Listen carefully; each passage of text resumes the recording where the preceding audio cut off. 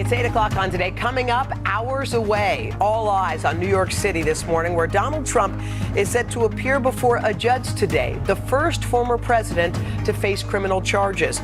Just ahead, the details on what will take place and what it means going forward. Then, Gimme 4. We're taking a closer look at a story getting a lot of attention, the 4-day school week.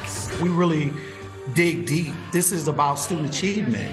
And if our teachers aren't 100%, then our students won't get what they truly need and deserve. Why some are calling it the answer to teacher burnout and a possible key to student success. Jenna has the full story. And you're a series, Harry. Inside reports of a new Harry Potter series set to take on one season per school year. The new project that has fans buzzing to get back to Hogwarts. Today, Tuesday, April 4th, 2023.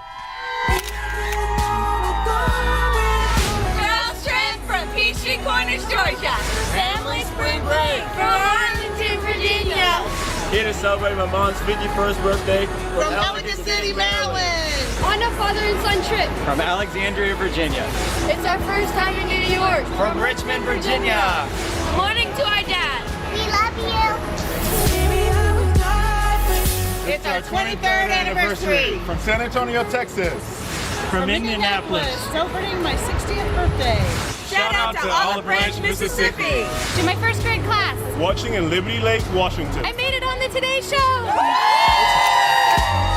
Well, we got today's talker, and this one has the attention of kids, students, and adults. Yes. Grown-ups. So we've all heard of the 4-day work week, but what about a 4-day school week? Jenna is here with a story of a district who's trying it. Good morning. This is so interesting. So you may think a group of school kids, maybe Vale and Hope, dreamed this up. But in this case, it's actually an Ohio superintendent who's behind the push. He's hoping to help an overworked community of teachers by instituting a 4-day work week. Guys, listen up. Right now, what I need you to do is to get out your Chromebook. In classrooms coast to coast, many devoted teachers work long hours, even weekends, for the love of the job. Really good teaching has a lot of components that extend beyond the direct instruction that you do in a classroom. But in North College Hills schools, Superintendent Eugene Blaylock is alarmed by what's happening. What were you seeing in your teachers? You walk through the buildings and you can just see it in their eyes how tired they are. Teacher burnout, and a whole lot of it. I was a teacher. I think it's the most important job there is. I know from my time in the classroom that it is not a 9 to 5. Teachers are spending hours in the afternoon planning, collaborating. And if teachers don't have ample time to do that, then they struggle. And it's almost like being on a hamster wheel. You're just going, and you never get a chance to get off, take a breath. And I think that it's a dying profession. I'm giving you guys a little bit of freedom. And teaching is only part of the job. Teachers didn't sign up to be police officers and security guards. Those are all things that play on the stress level. So Superintendent Blaylock said enough's enough. His entire district is now switching to a 4-day school week. Students will only go in Tuesday through Friday. Mondays is for self-guided work at home, while teachers have a student-free day at school for lesson planning. We really dig deep. This is about student achievement. And if our teachers aren't 100%, then our students won't get what they truly need and deserve. Among parents, there's a lot of support, but some hesitation too. I'm excited because I think that it gives the teachers and kids a little bit of a break. I'm glad to see that they're being innovative, but I feel like the world is not yet ready for that schedule. Here, the new 4-day week will start in August, with new provisions being made to help parents with childcare needs and reduced meal compensation. I was so happy. I was like, yes, this is what we need. And it gives students more time to breathe, relax. While some argue kids need to make up for the lost class time during the pandemic, educators here believe the new plan is the right equation to score high enough marks with students and teachers alike. We've reinvigorated the teachers, re-energized the teachers, and they're 100% on board. It might change the game completely. Wow. Oh, and you guys, he's not the only superintendent doing this. There's 850 schools across the country that already have a 4-day work week instilled, or school week. I mean, obviously it's 5 days of working, but 4 days actually in school. Boy, this is like a huge shift, because I think a lot of people might look at it and go, wait a second, hold on. I want my kid in 5 days. I work 5 days. Yes. What's the argument? What are parents saying? Yeah, I mean, I think many parents are saying that, but he is making sure that there's accommodations for kids that need childcare so that they can go to school. They're figuring that out. Yeah. But also, I mean, the school that I taught in Washington, D.C. was 99% free and reduced lunch, meaning that all of our kids needed to eat there, breakfast and lunch, 2 of the 3 meals. Right. That was something we saw during the pandemic, actually, with school out. A lot of kids were missing meals, and also a lot of kids missed school during the pandemic. So there's also like, it's not like there's an easy answer, but how interesting that he's willing to experiment, to try it, and see if we can push this conversation. Totally. And yeah, I think because of the pandemic, this is why this is happening, because they did figure out how to feed kids that needed food, even during the depths of the pandemic. And I think, you know, it is hard, because there are studies that say that kids are behind, you know, because of being at home for that year. Well, I think putting the finger on something he said, which is, teaching is a dying profession. To hear him say that out loud was awful. We all know teachers are underappreciated, underpaid. Totally. Like all of those things, and now expected, as we saw in the schools, to now protect children from some kind of physical harm. And the hours and hours. I think sometimes we think as parents, like, I mean, I remember when I taught, I went to a party with my sister here in New York, and somebody said, well, what's your job? And I said, I'm a 3rd grade teacher. And they said, how cute. And teaching is, kids are cute. Teaching is not. Sometimes kids are cute. Teaching is dynamic. It is a very hard job. And it's one that is necessary for the success of our country. So you're right. Like, there are so many things that can be done. This is one of them, you know? And by the way, the teachers will work on Monday, but they're going to spend that day doing planning, which is something they're spending their evenings doing at home. But even, like, in some cases, the kids could come to the school and do, like, a study hall, something that was just more of a modified schedule, so that might alleviate some parents' concerns too. Some great ideas are born out of desperation. Like you could tell that he's desperate. He wants to keep his teachers, so he came up with something innovative, which I think is super cool. And you know what? I feel like as parents, we should just say, we should go into our teachers' classrooms, we should email them, we should say, what can we do to help? We know they're overworked, we know they're underappreciated by society. How can we help you? And that's one way we can maybe help out a little in this. Love it when Jenna's on Go a mission. girl. Let's I go. love it. If you want to learn more about this, it's a really interesting conversation, the 4-day school week, you can go to our website, today.com. We'll see you in our next half hour, because we have something to celebrate. Your April book reveal. With the author herself. She's here, and I'm so excited. She's incredible. All right, and we have a little surprise too. There's a lot happening. We may. Right after a little bit.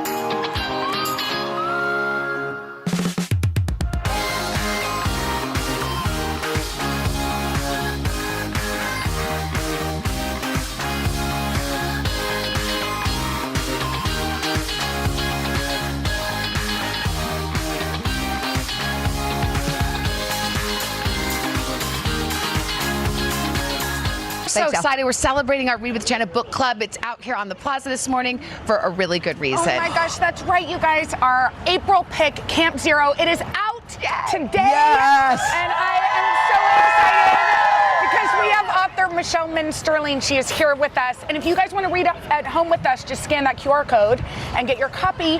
Michelle, your book's birth. Say that 40 times. This is your debut novel, correct? How does it feel? Amazing. Oh my gosh, it's incredible. It's a long time coming too, right? It has been a long time, yeah. A lot of work, a lot of revision, but here I am. You know what? We read something that made us so excited. That is that Allegra Goodman, who wrote Sam, which was a previous book that we loved and chose for Read with Jenna, was your teacher.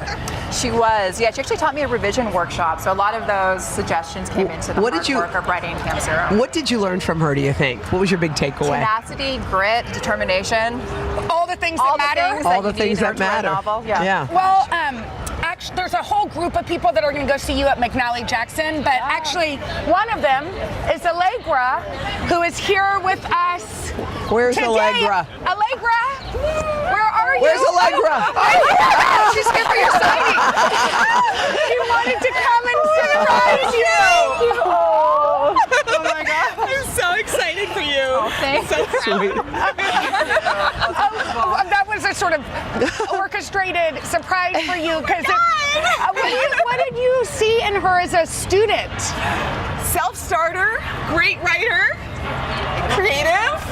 Well, you know, to get to have two Read with Jenna authors with me on the same day. A teacher and a student, too. This is beaming. brilliant. Did you hear where she said you taught her grit, tenacity, and determination? Yeah. I didn't hear that. It's so lovely. Yes.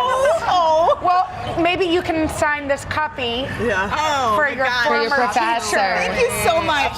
Michelle, what's it like? You're going to have your first book signing here in the heart of New York City, McNally Jackson. You're chosen by Read with Jenna, which we all know she's a tastemaker in the publishing world. You've worked hard for this moment, and here you are. Yeah, it's incredible. Thank you so much. And for people who are thinking, my teacher next to me. and for people who are thinking about reading this book and saying, why should I pick it up? Tell me what it is about this book. It's a propulsive read, it's a page turner, but it's also about a relationship with the environment and the need for collectivity to kind of face a lot of the challenges we need to look at for tomorrow as well. Jenna said it was such a page turner that her sister was like, please tell me what happens She at read the end. it in one sitting, and then she's like, tell me this is not happening. I'm like, it's happening. But also, I just said my husband, Henry, read it. Oh, he did? And it is a feminist anthem, but one that men will connect with just as much. So awesome. I hope everybody gets their hands on it. And come and see Michelle at McNally Jackson. What time will you be there? 11? 11. 11 o'clock? I'll be there. All right, I'm gonna very be the cool. first in line. Of course you will. And Allegra too. I love it. Guys, Congratulations. thank you so much. All right, coming up next, we got a clever hack for tailoring your clothes at home and more bestsellers from Adriana Brock to keep you looking sharp. But first, this is Today on NBC.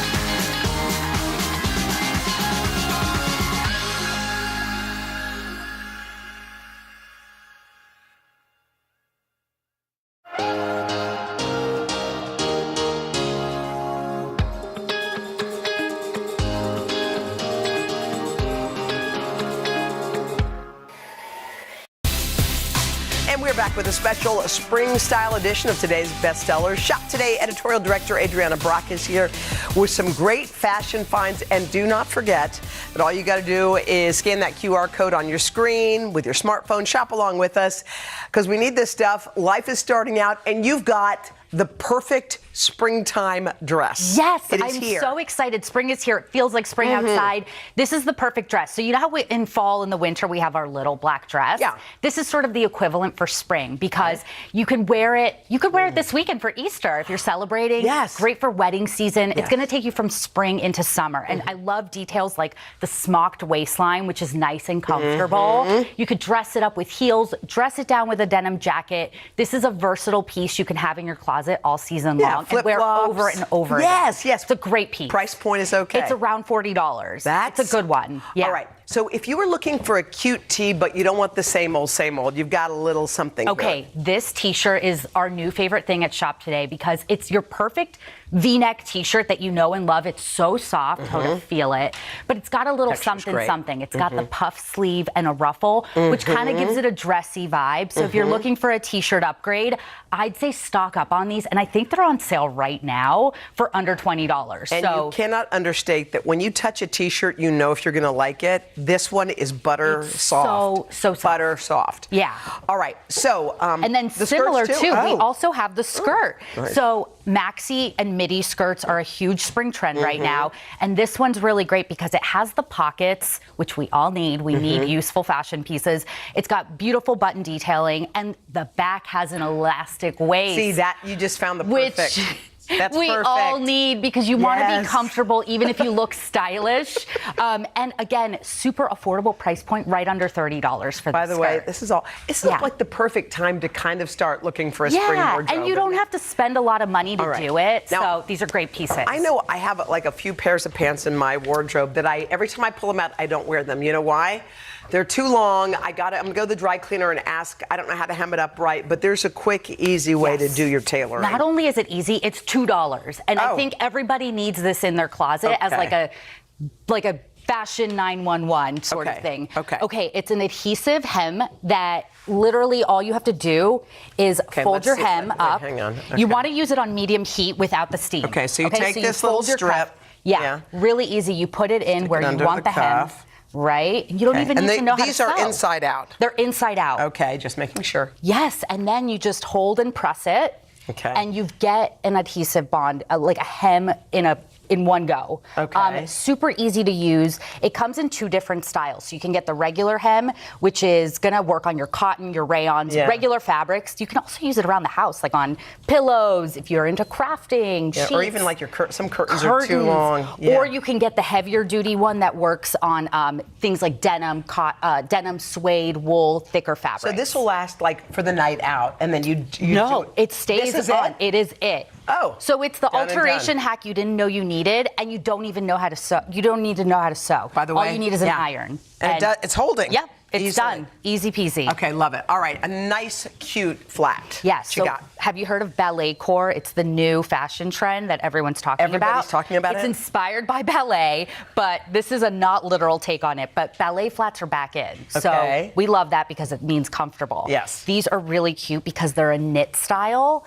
And they are cute. They're breathable. They're super lightweight. Under $25, and they fold up nice and small, so you could throw them in your bag. I was just great thinking for that. travel. Yes. They come in a bunch of different colors. They're Super cute. cute way to take on a cool new trend without, being so literal. They're on comfy? those. So comfortable. Cool. All right, let's get a tote. Okay. Pastels seem to be in, by the way. Yeah, pastels for spring. You can't go wrong. This is the #1 best-selling tote bag right now.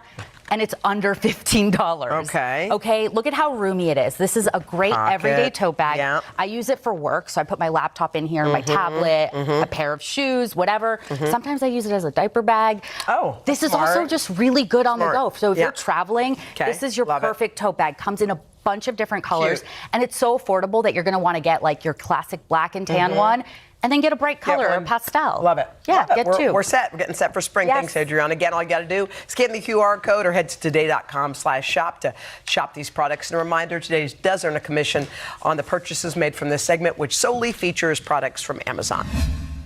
This morning, I am fired up for Today Table. This is an easy sheet pan meal. Makes dinner feel fun and festive. It's perfect for Cinco de Mayo. You have plenty of time to practice and make it perfect. Here the recipe is Jocelyn Delk Adams, author of the new cookbook, Everyday Grand. And to make it at home, all you have to do is scan the QR code. You can get all of those ingredients that we're about to show you with one click. There is no reason you cannot make this tonight. Tonight, it's Taco Tuesday. We got to get in the vibe, right? Yes. Okay, so tell me how you do this on one sheet. Okay, so one sheet, we've got to start with our veggies. So we've got some onion, we've got some red pepper, and we're just going to really just start with like making our slices, right? We want to make sure that we cut things evenly because that's really going to make sure that we bake everything evenly because we're putting everything on our sheet pan. Exactly. It's going to go right in the oven. So simple, easy for a busy weeknight because we're all busy moms over here, right? And daddies.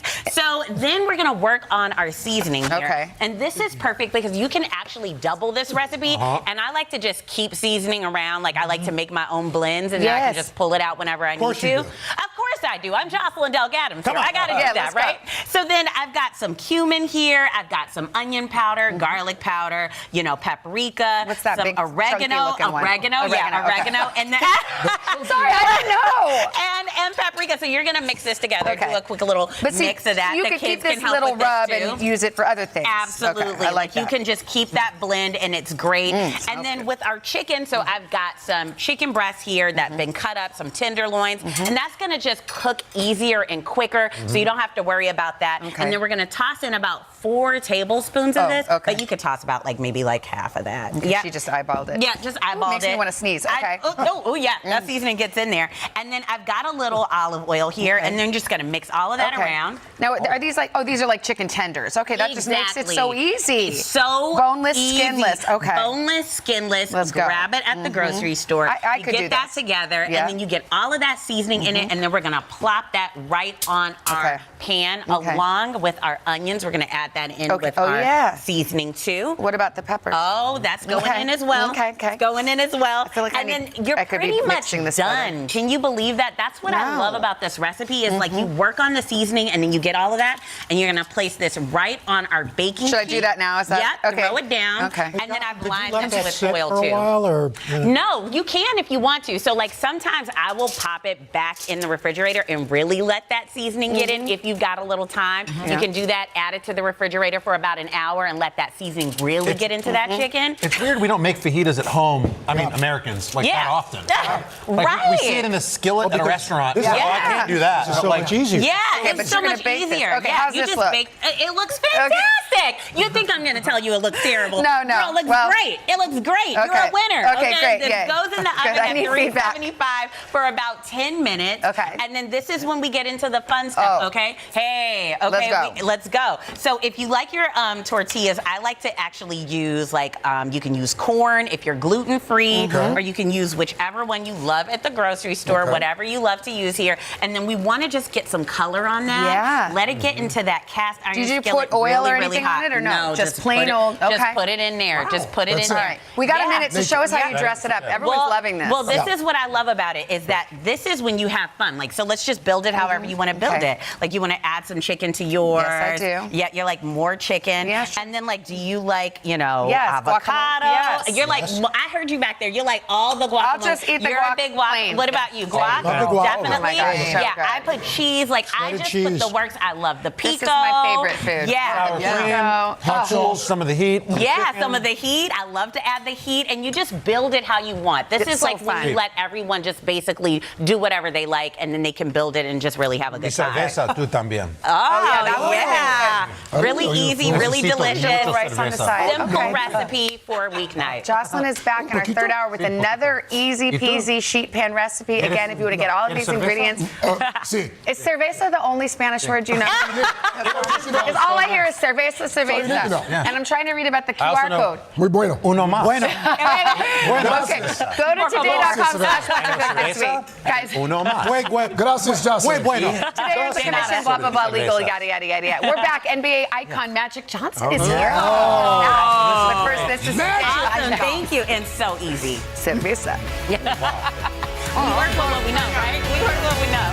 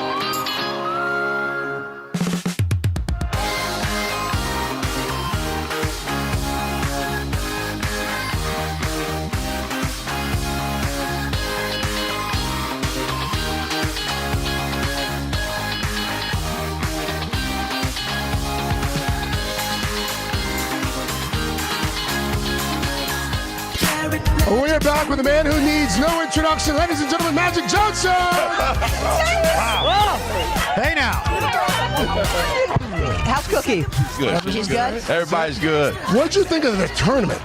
This was the best tournament I think I've ever seen because every team had a chance to win. Yeah.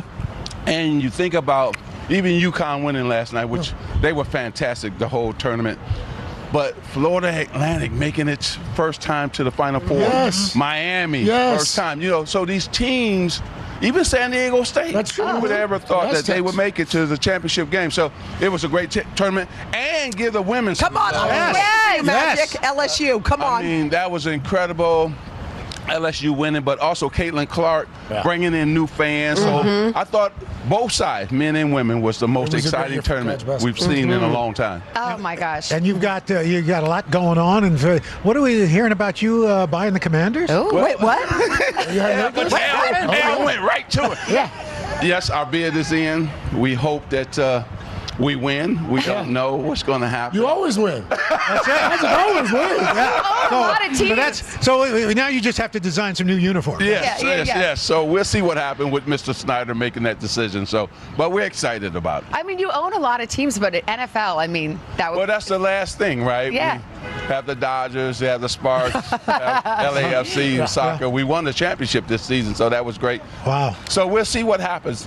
Cookie and I, we love sports, and how is Cookie? She's doing great. Yeah. She's doing great, Cookie's the best. keeping her brother together.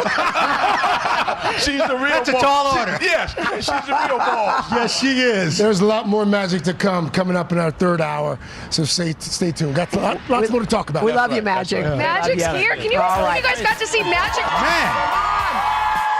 We'll be back in the fourth hour. Another icon, Brooke Shields, will join us. But first, a check of your local news and weather. Man. Second best for the Hustlers. Good morning. Welcome to today. I love mornings. They're full of possibility. And how you start your day sets the tone for the whole day. To have you along with us. We need to pull up one extra chair at the table. We feel like we're right there with you. Just ahead, in this half hour, we're going to introduce you to... Because every day we start our morning so you can take on yours.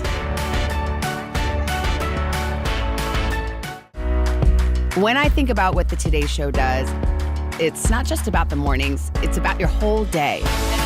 There's a feeling of we're in there with you. Then let's take on this day together.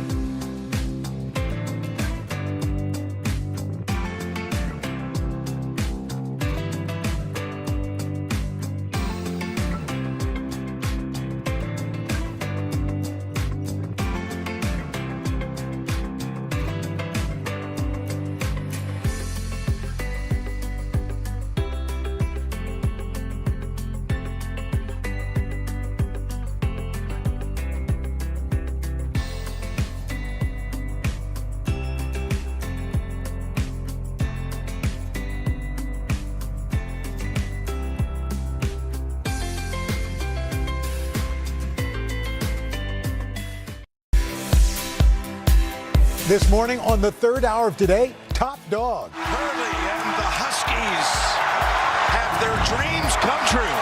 UConn dominating San Diego State to take home this year's March Madness title. We're celebrating the team's impressive run with Coach Dan Hurley live. Then, keeping that basketball going, legend Magic Johnson here in 1A. We're going to get his take on the tournament, a new health campaign.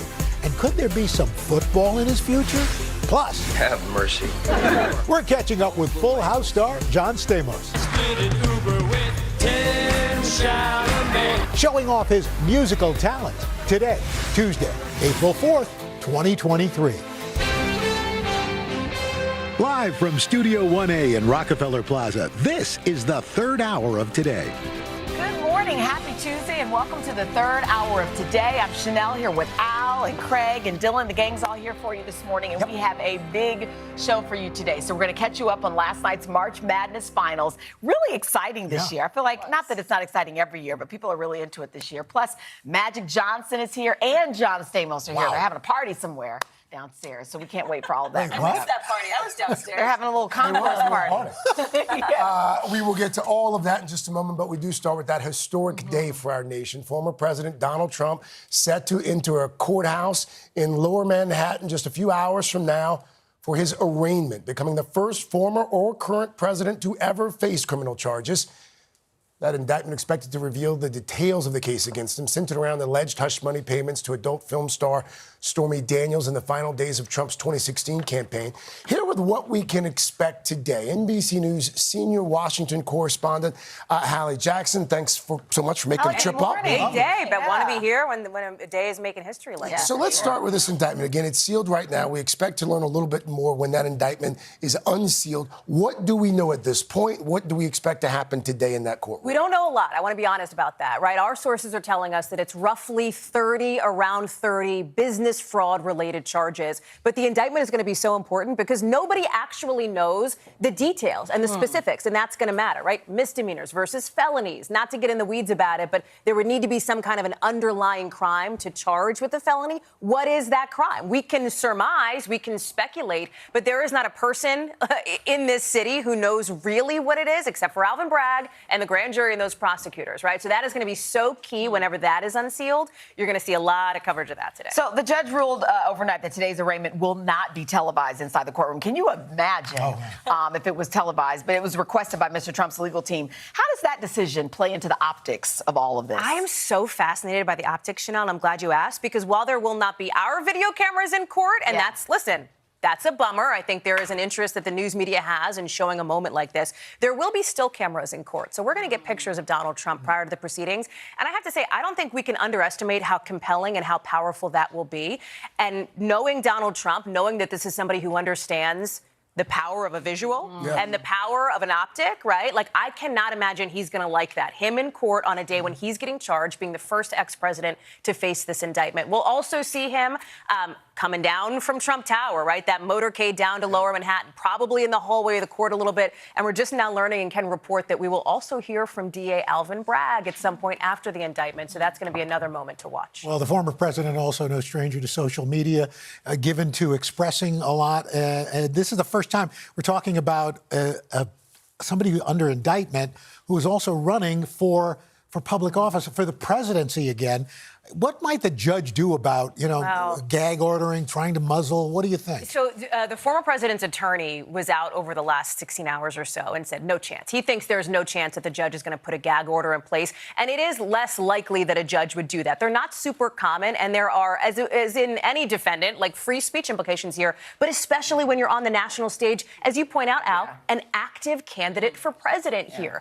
You mentioned Donald Trump posting a lot online. He's also made this investigation in many ways the centerpiece of his re-election campaign. He goes to these rallies. He goes in public. We'll hear it tonight when he goes back to Mar-a-Lago and rails against what he sees as this political persecution. I spoke with one top Republican operative who said, yeah, listen, that's working for Donald Trump in the short term now. You're seeing it in his poll numbers. They're going up. Long term, real concerns about how this plays in a general. We should point out, though, this is just one of the cases that the former president's facing right now. Correct? There's another in Georgia on election interference. We know the DA down there, based on our colleague Blaine Alexander's reporting, is watching this. Separate cases, totally unrelated, but obviously there's interest. And then there's the special counsel case looking into both January 6th and those classified documents found at Mar-a-Lago. We may be, who knows, potentially sitting around talking again, down the road about another issue that the former president faces. Say that again? Mugshot handcuffs. TBD, we'll see. Okay. Fingerprinted, yes. DNA, no. Okay. Our senior Washington correspondent, Hallie Jackson, going to be a busy day for you. Thanks for being with us this morning. And, of course, NBC News will bring you live coverage of today's arraignment on many of these NBC stations and is always streaming on NBC News Now. All right, taking a turn now to our other big story this morning. The UConn Huskies are national champions. The team with the decisive victory in the NCAA final game against San Diego State, taking home the school's 5th championship. We are going to be talking with Coach Dan Hurley in just a moment. But first, let's go on down to NBC's Sam Brock. He is in Houston for a look back at, oh, what a night. What a night, Dylan. Guys, good morning. UConn wasn't just good. They were historic. They won all of their games by double digits. And this comes after a bit of a dry spell where the UConn Huskies either didn't make the NCAA tournament or got bounced in the first round. But now UConn is clearly back on the map as one of the premier programs in college basketball. The outcome was the coronation. Hurley and the Huskies have their dreams come true. Of a team that's been tearing through the NCAA tournament, the UConn Huskies hoisting the trophy and joyfully cutting down the nets. Celebrations also erupting back on UConn's campus overnight and turning into chaos, with fans climbing on buildings and trees and even taking down light poles and breaking windows. Back on the court, UConn's title hopes came within grasp when star guard Jordan Hawkins hit a clutch shot with only minutes remaining. Here's Hawkins.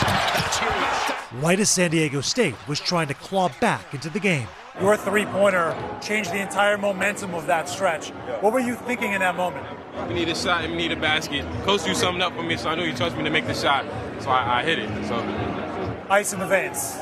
Ice in the veins. Kobe Bean Bryant got entitled on me. For this blend of star players and glue guys like junior Andre Jackson, they seem destined for greatness. I think it's really going to inspire a lot of kids from where I'm from. Jackson's brother telling me about the family first guard who always had big dreams. We had a mini hoop in our living room. My mom hated it. We used to make a lot of noise, but I used to be Kemba Walker and he used to be Jeremy Lamb. So to be here and just watch him live out one of his dreams is just unbelievable. Now, in front of the real Kemba Walker, the star player from UConn's last title in 2014, Jackson's dream becoming a reality. Shoot, I'm wearing a UConn jersey and I'm Andre Jackson. The team might have a dog as its mascot, Jonathan the Husky, but they were anything but underdogs. You know what, we're UConn, we had the 4 national championships coming in, right? We've been striving for number 5, now we got our own. The title ties them with Indiana and Duke for 4th most all-time. Hurley's big brother Bobby knows a thing or two about March Madness. The iconic point guard won 2 rings with Duke. You said this is one of your best moments in sports. Yes. Why? Well, because of everything Dan and I have been together as brothers and in life, and to see him as hard as he's worked and as much as he's been through to get to this moment and to achieve this. This morning, UConn with a victory for the history books. And while we are talking about this incredible Hurley family legacy, guys, I was just scrolling through my feed a second ago on Instagram, and I saw something from Danny Hurley from a couple of years ago after a tough loss to Villanova. What did he say? You better get us now, because we're coming. That proved to be prophetic. What you think about, you bring about. Sam, thank you so much for all your coverage. This whole basketball You've March done great, Madness. Sam. Now you got to go back to work, Sam. Appreciate that. Back to reality. We do want to bring in UConn coach Dan Hurley now. Good morning. Congratulations. How are you feeling? Have you slept at all yet? You know what, and thanks for having me. I think I got like a little 10-minute nap, and it really did the trick. You know, so I'm re-energized and ready to go. And if I had a game in a couple hours, I could make it happen. Coach is funny. That's great. Hey, Coach, I mean, you know, UConn, one of the official blue bloods in college basketball, 5th national championship, incredible in its own right. But this is your first, and you come in as a 4 seed. You weren't really a favorite to win this thing. What does this championship mean to you on a personal level? Yeah, it means everything. It's you know, it's achieving the pinnacle of our profession. You know, March Madness is as big a sporting event as our country has, is just about anything but the Super Bowl.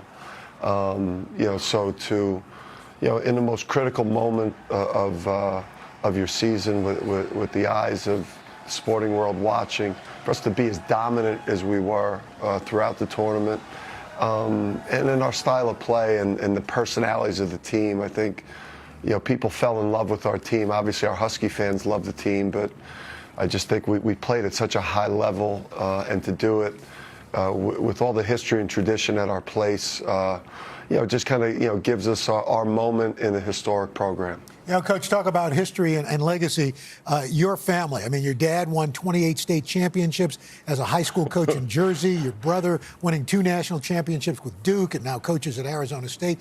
How does this feel in context of your own family's legacy? Yeah, I guess now I've earned my seat at the grown-up table. Those guys, they got big rings. They've got these big championship rings, and I just got my wedding band. So Which is important. Now I'm going to be able to show. Yes, Andrea, it's just as important, really. That's my wife. Yeah. She's sleeping though, so. She's I'm sure she DVR'd this, but yeah, I get to feel, you get to feel like you've done something. I grew up in a house of high achievers, and you learn how to strive, and obviously to get the championship is incredible. Well, congratulations, Congrats, Coach Dan Hurley. Thank you so much for joining us. Get some rest. Say hi to Andrea for us. Who knew Coach Hurley was so funny? That's right. At 5. That's it. Should be sleep deprived more often. Next week, in fact, this Saturday, Coach Hurley appearing at Vinny's Boom Boom Room and Joke Fest. I'd buy a ticket. That's it, Coach. That's it. You're here till Thursday. Try the veal. We love you. Thanks so much.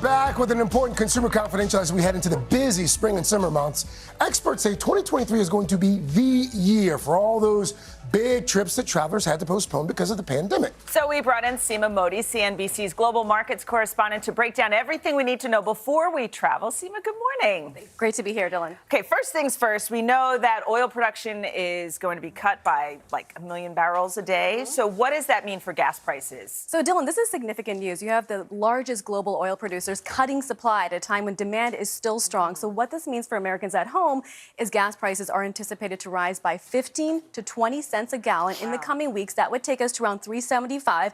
Keep in mind the high we hit last year was $5 a gallon, but be mindful if you are taking a road trip. So not only a road trip, but I'm sure this is going to affect airline prices too. So how can we save money if we're traveling? As always, Dylan, you have to book early. According to Hopper, even if you book 4 weeks in advance, you can save money. Another way to save is skip the travel insurance when you're booking a flight. Scott Keys at Going.com says a lot of the credit cards that are in our wallet right now provide trip delay insurance.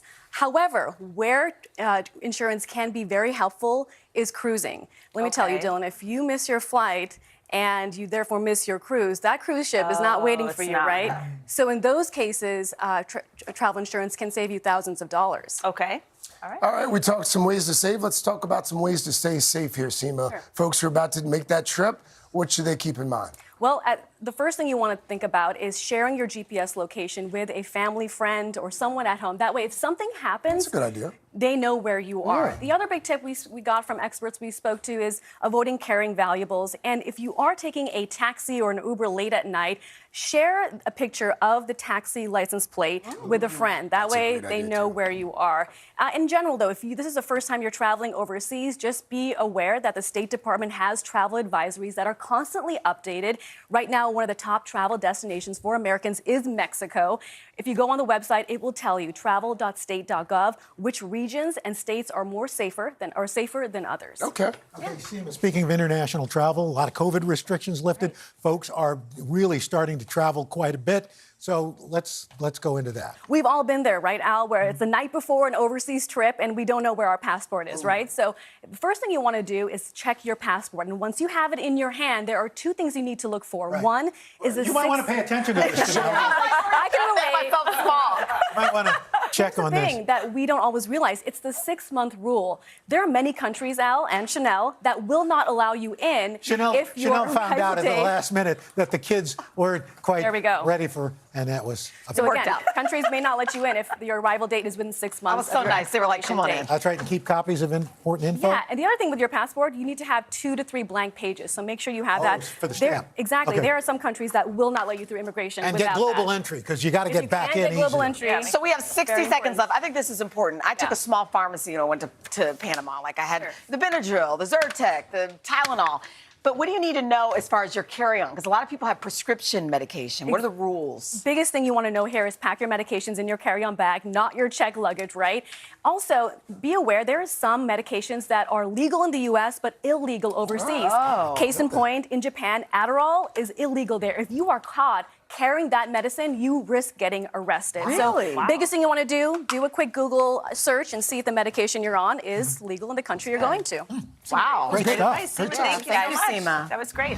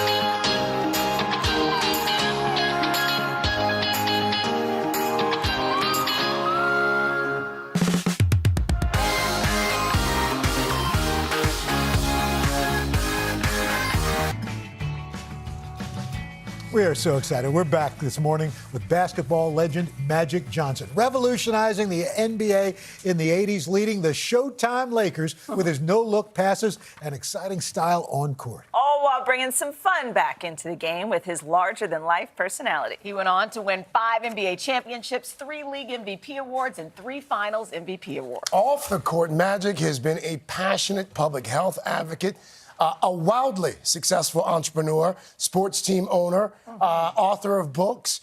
He's climbed Mount Everest. I made up some of that last. But this morning, Magic is here to talk about all of it with us. We're always so honored to have you in the studio. Craig, I appreciate it. Why did you guys show me with them hot pants on? But you can't get enough of that.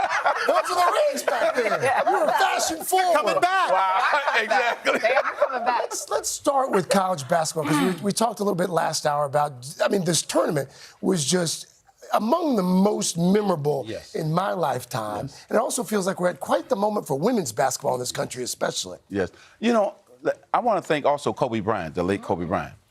He worked out with a lot of these women who are in college basketball. So the game has exploded for women. And we think about the ratings, some of the highest that they've ever had. We had, so many superstars play like superstars. That's what I like, too. And so the ladies' game is on the rise. And then you had Coach Hurley on, so congratulations to him winning for Connecticut men's side. But I love watching Caitlin Clark play. She had the swagger. She had the game.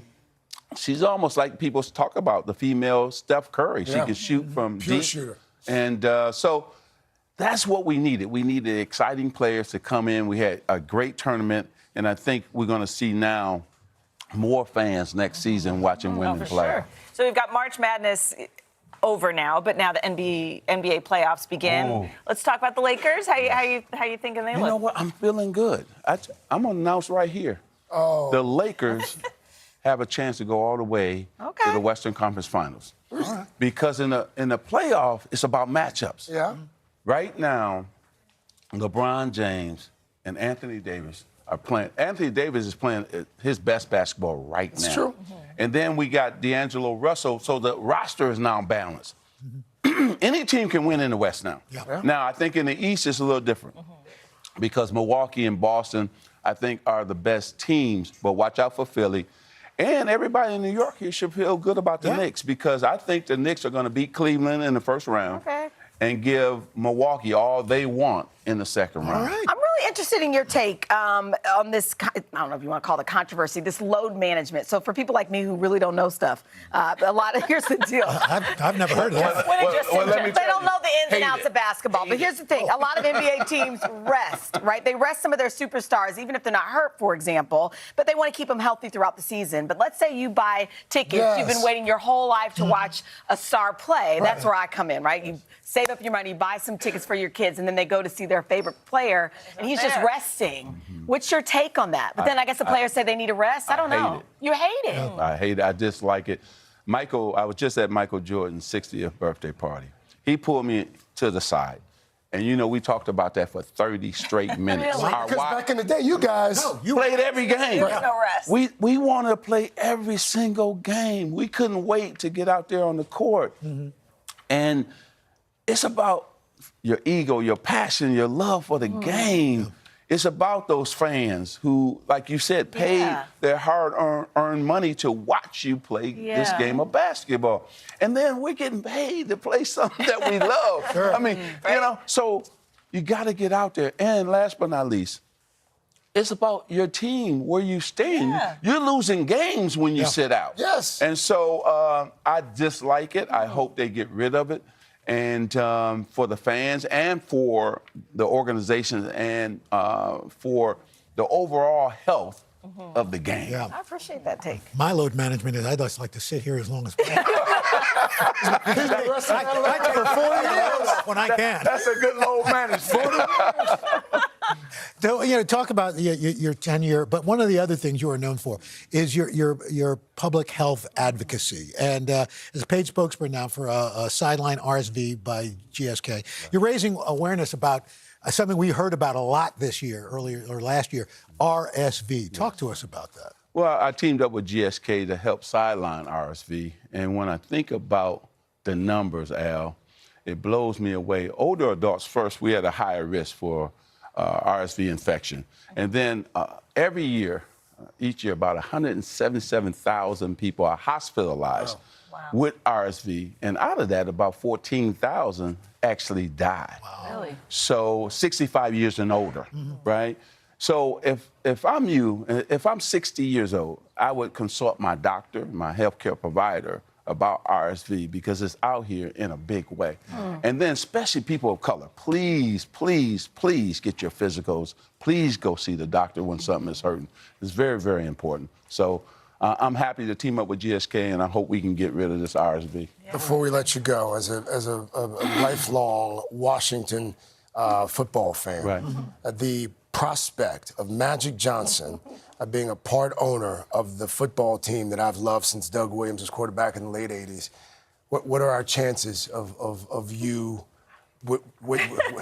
Come on, you don't lose, Magic. You don't lose. You know, Craig, to your point, you know, I've gotten a ring in every sport, but I need a Super Bowl ring. And I would love to be the owner of the Commanders, do not only great work on the field, but the work we could do with the city. Yes. And I think that if they bless us, Mr. Snyder blesses us with the opportunity to be an owner, it would be an emotional day for me. Yeah.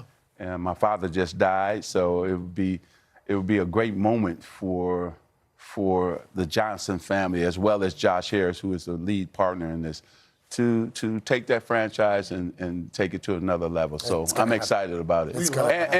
And another African American owner. Yes, that's it. You and MJ. Yeah. Thank you. Come on, I love you guys. You know that. I love And you I'm guys. feeling the polka dots. He's got the polka dots on our outfits.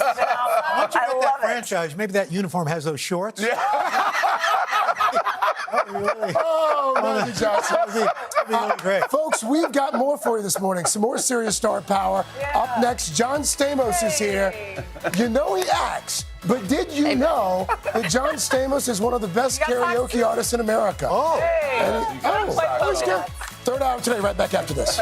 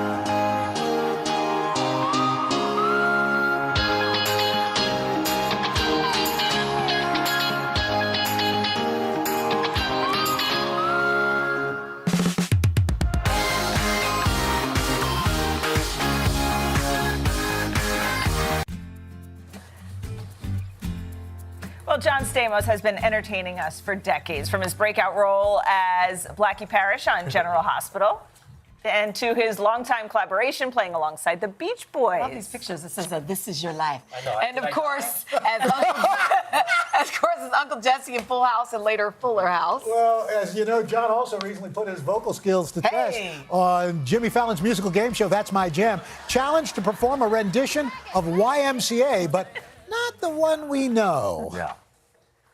I split an Uber with Tim Chalamet, not the actor, just some guy from LA.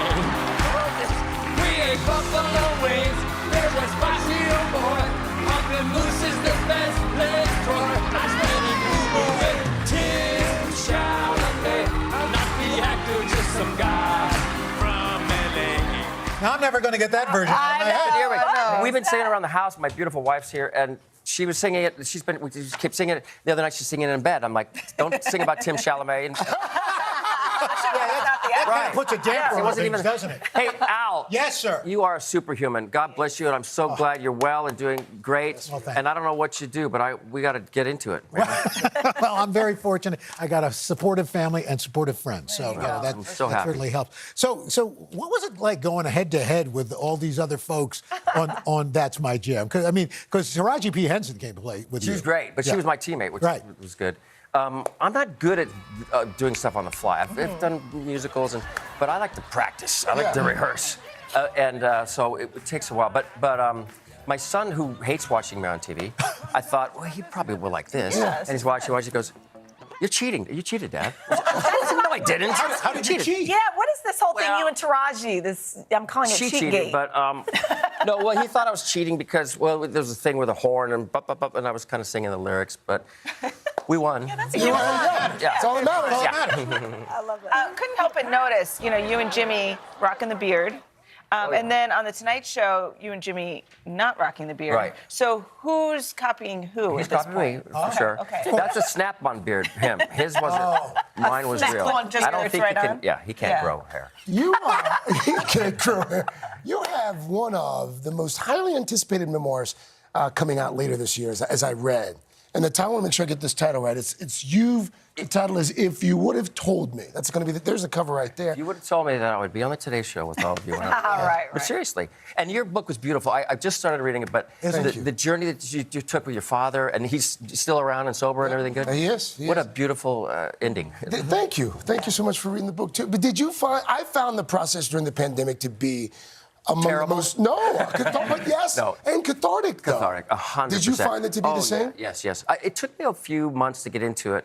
I never wanted to write a book. I never thought, first of all, I wasn't interesting enough. I didn't want to tell stories that I shouldn't be telling, which I haven't. But then I was a father, and that moved me, and it's something I've always wanted. And then my friend Bob died, and so I thought, and he's sort of a through line through the whole book, and it's a tragic thing. How much do you miss him? It pretty much a lot, a lot. He'd be watching me this morning. He'd say, "You're not talking about me enough." He's complaining up in heaven somewhere. He was, one of my dearest friends and a beautiful man. But he never left anything off the table. So if he always said, "I love you. I'm proud of you." And so that's a good lesson, I think. Tomorrow's never promised. One of the greatest huggers ever. He's a good hugger. Yeah. Cannot wait to read your book. When's it come out, by the way? October. You're going to come back and talk about it? For sure. Yes, I'd love to. Is there going to be an audio version? Do we get to hear it? Of course, yeah. Oh. I was starting to read yours, yeah. That was harder than writing the book. Did you cry, right? And, yeah. It's emotional. The whole thing is very emotional. But it's going to be a great gift to your son.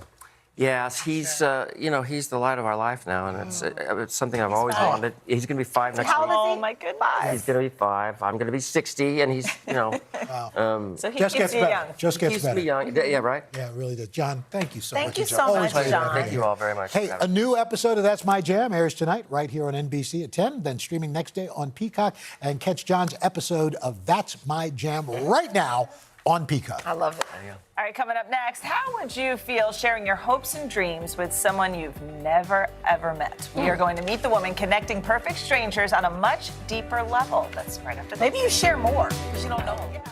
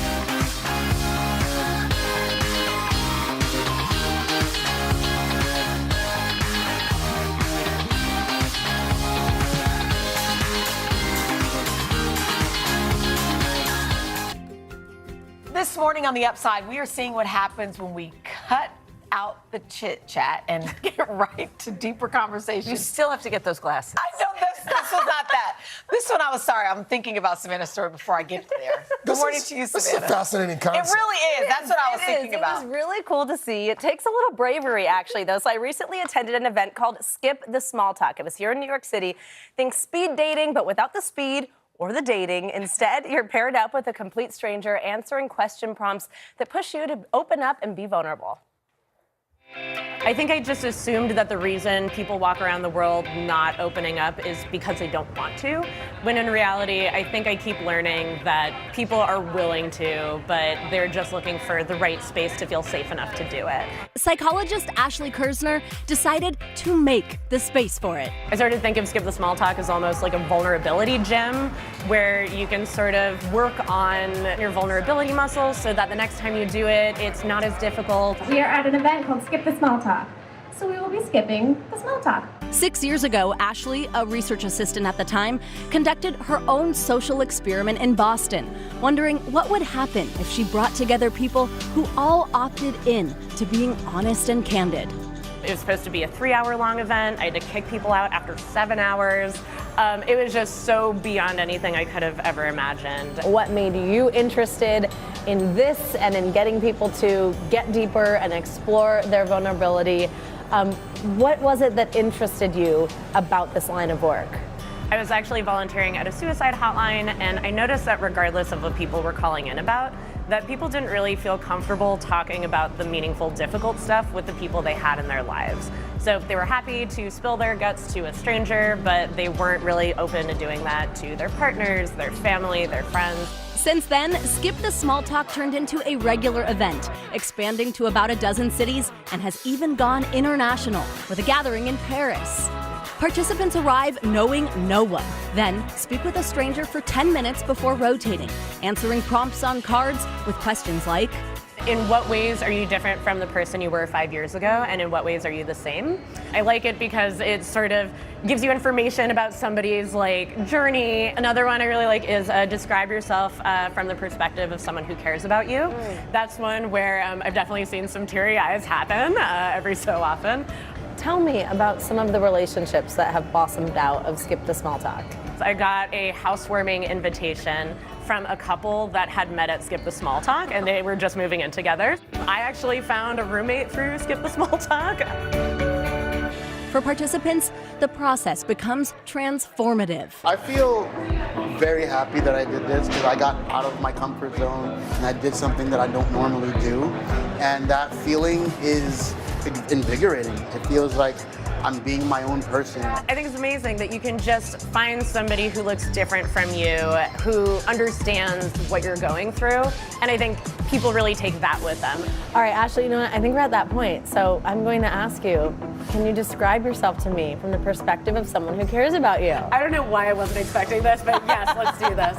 Oh boy. Let's do this. Let's do this. I'm in. I'm getting teary-eyed. All right. I would say from the perspective of my best friend, Meg, I think she sees me as courageous, and she sees me as fun and someone who's willing to take risks to do cool things in the world.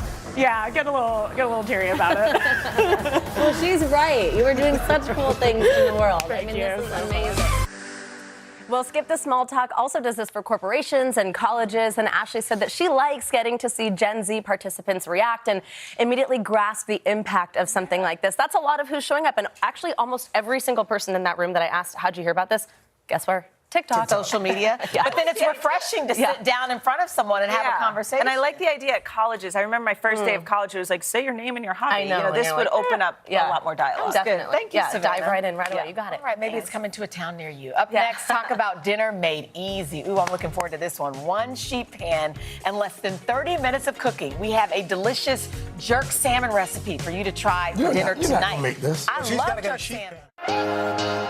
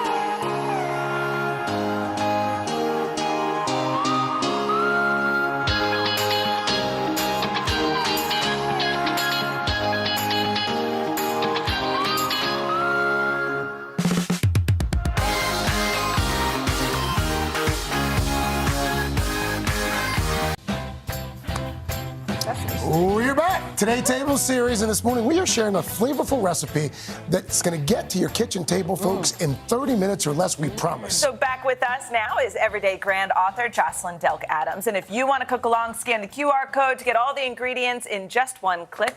Good morning. Welcome back. Welcome, right. This is What a are you simple making for salmon. us today? Yes, simple salmon, right? So we love salmon, but we want to give it as much flavor as possible. I know Chanel was like, I eat It's jerk so good. salmon, I do all the time. Like all the time. So we're gonna start on our marinade. Okay. So we've got some olive oil in there, we got some garlic, and then we've got like a host of Yes. flavors. Everything from like allspice to salt to even some nutmeg is in Ooh. there. Oh, Yeah, nice. yeah, that's a Paprika? little, paprika. What else can you name? What else can you anything name? Some spicy? cayenne? Yes, some cumin. That's Okay. it. And I named That's that it. spice All right right. here. Name that spice. Name that spice. A new Name game that show spice. coming your way. All right. All right. And then we've also got some lemon juice. We've got some Okay. orange juice too. Okay, And then so we citrus. got, then we got to put in the heat. So we've got some Uh-oh. habanero. Drop it in. Wait, what okay. kind of pepper is that? Habanero. Oh, that was habanero. But you Okay, can leave now that here's out the if you thing. want. Yeah, you can Okay. leave that out if you're not into spice. We're Okay. gonna blend that out. Oh, there it is. There it is. We're gonna pulse that, and then we're gonna put in some honey. So I'm gonna Ooh. balance out all of that heat here? with some honey. Yep. So this is my trick. So I don't know if you guys have a lot of sticky Yes. stuff. I use a non-stick spray, and then I add in my honey, and then it comes right out so easily. that So is once you so put this in smart. there, it just see. slides right out. Otherwise, you lose Look half at of it. that. in the Yeah, bottom half the of it cup. is just sticking in the cup and you Yes. never see it again, okay? So Love then we're it. gonna mix that up, and then this is when we get to our swap right here. We've got our salmon, and then we're just gonna brush this on the So does this top. even need salt and pepper since So you already So have we all the put it seasoning? already in there, yeah? Okay. So this, you get that nice paste, all This is of that healthy. Now, do you flavor. take the skin? Did you take the skin off? So this skin is still on because I know you like skin, right? I do Al? like the You're like it's a controversial thing. Some But if people we do do not like like the it. skin. I like the I love the skin, but Yes. if you don't, you can go with that. So now we cook it skin side down. Yes, Okay. skin side down, and I've got some tomatoes. You can also, because this is like a sheet pan, we want to also add that on. Oh, you put it all on the Oh, you guys are getting into No, it it's already. so I good. love it. We've got some marinade. We're gonna add a little salt to this, mix this together, and then Okay. we toss that on there with Onto the our pan? salmon. Onto the pan with the salmon, and then we have a little cucumber salad, right? Because it's a little hot, and you can even do what you want to do. So we just want to do a quick dice to that. Go straight down the middle. Oh, you want to try it? Give it, yes, give it of a, course. yeah. Mm-hmm. And it's healthy. Like this is. And it's so light. Guilt-free. This- It's so light. Perfect Yeah, for yeah. We want to dice that up. You get a couple here, and then we add in a little parsley with some lemon juice. And how Toss long, that Jocelyn, are you together. going to cook the salmon? So we want it to have an internal temperature about 130. Right. So once it gets to that point, then it's good to go. If you wanted to keep the salmon skin on, could you flip it over and maybe a little zhuzh under the broiler? Come on now, yeah. Okay. You know how we do. Yeah, I love some skin, right? It's so good. What do you guys think? It's So good much. voice, too. It's still It's so easy to overcook such salmon. flavor. Yeah. The Such a honey flavor. kind of balances out the typical Yeah, spice and dryness from a jerk absolutely. seasoning. Yeah, This there is you yummy. go. Jocelyn, thanks so much. And you can get all the ingredients to make this recipe by scanning the QR code on your screen or head to today.com/whattocookthisweek. We should also mention that Today earns a commission from purchases. Third hour of Today. We'll be right back. Fantastic. You're making this instead of buying it.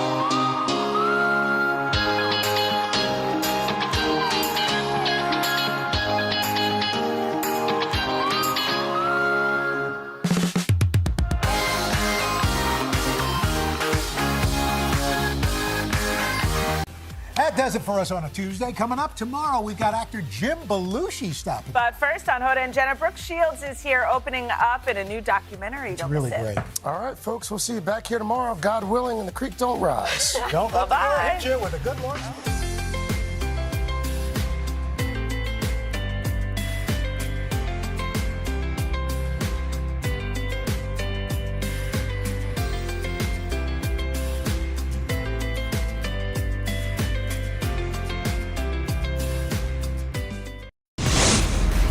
Today, actress and model Brooke Shields gets candid, opening up about her past and her powerful new film. Plus, main makeovers from celeb stylist Chris Appleton. And Affleck, Damon together again. We've got the inside scoop on the movie everybody's buzzing about. It's Today with Hoda and Jenna.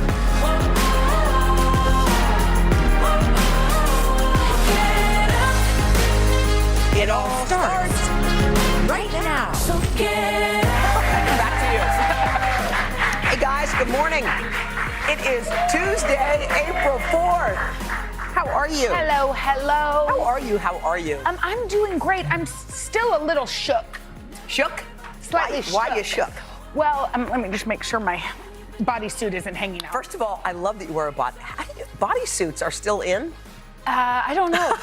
Are they? Bodysuits are some of the most uncomfortable things to put on. Yeah, and I'll make an admission. You already know this, but I tried to re-plug it. Snap it. If you're too long, they come undone. They don't work right. They don't work right, and I don't know what to do about it because I'm nervous that something's going to happen. But I like the way it stays tucked in. Yes, I do. It keeps for a smooth kind of physique. But when you think about it, our kids have to wear leotards, which is basically a bodysuit without the snap. Uh-huh. Do you know what I mean? Yes. And it's always like Poppy's getting ready for dance and our underwear's hanging out the side. Well, plus, and the bathroom situation with Yeah, that it's is so not hard. easy. No. Anyway, I don't know what It's we're not. talking about, but I'm shook because you said something yesterday that really kind of frazzled me. Yeah, what was that? And it frazzled others too. Yeah, I just what? want to go Tell ahead me, and say. tell me. When we were interviewing the lovely pink ladies, you made the admission that you had never seen Grease. What? No, yeah, she did, y'all. And by the way, our social team posted this meme. I'm not sure what the meme was. Not that meme. Oh, this meme. What does it say? I'm going to confess something right now that I've never said out loud. What? I've never seen Grease. Shock. Look at those ladies that we just had met. You know what's so funny? I mean, first of all, it's one of those, it's like the show that all of my friends have loved forever. Yes. They know every song. So you have to pretend you know, are you the one that you're But I do know the song just because I've heard the songs, but I don't know all of the pink ladies versus the whoever's. I don't know. I didn't see it. Do you know that my cousins and I, first of all, it's like what brought us together in the summer. Some of them probably couldn't even talk, but we would go to the movie store, rent Grease, and then watch it over and over. I know, that's everybody's over and over. But it's not. What was happening to you in those years? I don't know what I was doing. Where were you living? I don't remember. When was it? I don't know. 1970. Google it. Google. I don't know. I was probably in school. I don't know. Maybe. Yeah. I don't know. Did you ever rent films? Yeah, we had a VCR, I think. I can't remember. Yeah, we did. When was it? 78. Oh. How old were you? No, I was, let's see. Don't make me do math. I know. 14? 13. And you, 13? Maybe I wasn't allowed. I don't know. Okay. So we're going to play a game because everyone thinks they're super funny here. It's a really fun game, and hopefully it'll be a continuation. It's called Has Hoda Seen It? Let's go, let's go! I can't wait. Okay, well, what are these evidently movies? thousands of viewers went crazy, and they commented because they wanted to know if you've seen these movies Okay, let's too. go. Go. First one, Titanic. Of course, I've seen Titanic. Okay, good. I've seen that. Of course. Come on. We don't want to spoil it for those that haven't, but something terrible happens at the end. Spoiler alert. Okay, so you've seen Titanic. Have you seen any Star Wars movies? Okay. Okay, wait, pause. I feel kind of bad because you know. I saw the first one. Yeah. And all those that have followed, I have not seen. I know. We dressed up as Star Wars for Halloween on the plaza. And it was true acting. Yeah, yes. But I have to say, I actually went, the whole Today Show team went when there was a big Star Wars movie and we all had drinks before. Yeah. And I totally conked out and fell dead asleep with some others. What, you've never seen Star Wars either? I haven't either. Yes! I wasn't a Star Trekkie either. No, We're no. not Star Wars. All those people that know the Mandalorian, I'm sorry, because I know there's a lot of people. No, this is a cult. You cannot. All the people around here that are like Baby Yoda, Mandalorian, you know, and whenever the new trailer comes out, because there's always another one, Yes. everyone is But salivating. I remember we had Camp Longhorn movie night, Yeah, and and which they had is- Star Wars. and Yeah. I fell asleep too. I saw the first one. I knew we were I hated connected. it. I was like, knew why it. didn't we I get knew Princess it. I knew Brides? it. I knew it. Okay, any of the Harry Potter movies? I saw the first one. Okay. Yeah, I saw the first one. You'll see How more many of have those. there been? Okay. 9. Have you seen them? I have seen them with Mila. You'll watch them when your kids start reading the books. Wait, you said I've seen them with Mila, but your head shook like this. I've seen them with Mila. No, wait. They say, in case you're wondering, you can say a statement. If you say, I've seen him with Mila, it meant you didn't see him with Mila. Seen him with but I have seen him with Mila, You but have? I don't remember anything that happened. Okay, what about When Harry Met Sally? Of course. Come on, that's a classic. Do you know that in my debate class, I acted out one of those scenes? Which one? With a guy You named remember? Todd. Not the one you think it was, because I was in high school.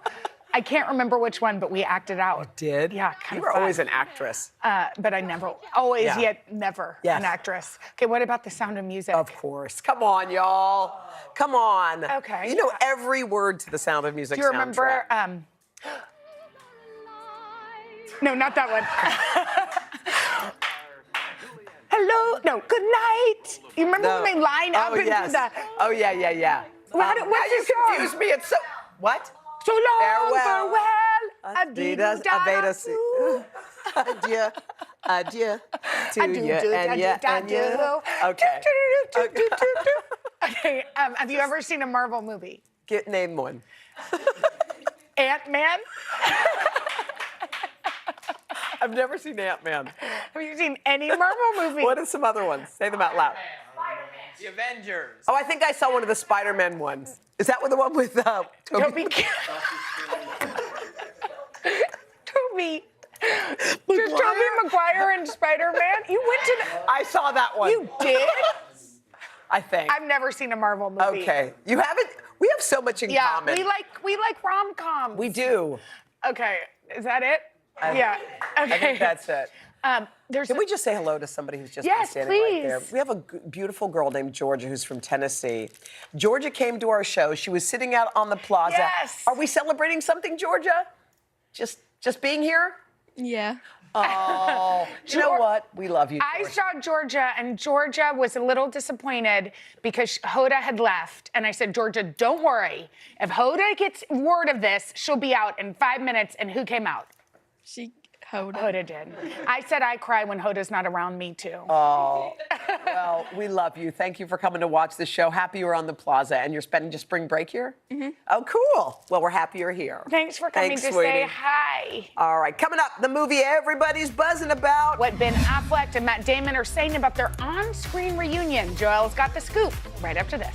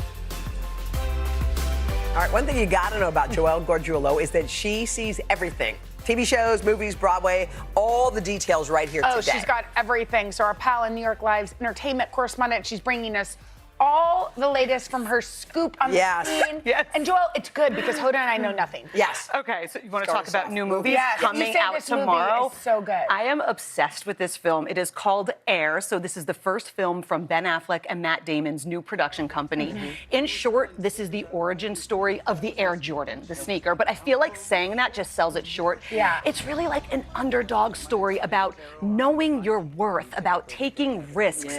We see this is a record. This was a groundbreaking deal between a then rookie Michael Jordan and Nike, whose basketball division was really failing. You just saw Viola Davis is in it. Who is Viola play? She plays Michael Jordan's mom, Dolores. Wow. She was actually hand-selected by Michael Jordan. Oh my Ben gosh. Affleck, he told me, he sat down with Jordan before all this to get his blessing. And Jordan was like, listen, Viola Davis has to play my mom. And that woman, Dolores, she's really responsible for that deal. And this paved the way for so many other athletes. I mean, it's just proof that moms incredible. do everything. Yeah, it's also the first time Ben has directed Matt Damon, his best friend, who's incredible in this, though they joke that, like, Ben's been directing him ever since they were kids. You just feel like when you're watching this movie, you're watching the best of the best, and you're kind of in on, like, this little best friend Can we circle. see it? Can we see it? Okay, wait. Yeah. So I sat down with the cast, we talked about the movie, but then I had to bring it back to their origins of Good Will Hunting and have a little fun. Take a look. Can you still recite all the brothers from Good Will Hunting? Oh my God. Bobby, Ricky, Mike, Johnny, Marky, Ricky, Terry, Timmy, Davey, Robbie, Bobby, Ricky, Bell Biv DeVoe. Yeah. Joey, Robbie, Johnny, You missed Danny. Danny. Yeah, But he said Rob twice. I said Robbie twice. That was Danny's nickname. You know, like I feel like love that. and also like I love movie lines, and you always wonder, like, do they remember it as much as we? That's so much fun, Joel. Okay, Pete Davidson. Okay, let's talk about Pete. Okay, so Pete Davidson, I feel like there's always headlines about his relationship status, but he never really talks about how that impacts him until now. So he did this podcast interview on Real Ones. Great interview, by the way. It spans an hour. They talk about everything, but among that, like the impact all of the misconceptions about his dating life and being in the headlines has had on him and in his career. And he keeps it real. I gotta say, like, I love me some Pete Davidson. So he says, like, I'm in my 20s. In 12 years, I've dated 10 people. I don't think that's crazy, but that became all anyone would talk about. He also talks about, like, on SNL, his job, they would go on and do jokes about it, and then he would have to go on right after and do a sketch and act like, you know, nothing was really going on. They wound up working that out. All is good. You know, he was engaged to Ariana Grande. Of course, he was with Kim Kardashian, Emily Ratajkowski. He's now linked to one of his co-stars. But, you know, for anybody who's interested, like, Pete Davidson is not sliding in the DMs. Like, he makes a really great point where he's like, I met everybody at work. Like, what's the big deal? And I don't know, you get it. I think people are wondering, like, how does a guy, what is it about him that attracts all these because kind he's of also women? dated well, he's dated a million beautiful women. So I think people are curious about that. They lean in, they're like, what is the thing he has? Yeah, and I think it's good. Like, I did an interview with him, and literally, like, a plumber walked in the back to go fix his bathroom. Like, he's very normal. Right. Yeah. And then dates these A-listers. Yeah, but, it's interesting. Yeah, but Let's talk Broadway. We've been dying to hear about this. There is so much going on in Broadway. If you need personal show recommendations, just ask me. But right now, I want to talk about all the stars that are on stage. I should also point out there's, like, stars who are off stage, like Mariah Carey is a producer of Some Like It Hot. We have Ben Bass, who's over there, our producer. His favorite show of the season, Sweeney Todd, which has Josh Groban. It's incredible. We went to go see it. I heard it's amazing. It's amazing. It's like Ben says 10. Ben says a 10 out of 10. Broadway baby. This is one of Sondheim's classics. The plot is hysterical, but it makes for a great show. Jessica Chastain is in A Doll's House. That's a play. Have you seen that? I thought she's breathtaking in it. I would just say get there early because she's on the stage actually before the show even starts. Yeah, Ben. Is it great? It's fantastic. She's unbelievable. Also, like, you could see the stars at the stage door. Also, Sean Hayes, I want to bring up. So he's going to be in Goodnight Oscar. Previews for that, I believe, start on Friday. I know you're a huge fan of his Smartless. I love that. But you know, he's actually a fan of yours too. Oh, did you know that? No. Yeah. Do you know who's a huge fan of your podcast? Hoda Kotb. I love Hoda Kotb. You love Hoda Kotb? I love Hoda. She's the greatest. Hodes, did you hear that? Yeah.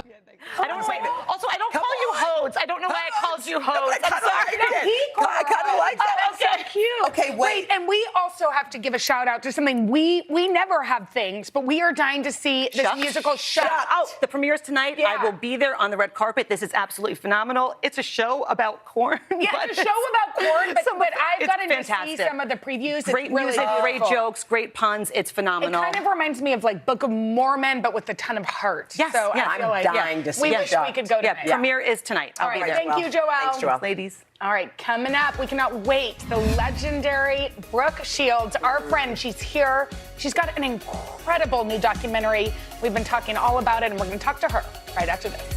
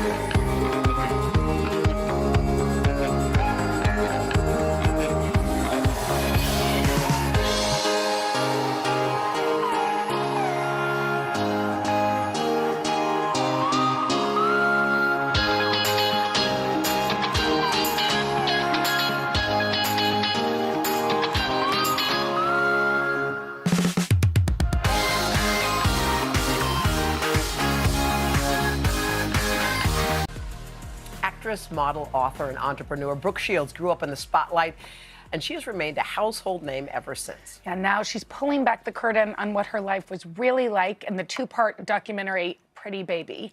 Brooke Shields. Take a look.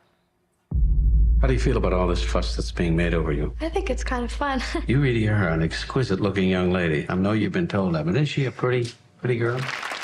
The entirety of my life, it was, she's a pretty face. Over and over and over and over and over again.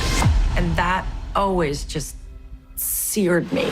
You just didn't go anywhere that somebody wouldn't know Brooke Shields. The most photographed woman in the world. Iconic American beauty. Object of desire. A sexualized child model. Exploitation. Vulnerable. I was on the cover of Time magazine as the face of that whole era. Who decides that? She was catapulted into the world of adult sexuality. I just always remember thinking, like, I hope she's okay.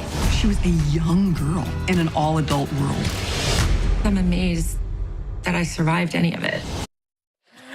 All right. My gosh. We've been talking about this documentary. We've been waiting for you to come here. We're so happy that you're here. But what you just said at the end of the clip struck both Jenna and I, that you're amazed you survived this. Yeah, the word that survive. statement is so heavy and weighty. What did you mean by that? And thrive, too. Yeah. I mean, when you see what I was put up against from the time I was quite young, and you see it, you can see it in my face, too. Yeah. I start to just disassociate. Yes, you could tell. I was protecting myself without even knowing what I was doing. What it was did just you all have to so survive? much. Like, what were the things? Just scrutiny and vitriol and anger and pitchforks and blame and hatred to my mother and, and it was like all of this stuff. I was always on the defensive, always. Yeah. Defend your mother, protect your mother. Just no. I'm really a good girl. I'm really a nice girl. I'm and it was just like trying to convince people. I feel like. And also, I've got to watch this. Hoda and I both did, and we were astounded. I was astounded by the fact that also people came to you thinking they knew you. Like we got to see all of these interviews with mainly men in the documentary that would say, "But you're this way," and it was like you weren't allowed to be nuanced. Yeah. You weren't allowed to be you. You had to be either sexy or a virgin or this or that. I mean, there's one that doesn't make it into the documentary, but there is this woman who asked me the same question repeatedly. And I finally, you see me, I must be 13, and I say, I'm so sorry, ma'am, but I don't think you want my answer because I keep answering it and I don't have any other truth. And, you look at that and you think, okay, that was a kid that was searching for her own truth. Well, and I also think a kid searching for her own voice. I felt like you were seeking it. And as a kid, often we're pleasers. Are they happy? Are they happy? Is the interviewer happy? Is the person sitting next to me happy? Are my parents happy? Are your parents happy? But how it as women, we really do it. How long did it take? And do you remember when that you decided, like, this is me? Like when you feel that settling inside you? I think it's been at times different parts. Yeah. Like going to university was huge for me because I didn't know that I could think. You know, I didn't know that I could have an opinion about something. That, you know, the way I regarded a piece of literature was my own opinion, you know, and so that was the first thing, and that sort of happened. You're like, I'm smart. Yeah, I learned that. Yeah, and then after that, it was basically Suddenly Susan and Broadway, because those were the things that I found my talent on my own terms. Yeah. And about so much more than just looks. There was something else in it, and I like bloomed from that. So that was, and then, you know, you're having families and kids. You sort of, I think you keep realizing more about yourself. The looks part was actually really hard to sort of swallow, because you were told from the time you were a baby, and you are beautiful, that you were this one thing. You actually say in the documentary you wouldn't even look at yourself in the mirror. Oh. In fact, I would take dance class and fall all the time because you're supposed to spot. You're supposed to look at yourself, and I would just... What did you see when you looked? I didn't even know what I saw. I just knew I wasn't going to see what other people saw. So it was like, oh, I'm going to be disappointed. So they'd say, well, do you like your hair and makeup? And I'd be like, yeah, it's great. Looks perfect. Let's move on. Good. I'm not, you know, that's arrogant. That's self.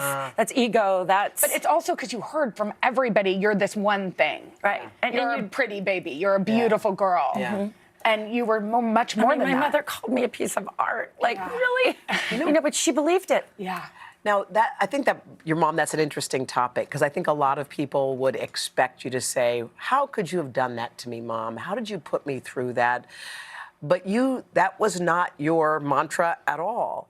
Was there any part of you, or is there any part of you, as you reflect now as a mom yourself, like, was that the right thing? Oh, absolutely. But as a mother, I look at it. Yeah. Do you know? But as a daughter, I was so busy trying to keep her alive and protect her against the world.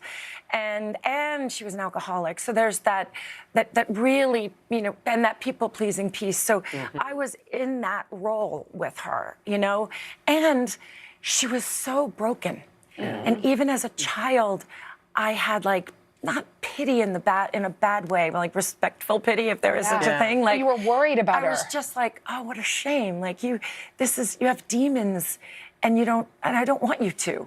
So I kind of was just like, she thought she was doing the right thing. You know, a lot of her decisions I would have not made. Well, I wouldn't make today for my girls.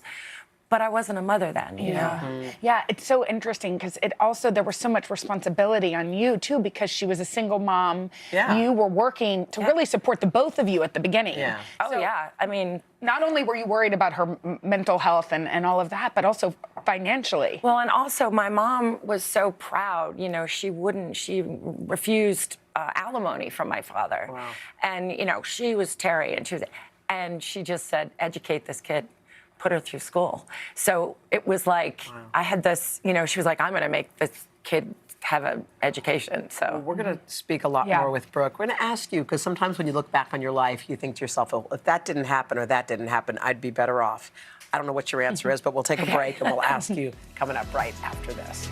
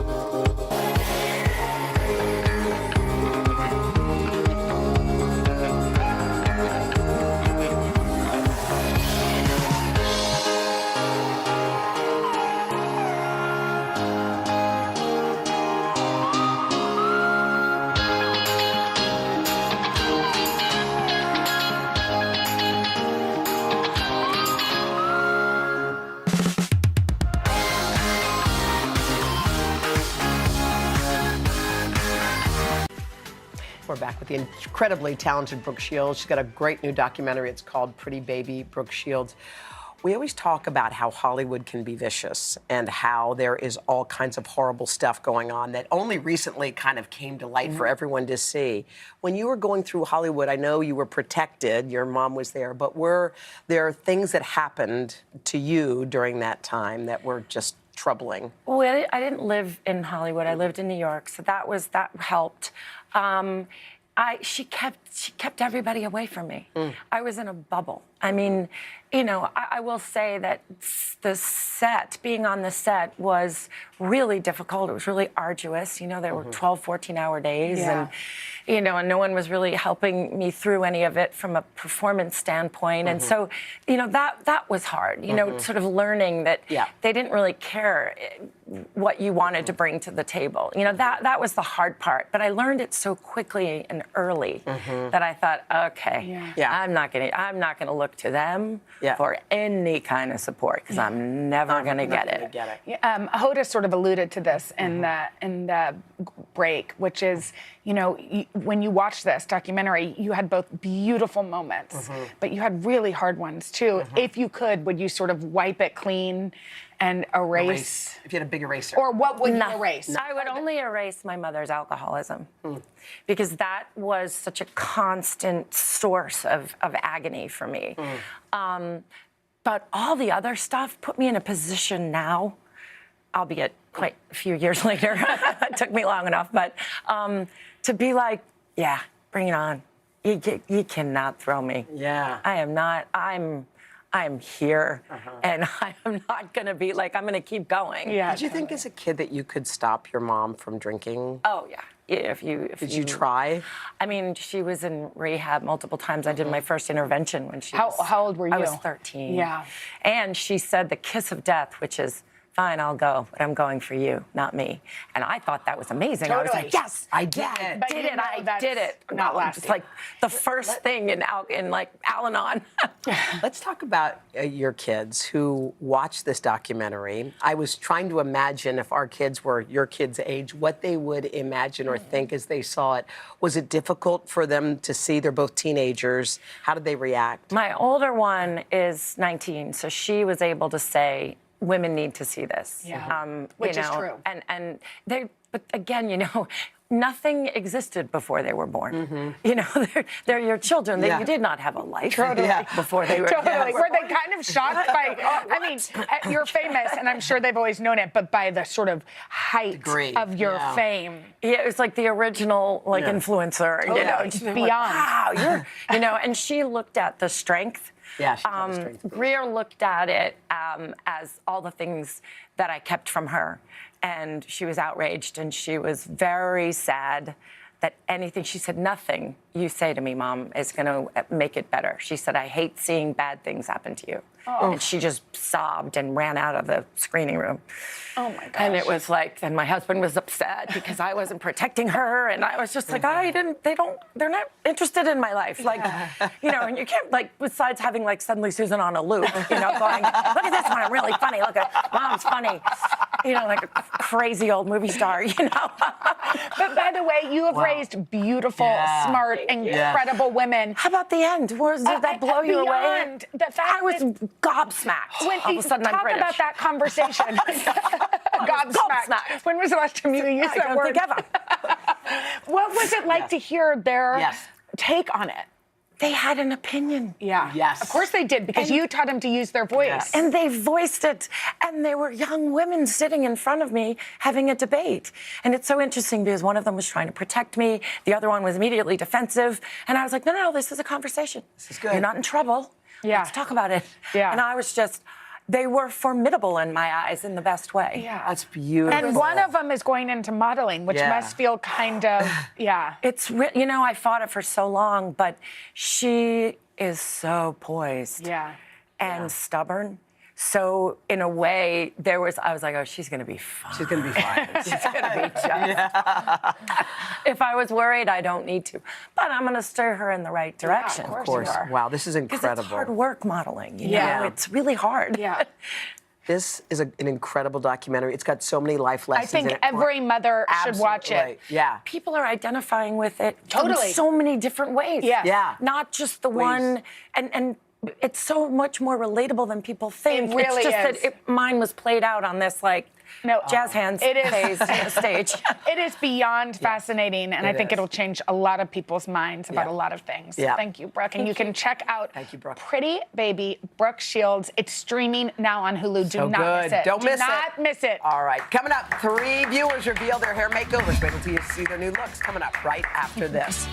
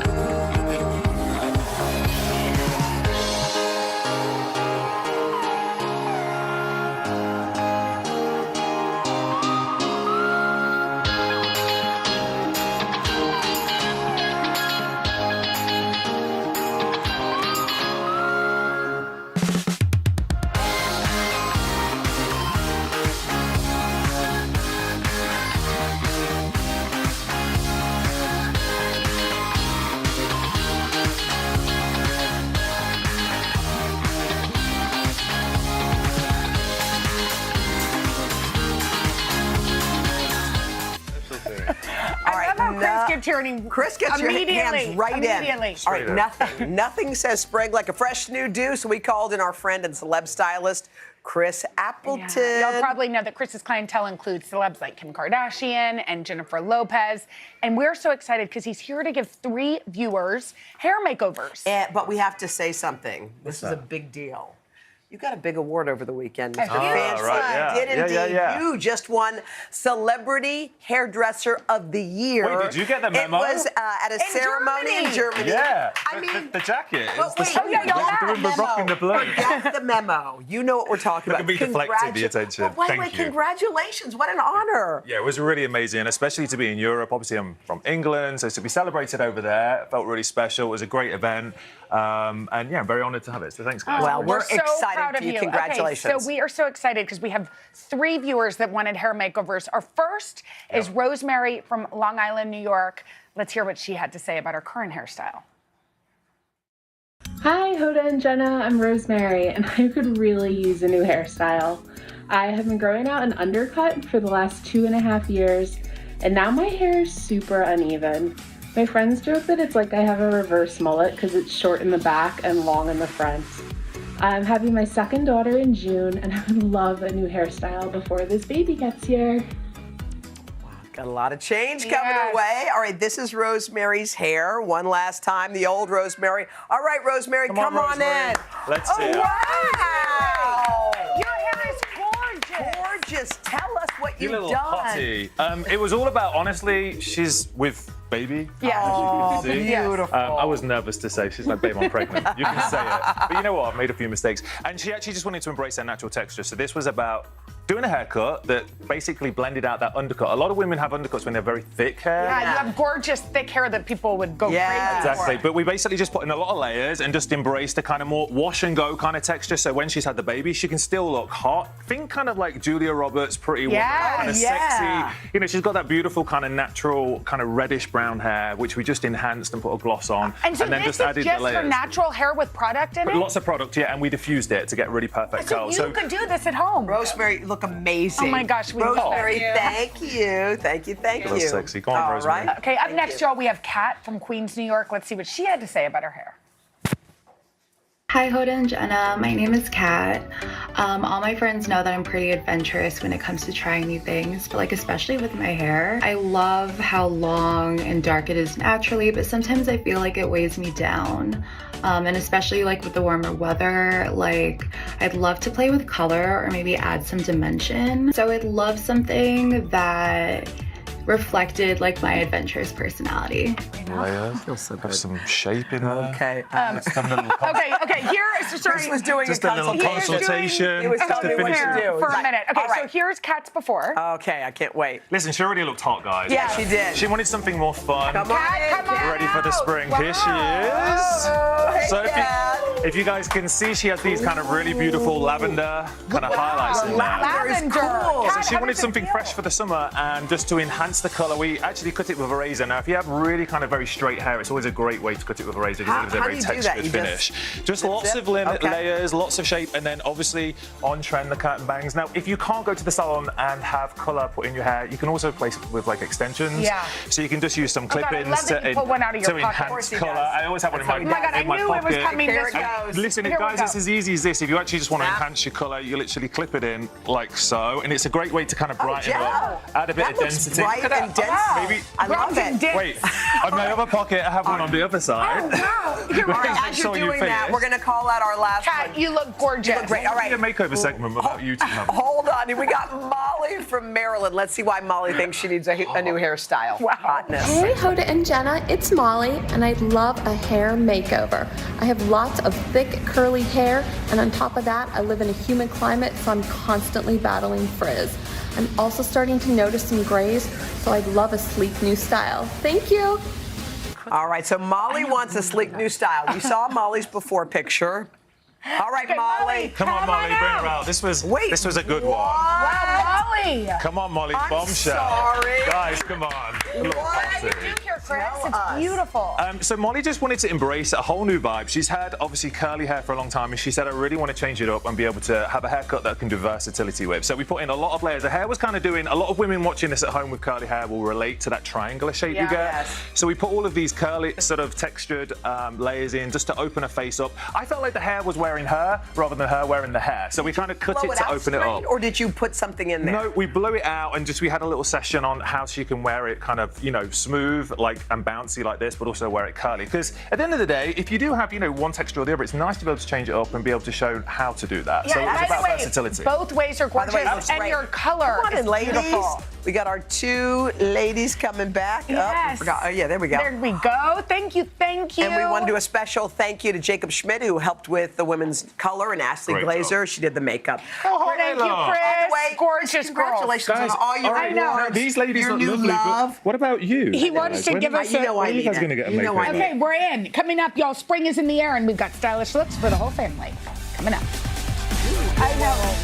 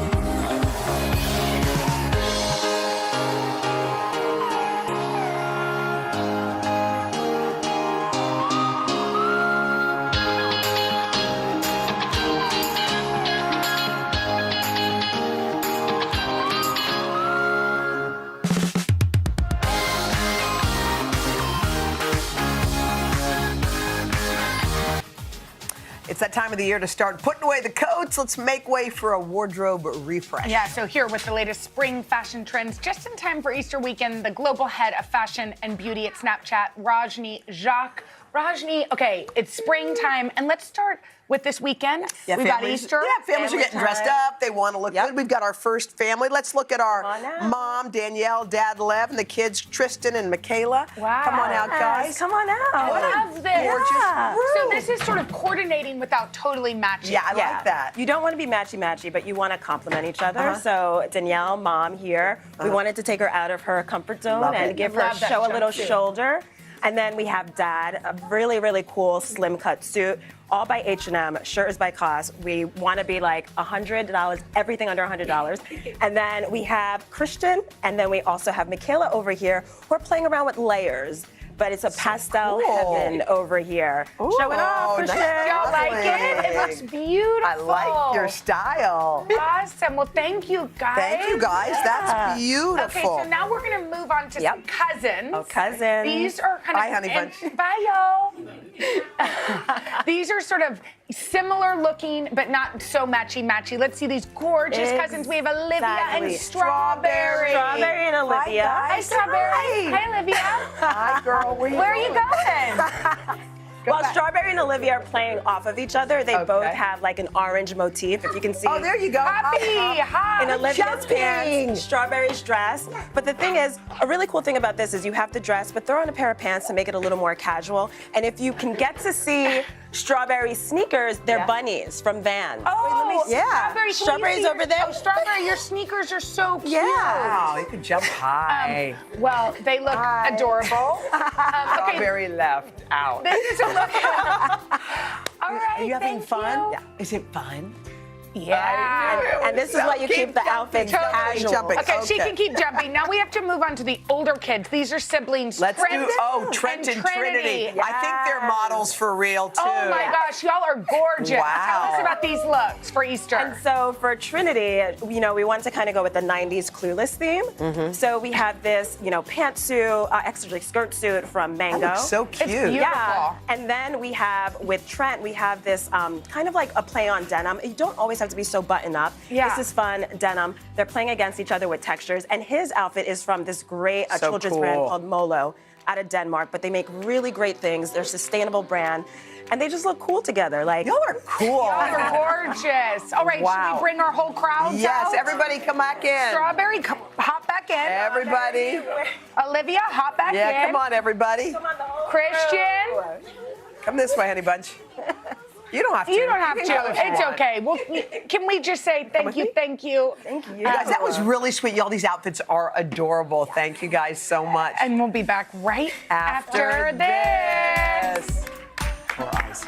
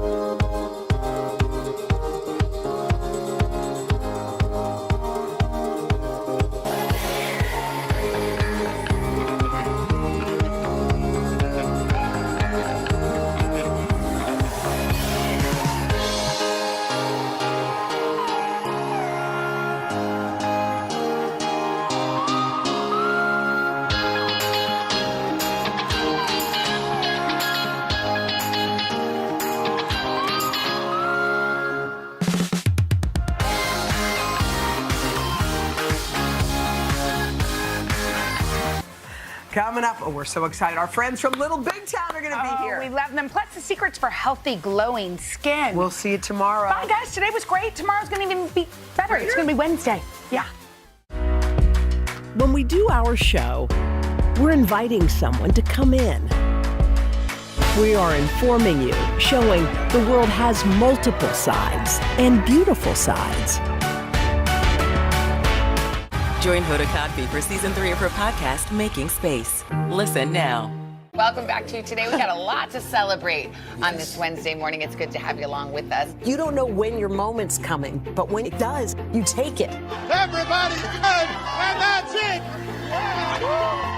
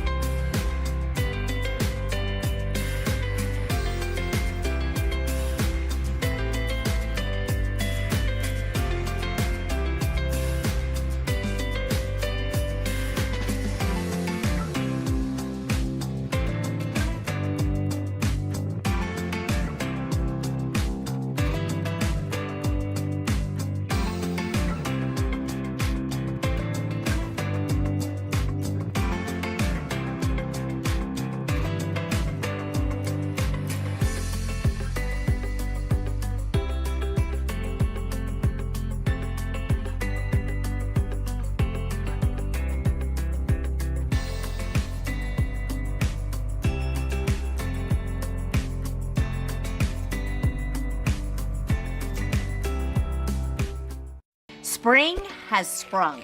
You're cordially invited to join me, Elizabeth High School, for an outdoor brunch in my hometown, Oxford, Mississippi. Honey, I've catered many brunches over the years, and let me tell you, I've learned a trick or two, and I'm gonna share them with you. From creating an event that's simple yet elevated, to building a menu that's easily plated. Pouring simple sips that will leave you feeling just fine. You don't have to go overboard to have a good time. These tips will make planning oh so fast and will have you making memories that will last. So let's get to it. We've got a lot to do. Welcome to Mississippi. We're so excited to have you. I love planning parties. And the beginning is when all of your creative juices are flowing. And this is one of my favorite ways to kind of rein everything in and start to really get a path that this party is gonna take. Whether you're a first-time hostess or someone that caters parties all the time, I'm telling you, the key is to keep it simple. Because if you keep it simple, there's less stress, your cost is gonna be lower, and that means it's gonna be 3 times the fun. I'm gonna start pulling things that really resonate with me. I've decided that I really wanna have this brunch on the porch. In the South, we absolutely love our porches. And so that's why I've decided to go ahead and have a big long table on the front, and that's where we're gonna have brunch. It's been a while since we've all gathered together. I think everyone's kind of been, hibernating in their homes during winter. The idea of them all sitting around this wonderful long table, I think it's gonna be really magical. I normally gravitate towards pink. I have beautiful pink plates, I have pink napkins, but I've used them before. So I am gonna go in a different colorway. So we have lots of blue. So I really think that I'm gonna go with blue. It's the color of the sky. It's like a robin egg blue. To me, it screams fresh and bright and fun. I love the combination of spring green and blue. There are a lot of ways that we can bring these colors in, and that may be with the glassware, or maybe it's with the plates, maybe it's with the napkins. I love flowers, and these hydrangeas are really speaking to me. On our porch, we even had a little nest that had tiny baby birds in it last year, and I really haven't been able to get over that. Maybe we can work birds into this some way.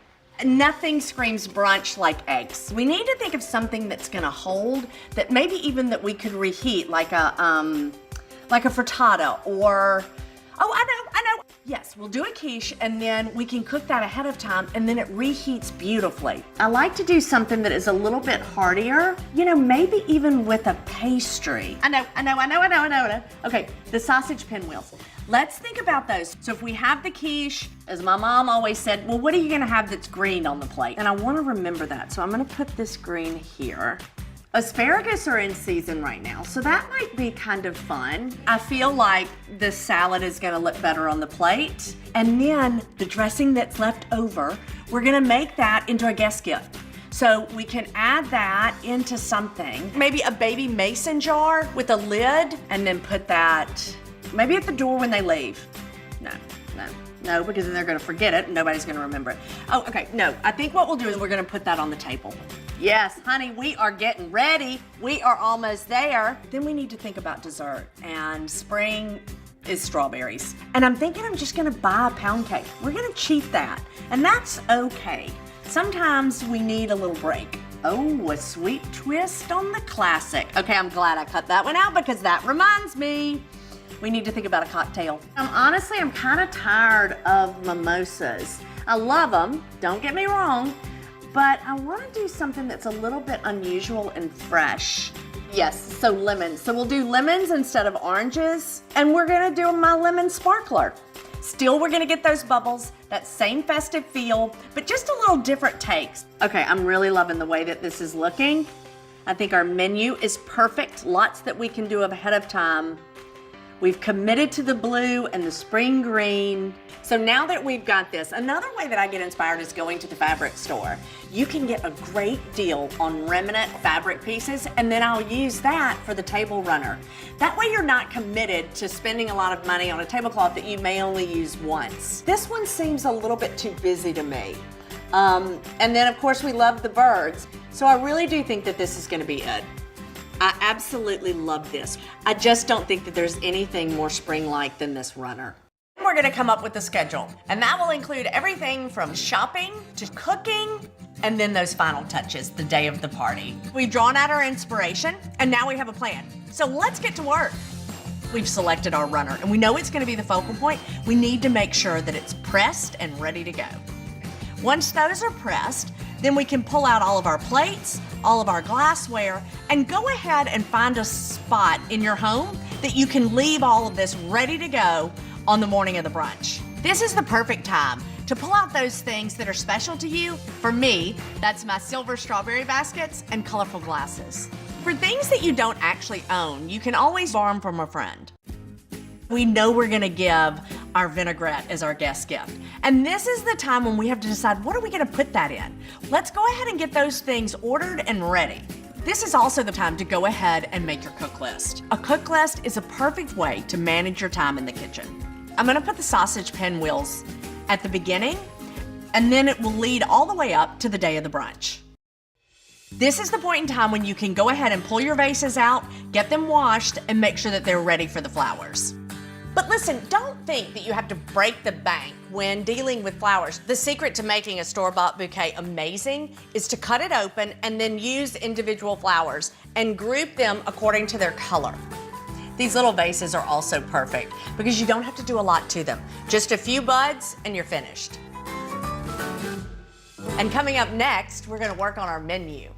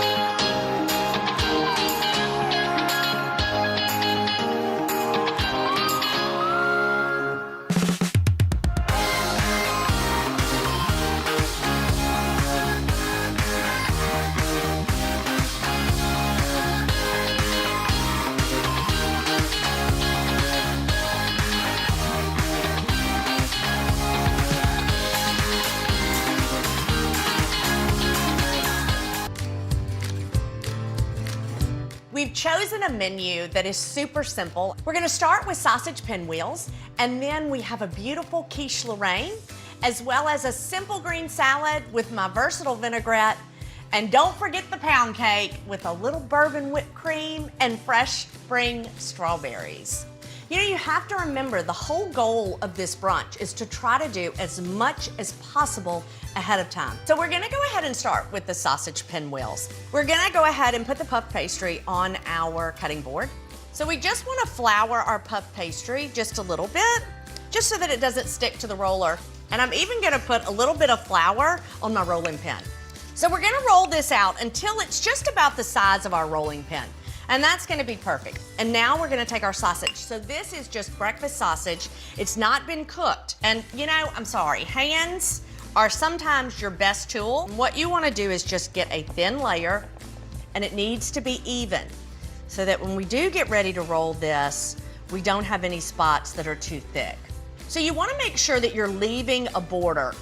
Really about an inch all the way around will be perfect. So now we're gonna sprinkle our cheese on top, and then a few green onions. Just a sprinkle is really about all you need. So we're gonna roll this up on the longest side, and what you wanna do is kind of roll and press. Roll and press.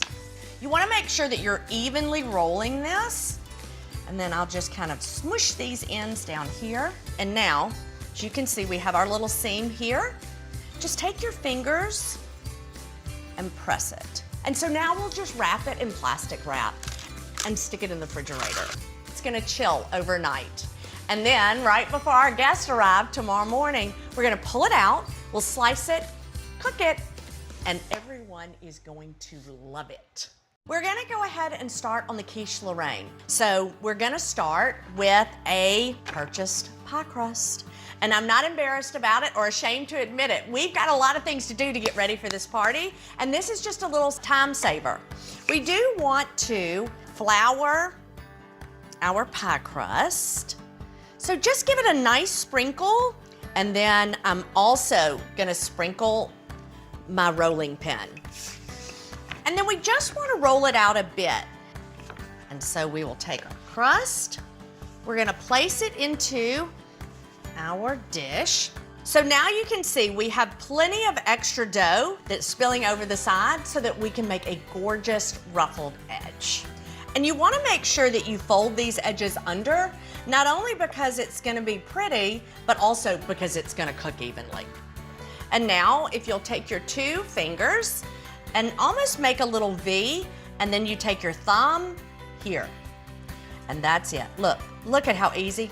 I mean, oh my Lord, look at that. So it's very simple. It takes a little bit of time, but it's really gonna make the difference in the way this final quiche looks.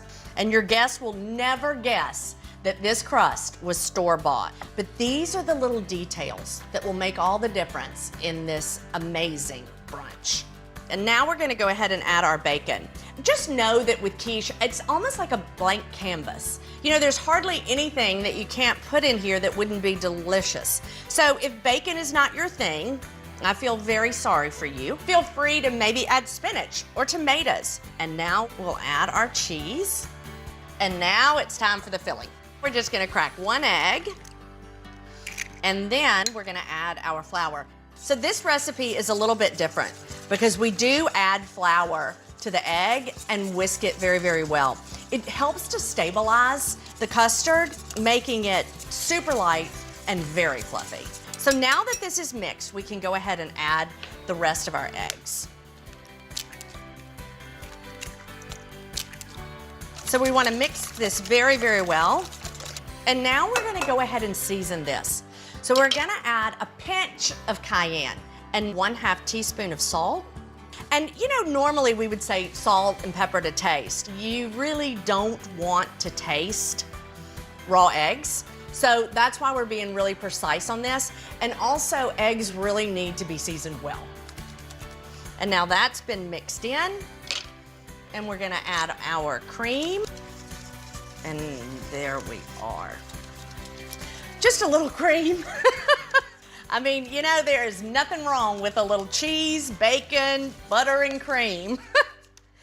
And so now, we are gonna use a whole nutmeg. If you don't have whole nutmeg or can't find it, you can certainly use the nutmeg that's already ground, but I do have to tell you, it's worth the effort. This step is pretty important in the final product and the way that it tastes. And now this is completely mixed in. We're gonna pour it right over our cheese and bacon mixture. We're gonna just mix up the bacon and the cheese a little bit. So we have 10 friends coming tomorrow, and I decided to go ahead and make 2 quiches just to make sure that everybody has enough. And then this is gonna go into a 350-degree oven until it's completely cooked. The great news is about a quiche is that it doesn't mind being reheated. The quality will be the exact same. The taste will be the exact same. What you're looking for is a beautiful golden crust, but then you have to make sure that the middle is set. You can even take a knife and insert it, and if it comes out clean, then you know you are ready to pull these quiches out. So we're gonna put these on the board to cool, and once they've cooled completely, we're gonna cover them before we put them in the refrigerator. And then tomorrow, before our guests arrive, we'll just have to reheat them. So now the quiche is done and it's in the refrigerator. So we can go ahead and make our vinaigrette. Obviously, we don't want to dress the salad this early because it would be a soggy mess, but we can make this vinaigrette ahead of time. So we're gonna start with apple cider vinegar, and there aren't many ingredients to this vinaigrette, but each one of them is very important. Now we will add our honey, and that's really gonna kind of offset the tartness of the apple cider vinegar. And then we have our garlic, and then Dijon. Most vinaigrette recipes that you see have the addition of some type of mustard. So we have two things that do not love each other. We have oil and we have vinegar. And I kind of consider the Dijon sort of it's like the marriage counselor between two people that don't get along. It's really gonna help bind the ingredients to make a smooth, velvety vinaigrette. Now we're gonna season with our pepper, and then we have our salt. Now, I do wanna give this a nice whisk. Make sure that this is thoroughly mixed, and then we're gonna add our olive oil. You wanna make sure that you slowly drizzle the oil. Because we have so few ingredients in a vinaigrette, the technique really is important. This does take a minute, and you have to be patient, but this really will ensure that our vinaigrette is gonna be velvety and smooth and not broken. You know, I love to give a guest gift. And since I was making this vinaigrette anyway, it was a no-brainer. So we just doubled the recipe, and now we're gonna fill these little jars, tie them with a blue ribbon, of course, since that's the theme that we're working with for this spring brunch. I mean, are these not adorable? So now these are all done and ready for our guests. It's just a little way of letting them know that you're thankful that they came. And you know, when you get invited somewhere, your first question should be, well, what can I bring? As a guest, you also want to bring your hostess a gift. And I will tell you that one of my favorite things to bring to a hostess is maybe cinnamon rolls or muffins. I know that the hostess has been incredibly busy getting ready for the day, and it would be nice to have something for them to enjoy the next morning. So that's it for the savory part of this brunch. And next, we're moving on to dessert and drinks, my favorite part.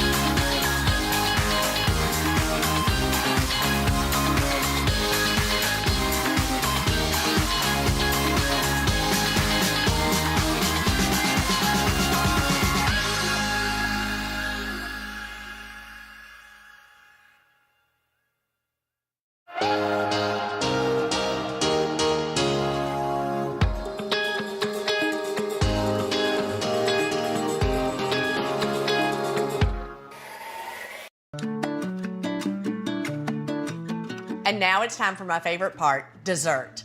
We're making a pound cake with bourbon whipped cream and macerated strawberries. We're gonna start with the whipped cream.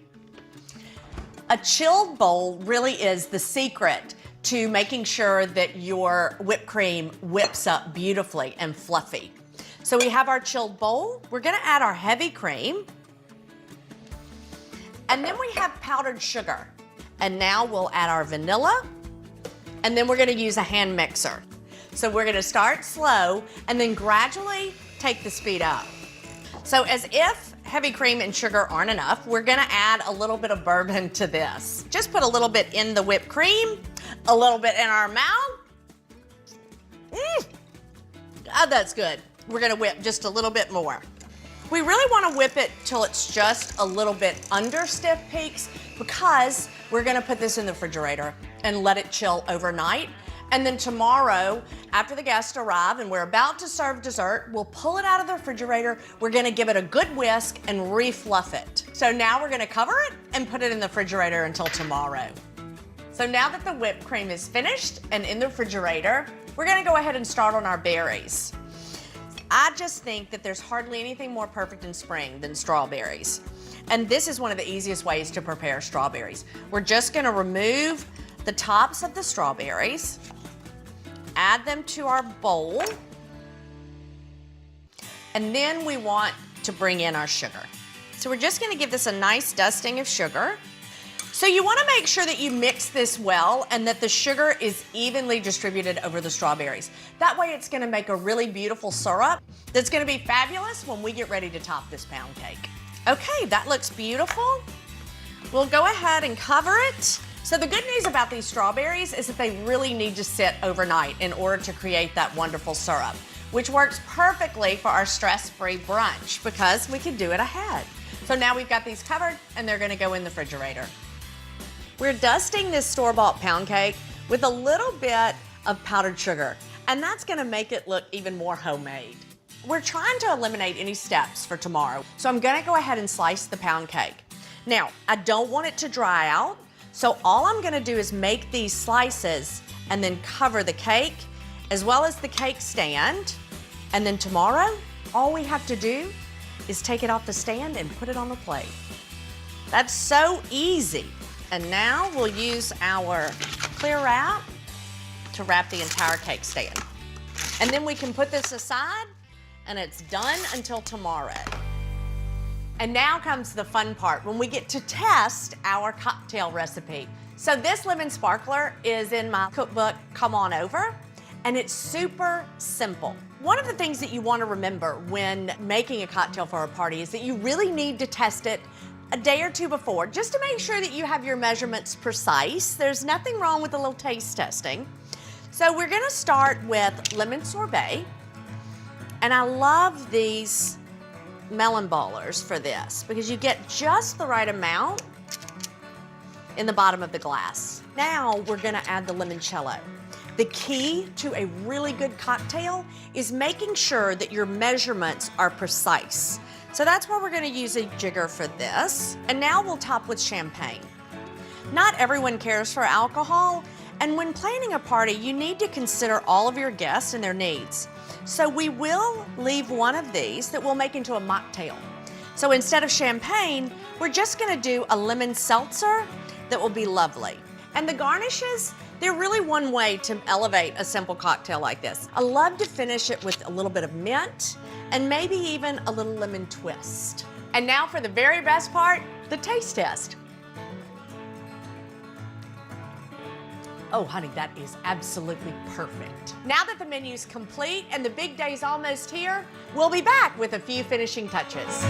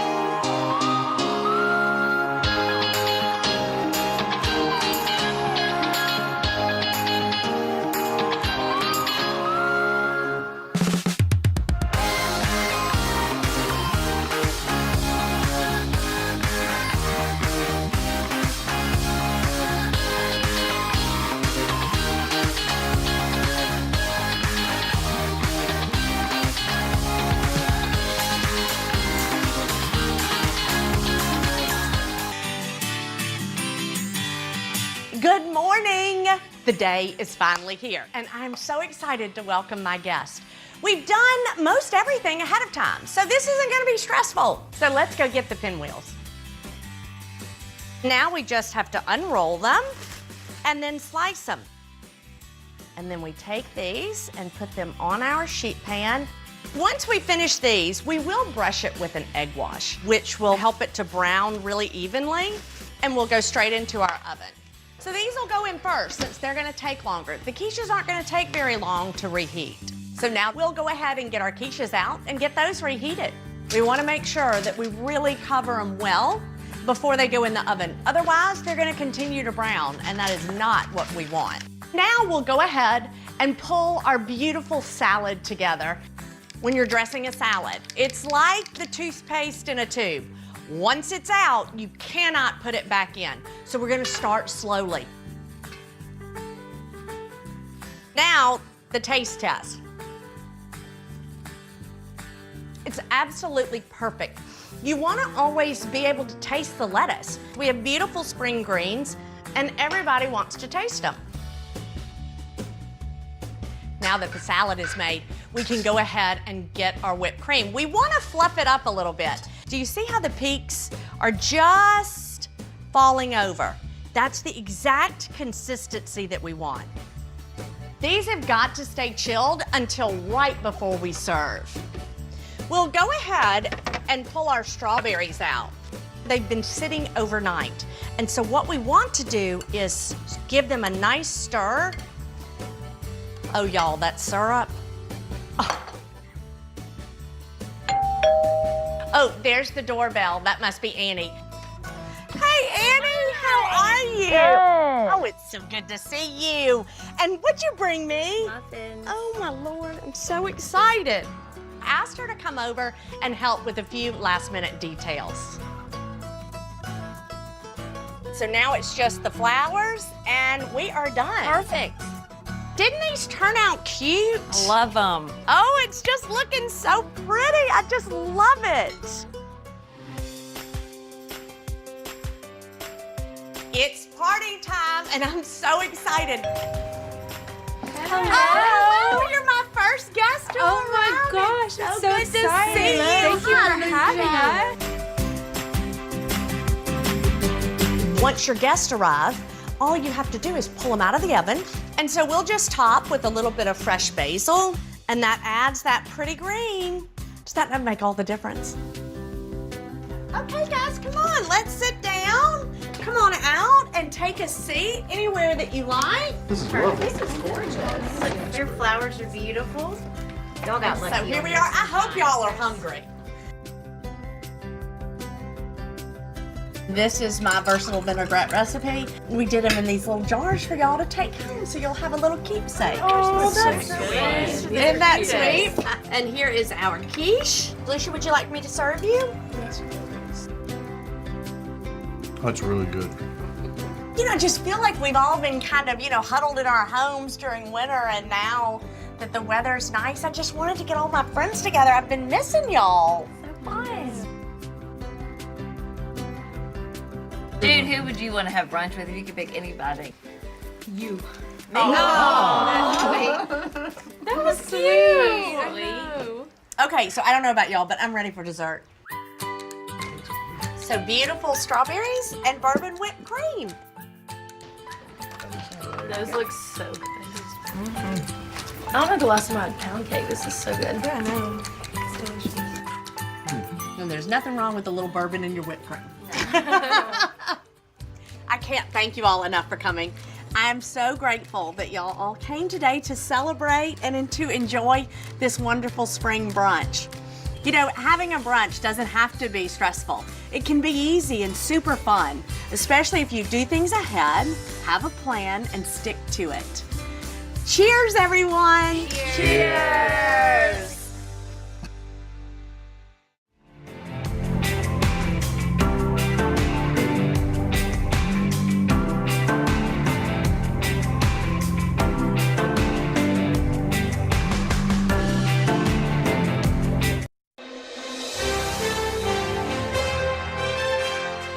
Okay, if you're having friends over for Christmas cocktail, you'll need some delicious finger foods.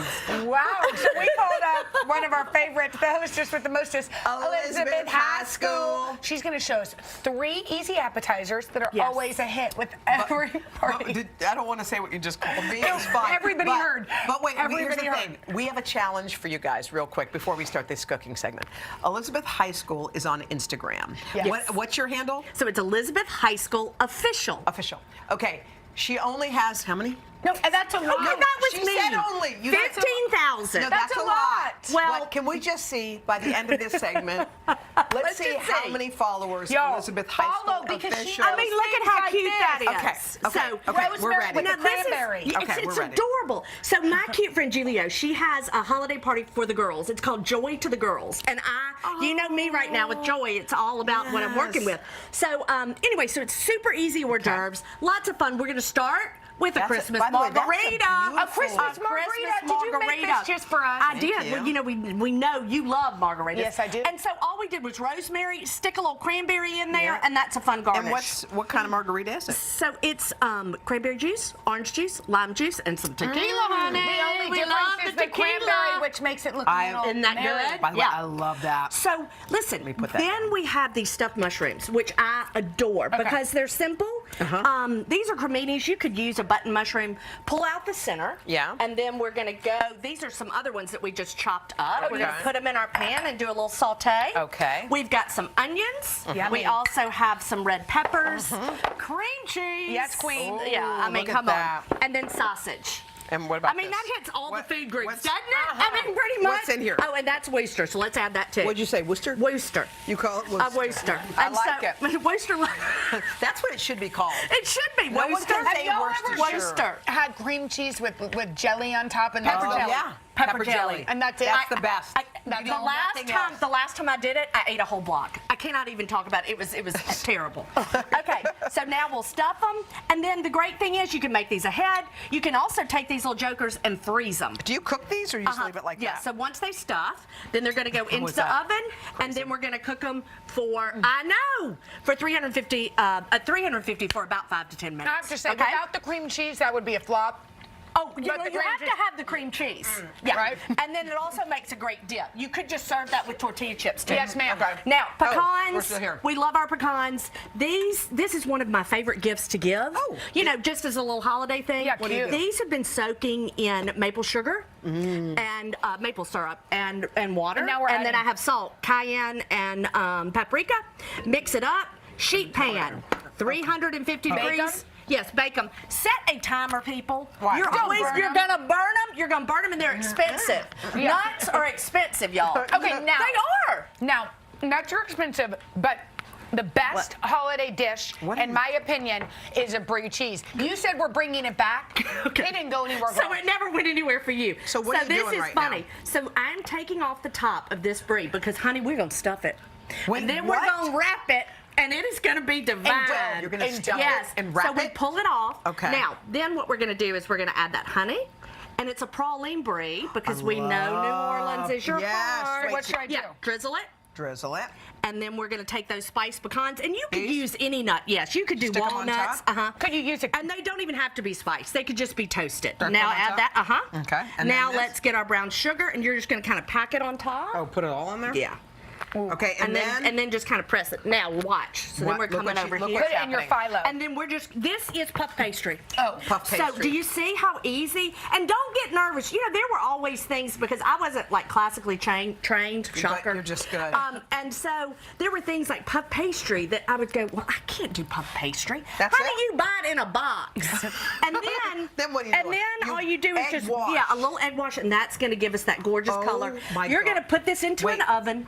350 degrees. How many minutes? This is my favorite. You know, Oh, just thank till you. it's brown and runny and gooey and fabulous, honey. Now, can I ask a question? People are not going to leave Yes, you this. can. They Can are I gonna ask you something? Yes, For honey. some reason, whenever I do this, the top burns. Am I doing something wrong? Okay, did you number one, preheat your oven. Okay. Okay? Put it in the middle of the oven. Okay. If it starts to get dark, don't panic. Just cover it with foil and keep cooking it. Foil. Okay? Foil. Foil. Okay, so how many did you have before? How many 15,000? followers?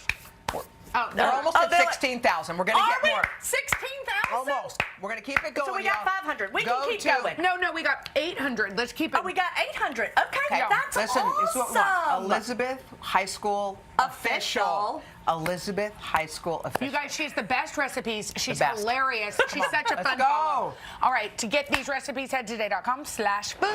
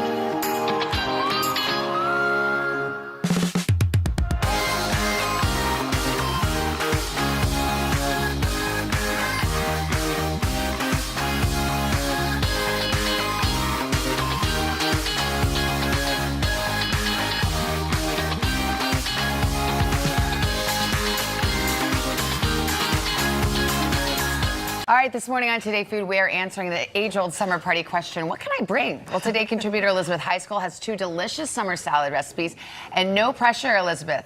But there are 3 Yankees eating your food. We need them to be in good health. I hope this is good and tasty. They're cute. They're cute. They're cute. Honey, they want ribs. I don't know that you want this. You're here on salad day. Sorry. We told them to stay away from the drinks, though. Yeah. She's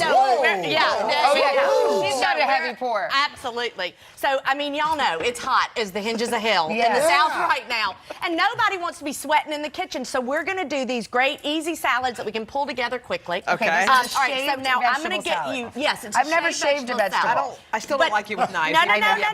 No, she is wonderful. No. Are you All right, sure so here high we school? go. Take off the ends here. Very Don't good. be so snappy and about then it. we're going to shave it just like this. Oh, okay. Careful. Look at you. Okay, Maddie.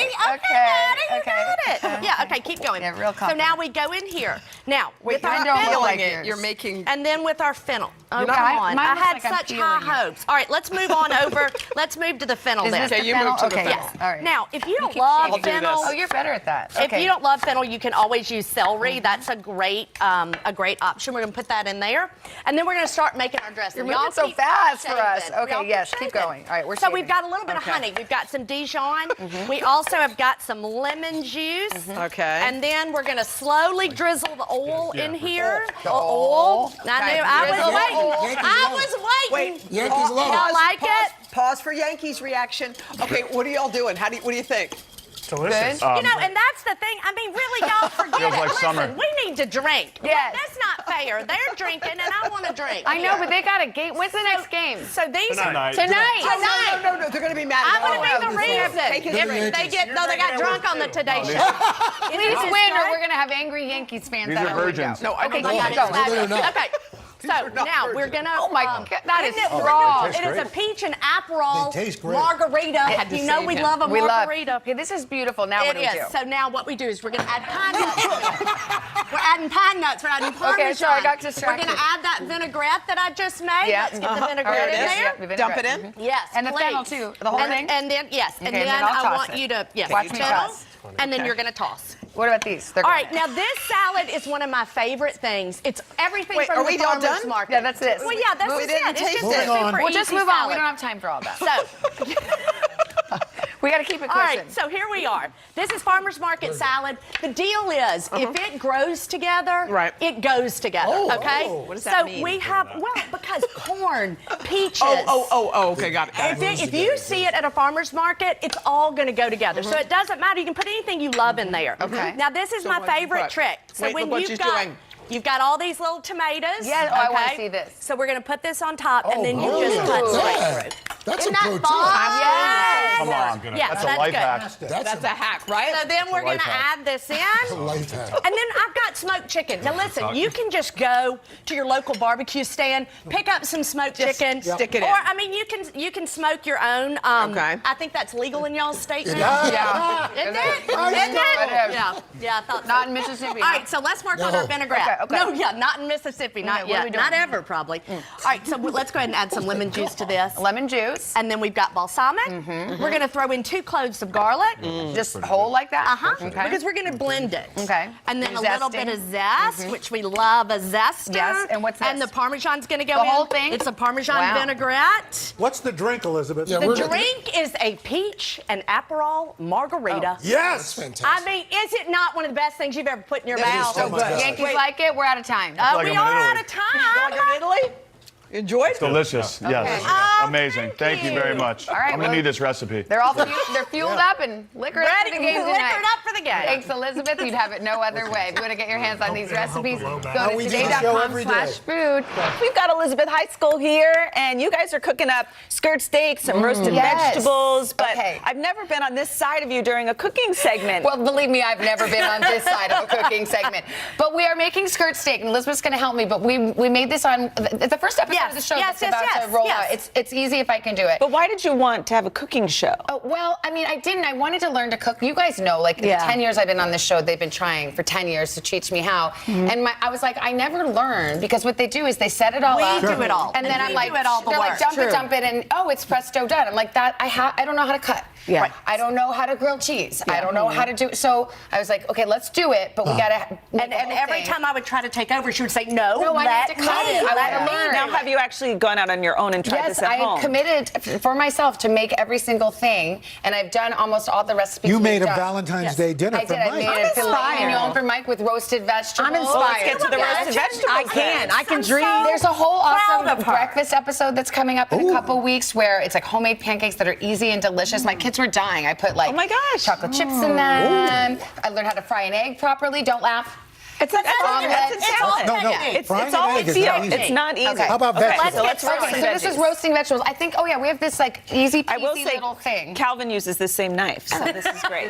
Now, she can use the big Who knife. put the baby knife in here? I can handle it. Okay, this is easy. Well, this is just slicing. I mean, anybody can use the zucchini. But anyway, You're going here's really the fast thing. in this. Does it I matter know. Wait, what actually, Elizabeth thickness told the me. slices are? Very, very well. I don't know. What, Why are honey? you asking Does it me that? matter what thickness the slices Well, are? exactly. Yes, you do. Remember our roasting chart. We want to make sure that they're all uniform pieces so that they're going to cook Wait, I'm gonna at the reach in same here. time, Watch right? out. This And we is do have incredible. this These are chart. all the same And so that's thickness. You're going to get all of these methods It's and amazing. techniques that you'll be able to use in your own cooking. This chart is unbelievable. So Right. it What has is this? all Yeah, show different- the chart. This So chart, I lots framed of- this. I Yes. framed it and put it in my different house. vegetables, how long you cook them, oil, salt, pepper, toss. Don't crowd them on the pan. It just kind of has, it's like your little cheat sheet. But it tells you what each vegetable, how long you roast it. Okay, pretty very simple. nice. It says So now let's vegetables see. Okay, so let's say you did That's that presto. incredible. Okay, now listen, be generous with your oil. That's what Elizabeth High School would say. Don't be cheap It's a about it. four-syllable word. And then Oil. and then be generous with your salt. Like I always was really not. And then Perfect. also I am weird. I never want to touch anything, but they let me wear gloves. Like because I'm like my hands are probably dirty. Okay. Here, I'll use these. Use that. Anyway, you put them on there and then you Make roast sure they're for coated. what's the temperature? Yeah, how long? So these are going to go Look in on our chart. 450 degrees. 450. So we Okay. want, because we want it to caramelize, we Right. want that beautiful But look, color. when you set it on the tray and just use a non-stick Okay. like this and separate it, make sure they have room. Okay, how about Don't the crowd skirt- 'em. the Did skirt y'all steak? just hear what she said? She Don't said, crowd 'em. don't crowd the Don't vegetables. crowd the vegetables. Listen, I made roasted broccoli. It was delicious. Okay. Okay, so now now here this we are is over the here. skirt steak. It's because it's almost as big as your skirt. You can go all around, so you got to cut it. Where's my knife? Oh, here, watch out. Good. So you cut, right? Yes, Your knife? yes, Okay, so you that's it. just You're trim done. it like this? So there. Just because we want to make sure it's going to be able to fit in the pan. Okay. Now, Okay. if you're doing this at home and you have a grill, that's great. We don't. So let's go ahead and make our marinade. make a and then marinade. we're What's the going to marinade? add our. Okay, this is like some. They are chipotle peppers. Yeah, exactly. Okay. And then now, if Brown you're- sugar. Brown sugar. So the brown See, sugar I'm doesn't trying to take burn over, so I on the gotta get- pan? Okay. No, we're because we're going marinating. to pat it. We only have a minute left, so I'm over gonna try marinade. it. Is that soy sauce? Uh-huh. And what? Maple syrup? Balsamic. No, balsamic, like I said. And because Yeah, okay. it's so thin, it cooks pretty quickly, right? It does. How long? Absolutely. Absolutely. So just a little bit on each side, probably about 3 minutes per side is all you're going to need to do. Okay, but wait, am I marinating? I thought we marinated this overnight. Put your meat in the marinade now, and anything 4 hours, 8 hours, In the you know, fridge. exactly. But then when you take it out, you want to pat it dry. God, look at this! I mean, she's Pat it learning. dry. This is Yes, amazing. okay. Then you coat your pan. I like to use a cast iron. Yes. You coat it with like canola oil or whatever. Right? And Is that then, right? and then Ooh, once I you've love that cooked it, sizzle. you got to let it rest, right? You do. You let it rest for about 10 minutes out. Oh, I'm sorry. Did you have any more? And what about Listen to did her. you cook it against the grain? Cut it against the grain? Oh, well, I mean, if you don't know what you're doing, with the grain. How do you cut that? But since I do, Yes. you cut against the grain, This is like really that, nice. right? Look at that. Yes, she's so Very happy. nice. Everyone's holding their breath in the Today Cooking department. Especially me. Yeah, because it's like, did You've she been a really really learn good anything? cook. But I've learned a lot. It's delicious. Terrific. And maybe, honestly, I'm just a little more confident to try. We're I so mean, you proud. inspire. There are a lot of us who feel this Yes. way. There you go. I mean, I could so cry. yummy. I swear. I'm so proud of you. We're on a Savannah, journey. Elizabeth, thank you so Thank you much. for having us.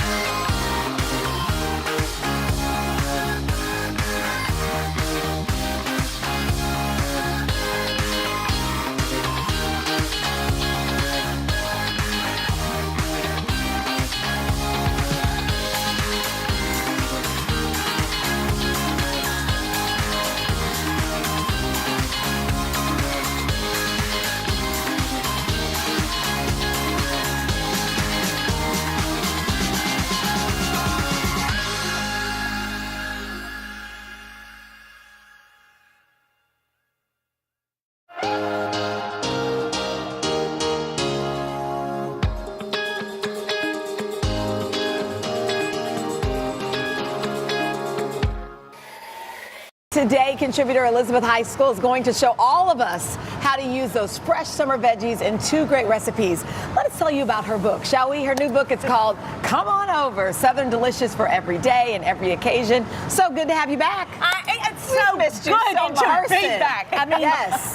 I'm serious. I'm the happiest person in New York City right now. I've just been thrilled to be here. I've Well, been we waiting. want to Counting know days. how to make this. So Yes. this is my favorite thing. I love eggplant. But I think people, number one, a lot of people just say, I don't like eggplant. Yeah. Well, they've never had It's it cooked intimidating. properly. Right. Or they just don't know how to cook it. That's me. This is the key. You have to salt it before you start, okay? Otherwise, it's just a watery what mess, happens right? is, yes, it has a lot of moisture. It also can be a little bit bitter. If you salt it, though, it's going to draw the So what do you moisture mean? out What and do I the have to do? bitterness. You put it in there. So we're going to chop it up. Right. You're going to salt it. Okay. And then you're going to let it sit for about Okay. 20 minutes. And you don't have to Now, peel it? No, you don't Okay. have to peel it for this recipe. Okay. Then you're going to pull it out of that, and Okay. you do have to drain it. Otherwise, this is going to be too salty. Okay. You won't be able to use it. Okay. Okay, so we have our tomatoes. These are fresh, beautiful tomatoes Beautiful. with their juice. We're going to do a little bit of olive oil, a little Okay. bit of salt, and then that's going to go in the oven. Now, Oh. the reason we're doing that is because we want to deepen Oh, it. We that's want it to that. caramelize. Yes, we want it to caramelize, and that's what's going to happen by roasting it. Okay. If you by chance don't have time to cut up tomatoes, can you use canned Absolutely, and add a season. Okay. So if asking you're for a in friend. if it's winter, absolutely. Okay. All right, now watch Look at all this. that garlic. Yes. So we're going to go garlic, whole cloves. See, you Yep. don't even have to chop that Easy up. peasy. And then everything's just going to go in. Oh, that's Yummy. That was a little bit of beat it. olive oil already in there. Yeah. And then we're going to give it a stir. Now, Wanna try this some is veggies? something, you know, I mean, for a Monday night, there's no reason in the world that we can't make it special. Okay. Did you see how long that took me? Oh, and yeah. I know you So say that quick. you're not a good chopper, but you can use big Oh my God. pieces. It could be big, huge pieces, as long as they're all the same size. We just want it to And you cook just serve it evenly. and eat it just like that. A little bit of basil on top. Wait, this is this? Yes. This is phenomenal. I know it is. I was thinking it was going to be harder. So easy. And What's in so here? then we Vinegar? add a little bit of vinegar at the end, and that just kind of gives it another level of flavor. Oh my gosh. Now, this can be served room temperature, cold. It's perfect for summer entertaining because Sit out for a while. put it in there, done. Now, we're gonna have some leftovers. I always double that recipe. Hence Make Ahead Monday. Yes, and so now this is the thing. This is gonna knock your socks off. Okay, do it. It is a vegetable lasagna. We're gonna use our ratatouille. Okay. We do make a bechamel, which is just a cream sauce. Okay. Okay. So we have a little bit of flour. We're adding this to our butter, which is already in here. Now, you have got to whisk this, or it is gonna lump all up on you, and you do not want a lumpy We don't want cream lumpy. sauce. Okay. But see how nice that is, Oh, yeah. Dylan? That's so creamy. We also have a bay leaf I in was just here. about to say you put a bay leaf in there. Okay. Now, this is my favorite. So, Nutmeg. if you're going to use nutmeg, you please get the whole cloves. Okay. And use your grater. Yes, all right. ma'am. We And don't now, need much, because no, you don't need much because the other once it's grated, it really loses a lot of its flavor. Okay. And if you don't have one of these, you need a grater. I Everybody just needs a grater. got one. I'm telling you, Not they even kidding. they are the best. They are the best. Now, this is not what you use on your feet though if Right. you have calluses. All right. This stays in the kitchen. Might be a bit much. Don't be taking this in the bathroom. Okay, good. This is why we missed you. Now, we're going to add a little bit of salt to this, Okay. and now we're going to Is that add our heavy milk. cream or milk? This is just milk. Okay. And then it's going to thicken up because we have that flour and butter mixture. Let that get a little bit thick. Okay. Now Get a here's the spoon fun and part. get that. Okay. Now I've gotten a little spoiled with these. These are the no-bake lasagna noodles. My language. Yes, yes. So you don't bake but they're those at all? yummy. No, you don't. You're gonna bake them in It here, steams and they them. work Okay. beautifully. You know, you don't have to use them. You could certainly use regular, obviously. Okay. Now here's our fabulous ratatouille. Yum, yum. Don't y'all love it when I speak fancy French? I practiced that in the mirror trying it all out. morning. I was like, ratatouille. Ratatouille. Listen. Anyway, I wanna try it. It just it disappears. works. So Oh my gosh. we have our ratatouille, and then we're gonna do a layer of cheese. Oh, Okay. stop it. Then we Wait, do you our can take layer any one of of those. bechamel. The Listen. baby's kicking a lot right now. And it's He is excited starving. about Well, I don't have baby in there, and I'm He's so enjoying it. starving.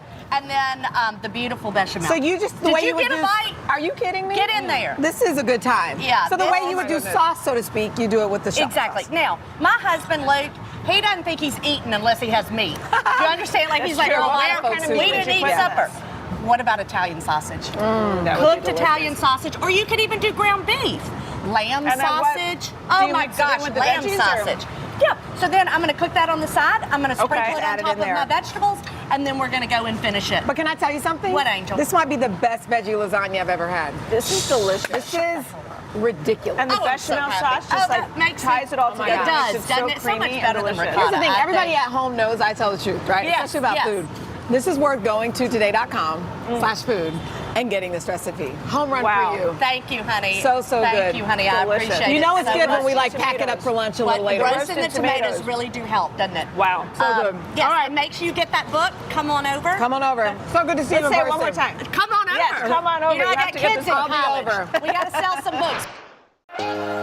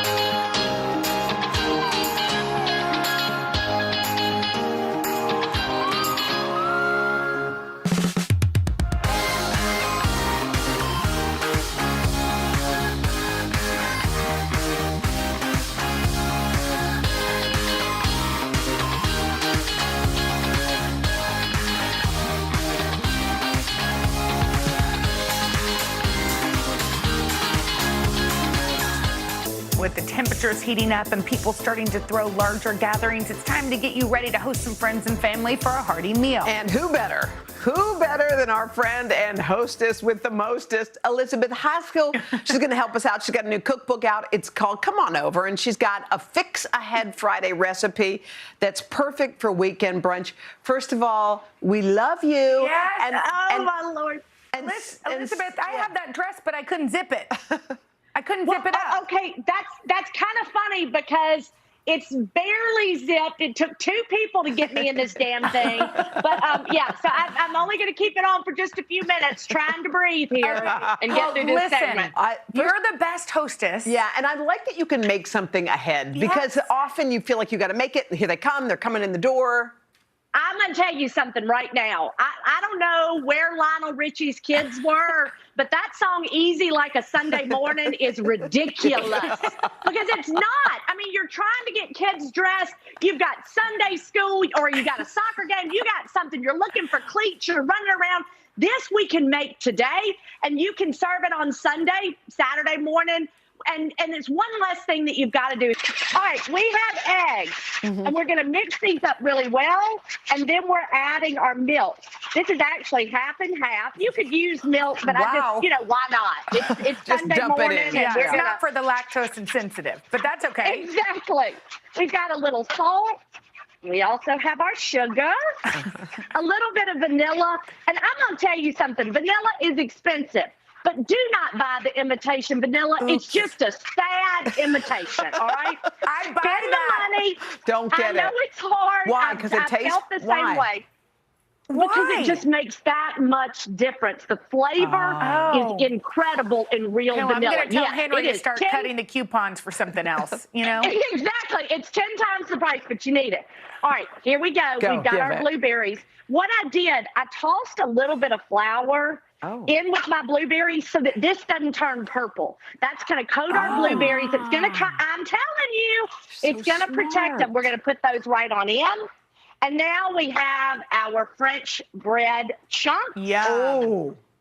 Okay. It's got to be French bread. Is that like a baguette or something? Well, I mean, you could use a baguette. Any day-old bread really is going to be great. You know, if you've got French bread or an Italian loaf.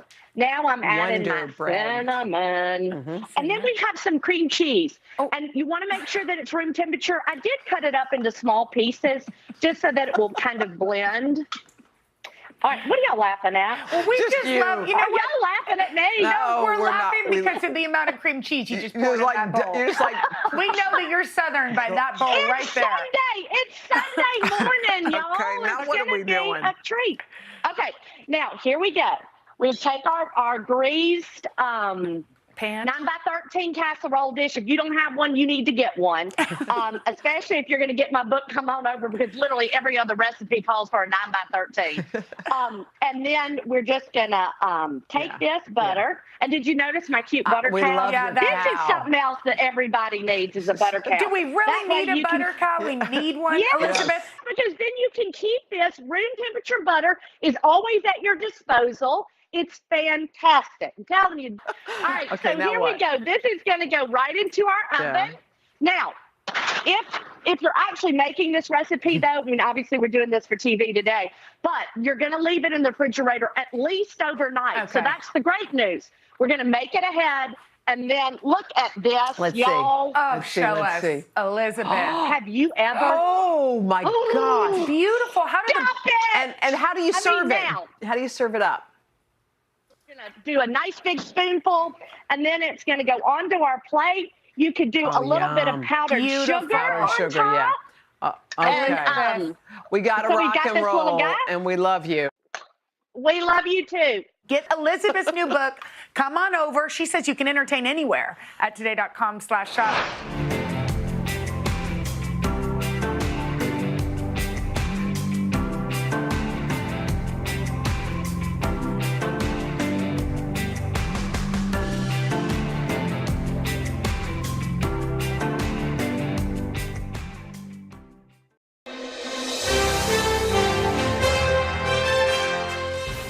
It is time for Today Food. With Easter Sunday coming up, many of you may be serving ham for dinner. Well, Atlanta chef Deborah Van Treese has something a little bit different. She's the creative director and the owner of Twisted Soul Cookhouse and Pours. And as a former flight attendant, Deborah's love for travel inspired her debut cookbook. It's called The Twisted Soul Cookbook, Modern Soul with Global Flavors. Deborah, first of all, you're so cool. Just reading your intro about, so you picked up a lot of these tricks on your travels. You learned a lot. Yes. I've had the opportunity to travel as a flight attendant. I've had the opportunity to live in different countries, and I picked up all kind of ideas and thoughts on food. Now, I like the twisted part of it. How come you use twisted in your titles? I use twisted because I'm a little loco. No, seriously, it's because it's a little bit of a twist on soul food. In my opinion, all cultures have a soul food, and that's a little bit of a twist on what you normally hear. And I try to infuse those different cultures in the traditions of mine. Okay, well, let's do a twist on a ham. A lot of people are familiar with making a ham, but your twist is you involve some Coca-Cola? A little bit of cola, some ginger, some cool things. Come on over, let's talk about this. Okay, so, typically I will do this with either a ham or ham hocks, but it's very, very easy. We've got ginger, some onions. We just put all of this, ginger, onions, garlic, and we saute it for about 5 minutes. Stir it all up. We've let it heat up for about, like I said, 5 minutes so that the onions start sweating a little bit. Okay. And then we just start dumping things in there. I've got dry mustard. I have some Chinese 5-spice, which is a little bit different from most hams. Some star anise. I've got a kumquat marmalade that I made, but you can use orange marmalade. Kumquat, nice. If you choose to do the kumquat, it's definitely in the cookbook, the recipe. Okay. And then some red pepper flakes. Heat. And some cilantro. Okay, that's interesting. And then I use Diet Cola because I want to control the sweetness just a little bit. So is that, it looks kind of flat. Oh, no, it's not. Okay, so you put it in like it's right out of the cans. Okay. Like it's right out of the can. Yeah, it really doesn't matter. I'd let this simmer 15 minutes. I have pre-cooked the ham just a little bit, and just to be certain, I've got a bone-in ham, which is a very budget-friendly ham. It's bone-in. It's completely cooked. I've let it simmer in just some water, softened it up a little bit, and then just remove some of that fat. Okay. Get down to about 1/4 of an inch. I'm going to take and score it. Score it. Oh, and why are you doing that? It's so that the flavors of the marinade will get all down in that ham. Okay. And also, it makes it look kind of cool. It does. That's that tic-tac-toe thing going. That's that tic-tac-toe thing. All right, so once I've got it scored, this would be simmering. We take this whole ham, stick it in a Dutch oven if you don't have a Dutch. If you don't have a Dutch oven, you can use a roasting pan. And then I just kind of take a little bit and just glaze it over. Okay. I'm going to stick that in the oven on 350 degrees. This is super, super easy. That's amazing. So how long do you cook it in the oven? I'm going to cook this one because it's about 7 pounds for about 1.5 hours. It's about 12 to 14, 15 minutes per pound. Okay. So I let that go. And if the top doesn't fit because the ham's too big, that's okay. That's okay. Okay. That's okay. Stick Because it the in. ham's going to actually shrink as it heats through. The pot's going to fit. Okay. What does it look like when it's all done? Okay, let's go over here. Okay. So we've got our whole setup here. So this is our ham. You see the nice color on it, the glaze. Yeah, we've got some green beans just because it's Easter, and that's what my mom always fixed. I have a little extra glaze. I'll kind of serve this over some arugula greens also. And another cool thing we've got is some bacon and praline mac and cheese. What are you talking about? Yum. So we've got our mac and cheese. With bacon? Our beautiful ham with bacon and pralines. And I it's can't. absolutely No, delicious. you need to stop. We can't take it. Okay, Deborah, thank you so much. Best of luck. Enjoy your Easter, and thank you for sharing the recipes. For these recipes, you can head to today.com/food. And if you want Deborah's cookbook, it's called The Twisted Soul. We see it. Go to today.com/shop.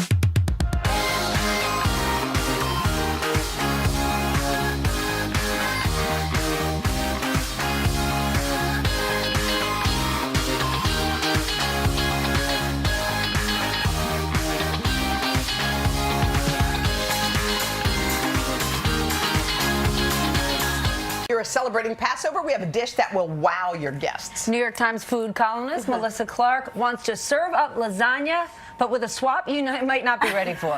All right, cool. So this is a great idea. Yeah, so instead of using noodles, because you can't use noodles during Passover if you observe, we use matzah, and you put them in the layers just like you would no-cooked lasagna noodles. It's so easy and it's so good. Okay, exactly. all right, so how do we get started? So first thing we're going to do is we're going to make a little marinara sauce. Okay. Really simple. I've got some sliced garlic here. My olive oil, nice and hot. And okay, my secret whenever I make marinara sauce, anchovies. Oh, yeah. But you better chop them. But what if you don't like anchovies? Then you leave them out. Oh, okay. I thought they just added salt. No, but you know the thing about anchovies is for this they dissolve. You They dissolve. You don't notice. That's you what I don't was even know wondering. they're there, but Yeah. they add a lot Can't of see umami the flavor. fur on them. Yeah, no, they dissolve. I swear. Here, look at that. See how they Oh, yeah, kind of she's dissolve? right. She's right. And then just a little bit of red pepper. I'm not going to use it all. Okay. Salt and pepper.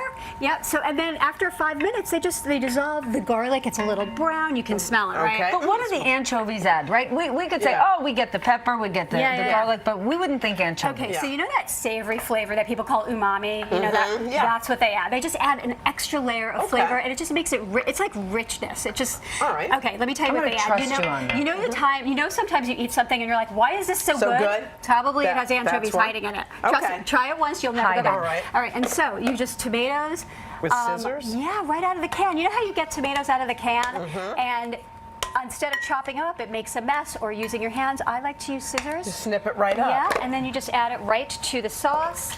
Hoda, can you just stick that rosemary right? See the rosemary over there? This Stick one? it The whole thing? right in there. Okay. Do you mash that up, or does It's it? going to simmer and dissolve. You can keep cutting it with the scissors. Okay. And then that becomes this gorgeous marinara sauce over here, full of flavor. Okay. Now we want to fill this with ricotta cheese, right? Just like I'm a here for regular that. lasagna. So egg. Look at that egg. I know. Look at that. I know. How That's a how beautiful orange egg. is Orange, that? yeah. That was a happy chicken. Okay. And then basil, salt, pepper. Just gonna stir it together. And then I'm going to layer it in. So, Hoda, can you take the matzah and just lay it right into the dish? So, have you On ever top of made, each other? Yeah, just do one. No, you want to do one layer, so you want to break apart one piece. Okay, do this And one. don't worry, you can layer it. You know what? Layer it. It's fine. It's all going to absorb the sauce. It's going to Okay, like absorb that? the cheese. Yep. And Oh, that. that's perfect. Yes. Thank you. Perfect. I can cook. All right. Have you ever done no-cook noodles with lasagna? You know when you so you just buy them out of the box. You put this is the same thing. Okay. You don't have to do anything. Okay. If you have ever. Sometimes there's a type of matzah that's a little bit harder. It's called shmura matzah. Yeah. Shmura? And shmura, and it's a matzah that is handmade. It's harder. If you're using that, you want to just soak it in a little water for 5 minutes because it's not as airy and light. Okay. But that's not, when you just go to the grocery Yeah, store, that's you not what shouldn't you be get. worried you're getting Yeah. No, believe me, it costs like 10 times as much. You know, I if would you're get the buying regular, Flora, not get the regular. And then Okay. I'm just going to add some of So you this. just add it on top of the matzah. Exactly. You want to spread it to the edge. Okay, and then do you do another layer? Yeah, we're going to just do the cheese. Okay. So again, just like a regular lasagna cheese, you want to Okay. sprinkle some So this is parm. mozzarella cheese you're putting on top of the ricotta. Fresh mozzarella. Parm on top here? Yep, perfect. Okay. And then more sauce? More sauce. And then more matzah. And then more matzah, exactly. Okay. So this dish is based on a Sephardic dish called a mina, Here's which is a matzah casserole. And it's a popular dish. Typewriter. Yeah. Look how she eats matzah. Look at that. Is this for You real? need the butter, though. That's how you eat it? Why? Because she likes to make a mess, right? Why do you do Take it that? off like a fun. typewriter. Here, It's try. fun. Hugely messy, though. All right. And then, and then you bake it. Oops. Okay. No way. How long do you bake it? You bake it at 350 for 20 minutes covered, and then you want to uncover it for another 20 minutes so it gets bubbly and brown. The cheese melts, right? I know, does it? It's delicious, right? It tastes like lasagna. You don't really taste the matzah, but the matzah is what anchors it, keeps it all in place.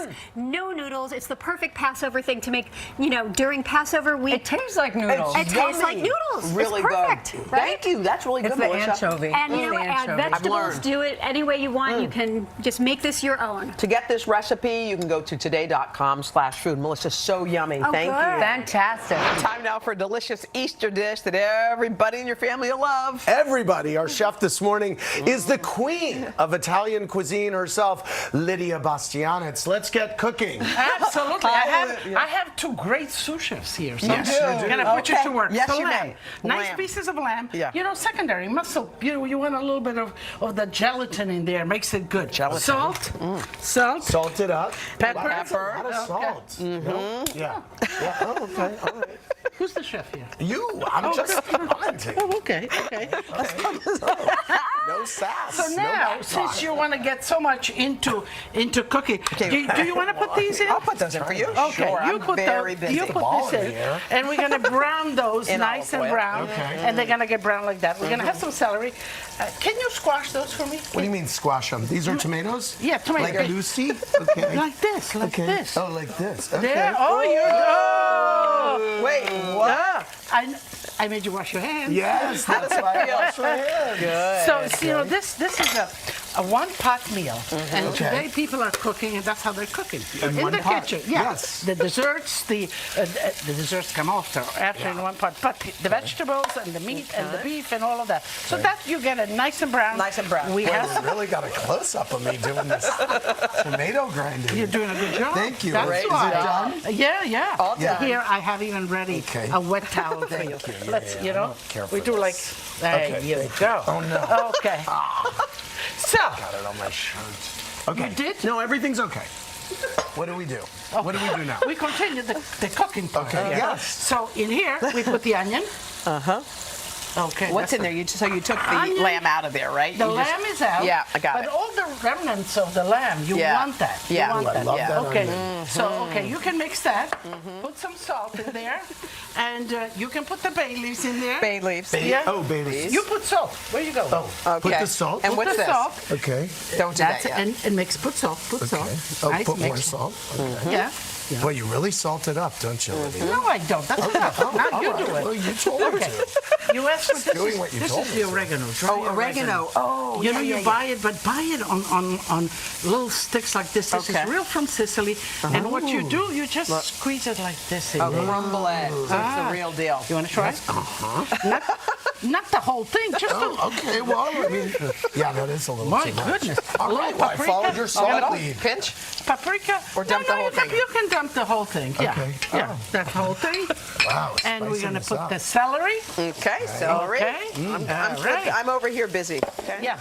Okay. You're still. Now, Yep. no, I'm going to get out of the way here. You guys are doing fantastic. Okay, You now put the tomato in yet? Yeah, go ahead. Yep, Put the okay. tomato right in. All right. Okay. Ooh, Okay. That's finely ground tomato. Well, you did a good I job.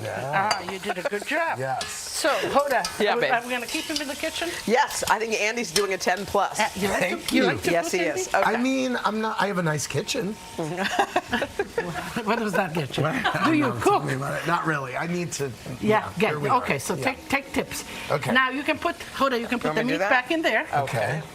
And You let it cook for about an hour like this. Oh, wow. Okay? An hour. Put a top on it. Yeah, Low we'll put heat. a little bit of water, let it simmer. This is Simmer. one of those braised, and this is one of those dishes. Takes an hour and a half, but at the end you really have this mellow meat that sort of breaks Mellow apart. meat Okay, on and this is Easter. And what's that? this What's is that veggie down there? that's squash. Oh. So after an hour and 10-15 minutes, you touch it. If it's done, we add the squash to it. Okay. You're busy Okay. cleaning your hands. Yeah, I'm just cleaning myself. Good. Good. So there you go. Do you like squash?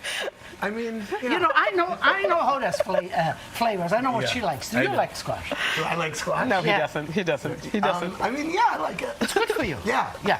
Very So good. now, Not a the big lamb squash guy either. squash doesn't take that long to cook. Right. You pick it up full speed. Okay. You want it to boil, to cook, Okay. and this is how it ends. And this is how you taste it now. Beautiful. Okay. Here, Hodes. Okay. Let me know what you think about it. I know it's going to be totally yummy. Yeah, it'll be really good. And you don't want to overcook the Lamb? squash. Oh, squash. The squash, the lamb, you want to sort of fall up. You like Yummy. it? Very good. I'm not a big lamb guy. That's You're great. surprised. It's very good. I'm not surprised.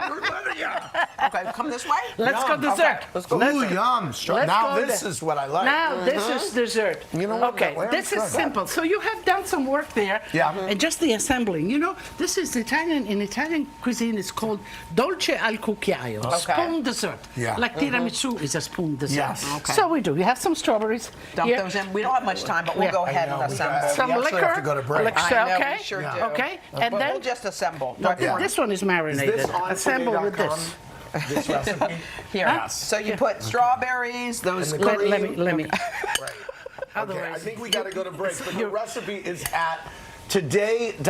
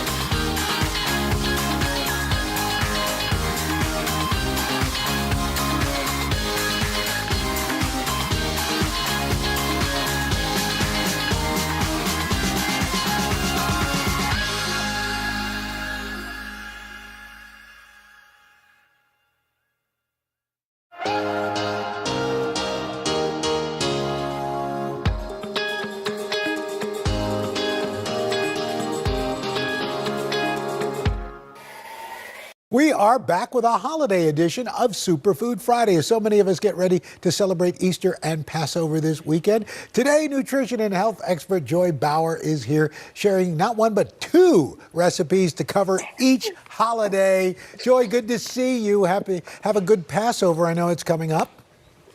Oh, thanks so much, Alan. Yeah, we have two super fun, super yummy recipes. And I'm going to start with Easter. We are going to make these adorable Easter bunny egg cups. Ooh. And so the first thing I did, because I wanted to incorporate a lot of nutrition, I sauteed some onion and bell pepper and got them nice and soft and got a lot of the water out. And really, you can use any veggies that you want. And if you have finicky eaters, you could skip the veggies as well. Then we let that cool and we make the egg mixture. So here I have a dozen eggs. I like to lighten it up. So I did a mix of 8 whole large eggs and 4 whites, but everyone is the boss of their sauce, and they can use whatever combo that they want. To make that egg mixture extra creamy, a little bit of light sour cream or Greek yogurt, and then whatever herbs you have in the fridge. I had some basil and some salt and some pepper. Now I'm adding in all of those yummy veggies right into the mix. Yes, I call this nutrition confetti. Vitamin C, lots of flavor, antioxidants.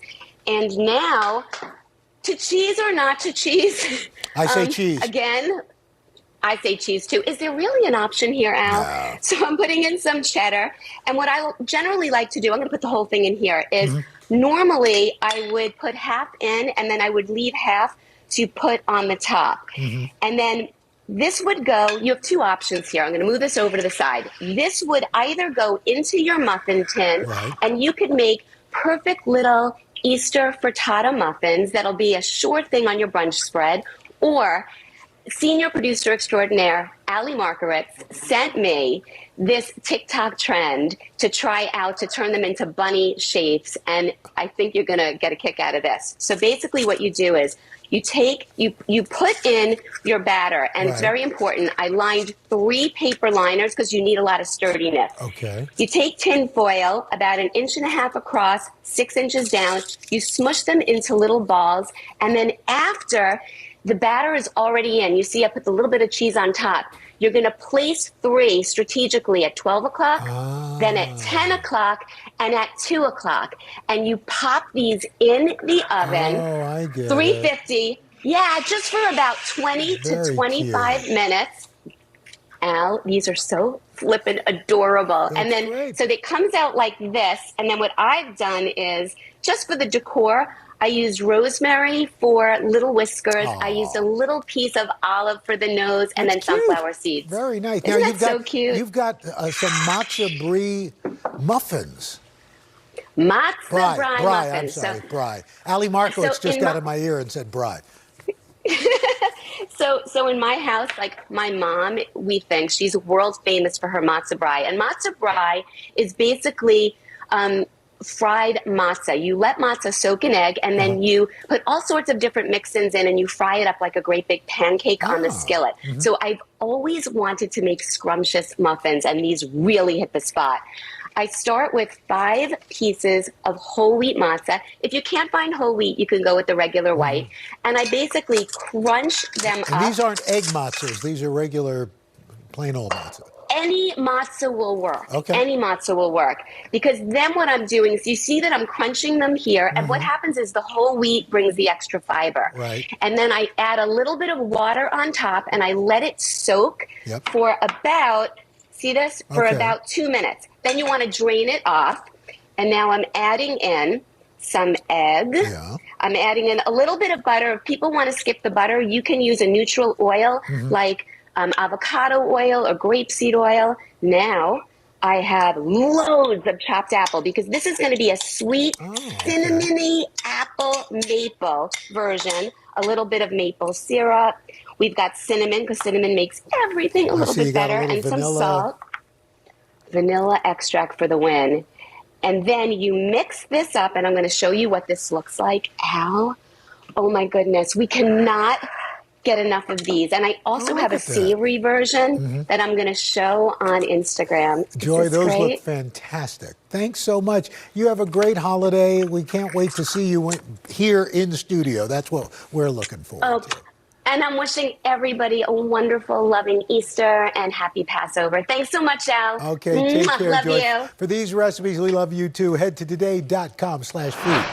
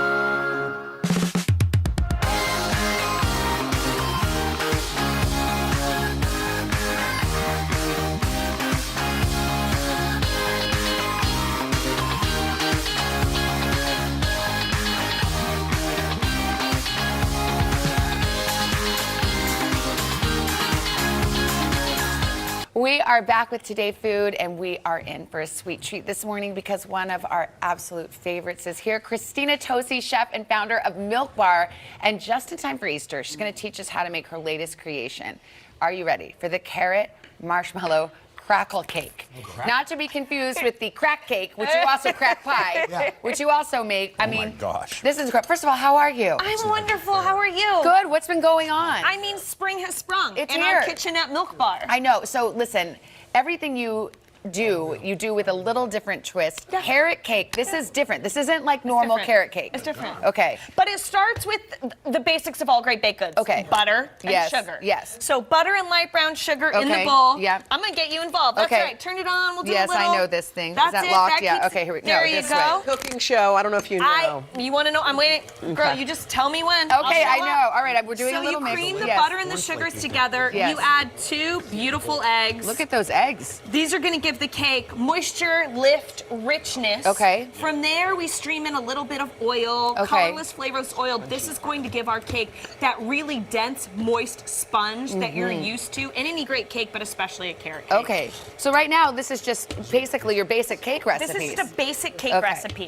From there, dry ingredients. Yeah. Some flour, some salt, baking powder, baking soda. Baking powder gives your cake lift. Yep. Baking soda gives your cake spread. Oh, I and never knew stretch. it like that. Okay. There you go. And then a little bit of cinnamon. Okay. Everyone has a different take on carrot cake, and mine is about making anyone, whether you love carrot cake or you're not sure Yes. how you feel about carrot cake, this is the carrot cake. Okay, for you, perfect. Now- Because we're sort of defying all the odds. I know. So the dry ingredients go into that mixing bowl. Now, should I make Get this it. faster or no? Well, so once you add the dry ingredients to a cake, this is a pro tip. You don't want to overmix. I know. Just want to Because incorporate, right? You want to overmix or mix a lot when you're making bread because you want it to be dense and stringy and glutinous. But a cake, you don't want. You want Okay, it so to that's be probably light, enough moist, right and tender. here. So that's it. Okay.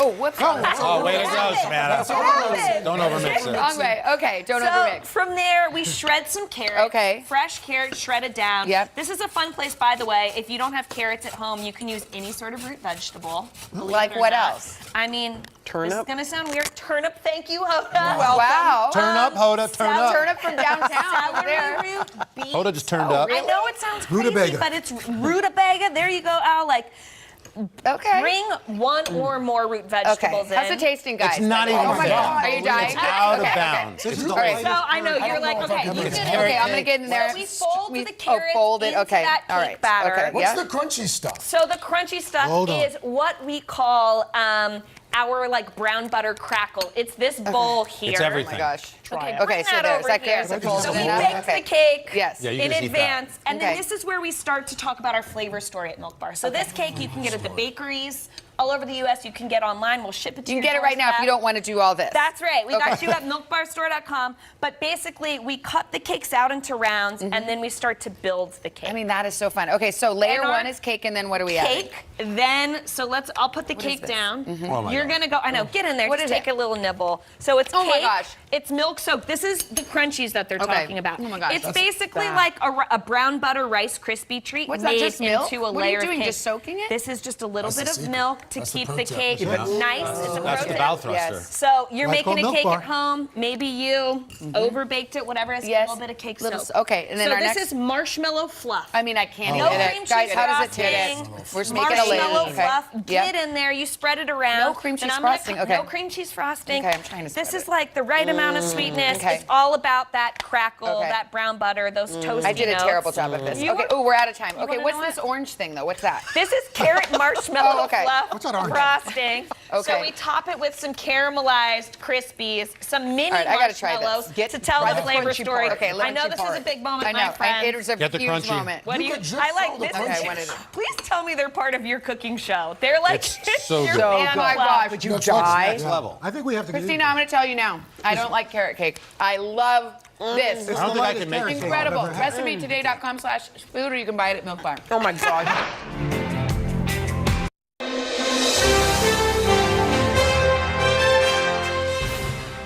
We are back with Superfood Friday. Today, nutritionist Joy Bauer firing up the grill to make a chicken Caesar salad. Good morning, Joy. Excited for this. Hey, good morning, guys. I have been dying to try this recipe. And then earlier this week, all my best friends from high school came over for a post-COVID reunion. And we devoured this. Actually, I have to give a shout out to Tappan Zee High School in Rockland County, my alma mater. All right, so But we tested it for you all. So how do we get started? That's right. So basically, I have here 2 romaine hearts. It's the easiest thing ever, and you're going to slice them, keeping the root intact. So I'm going to show you, because when you keep the root intact, it's going to help the leaves to stay together when you grill. So let me hold this up and show you what I've done here. Just like this. Right. And now I lay them out, and what I'm also going to do, I have a large chicken breast that I butterflied because I want the chicken to cook at the same time that my lettuce will grill. And all I do is I mist both sides, and then I add a little bit of salt over the top. And a little bit of ground black pepper. It's as easy as this. Now, normally I would flip them over, and I would do exactly the same thing to the other side. And I'm going to take you over to my grill, because I put it on the grill just for about 3 minutes. That's it? And you're going to see what they look like. 3 minutes. Oh, I'm so sorry. 3 minutes per side. Okay. 3 minutes All right. per Still side. quick. Unless you want to have chicken tartare. So this is beautiful and charred right look at over that. here. You want to be careful. I have long tongs to take off the lettuce, because you want them to stay intact, because this is all about presentation. You can see the smoky, charred goodness that is on these lettuce leaves. And I'm taking my chicken. I'll put it over here. So simple. I know, it looks so good, Joy. That's the best part. So And then how do you assemble? So I cut up some chicken already. So I'm going to place this chicken over here. And I'm going to pull over. Hold on. I got all my fixins. I'm trying. And so now all I'm going to do is really put my chicken that I sliced up right over here. And of course, we need some grated Parmesan. And can you serve this room temperature, Joy? You could serve it room temperature. You could serve it warm. Instead of the carby croutons, what I like to do is I toast some pecans. It adds like a buttery, epic crunch. And then you can really use any light Caesar dressing that you have on hand, or I'm going to put a recipe up as well for one that I make with avocado. And so this serves 2, but the cool part about this is you could scale it up, or you can scale it down. Or you can scale it over here. Yeah, Joy, that looks fantastic. Caesar of the day. Another home run. Thank you, Joy. So good, Joy. Thanks, guys. Bye-bye, guys. For this recipe, head to today.com/food. Our friend Anthony Scotto of Fresco by Scotto Restaurant, which is one of the best in New York City, has 2 salads that we want to eat for Don't you love Anthony? I love Anthony. Anthony. Just pause and say we love you. I love you guys. You know, we're all part of my family, and it's just terrific. And is your restaurant doing great? New York is doing absolutely wonderful. Fresco by Scotto is rocking it in Midtown Manhattan. Okay. All right, so we're going to start with steak. Yes. So there's 2 aspects of the steak. Again, the whole idea about this is you're outside. You don't have to go back in. Your family's out there. Yes, just cool, Just stay chill outside. out. Okay, got it. Romaine lettuce. Romaine. Cut it in whatever size you want to get it in. Are you going to grill the lettuce? Exactly right. So Wait, you're going we to don't know that this is a... You do? Yeah, so you're going to olive oil yummy this. and crunchy. You're going to do exactly right, and it's got that the taste of the char. How do you make it not wilty? No, it won't. It won't be wilty. It's watch.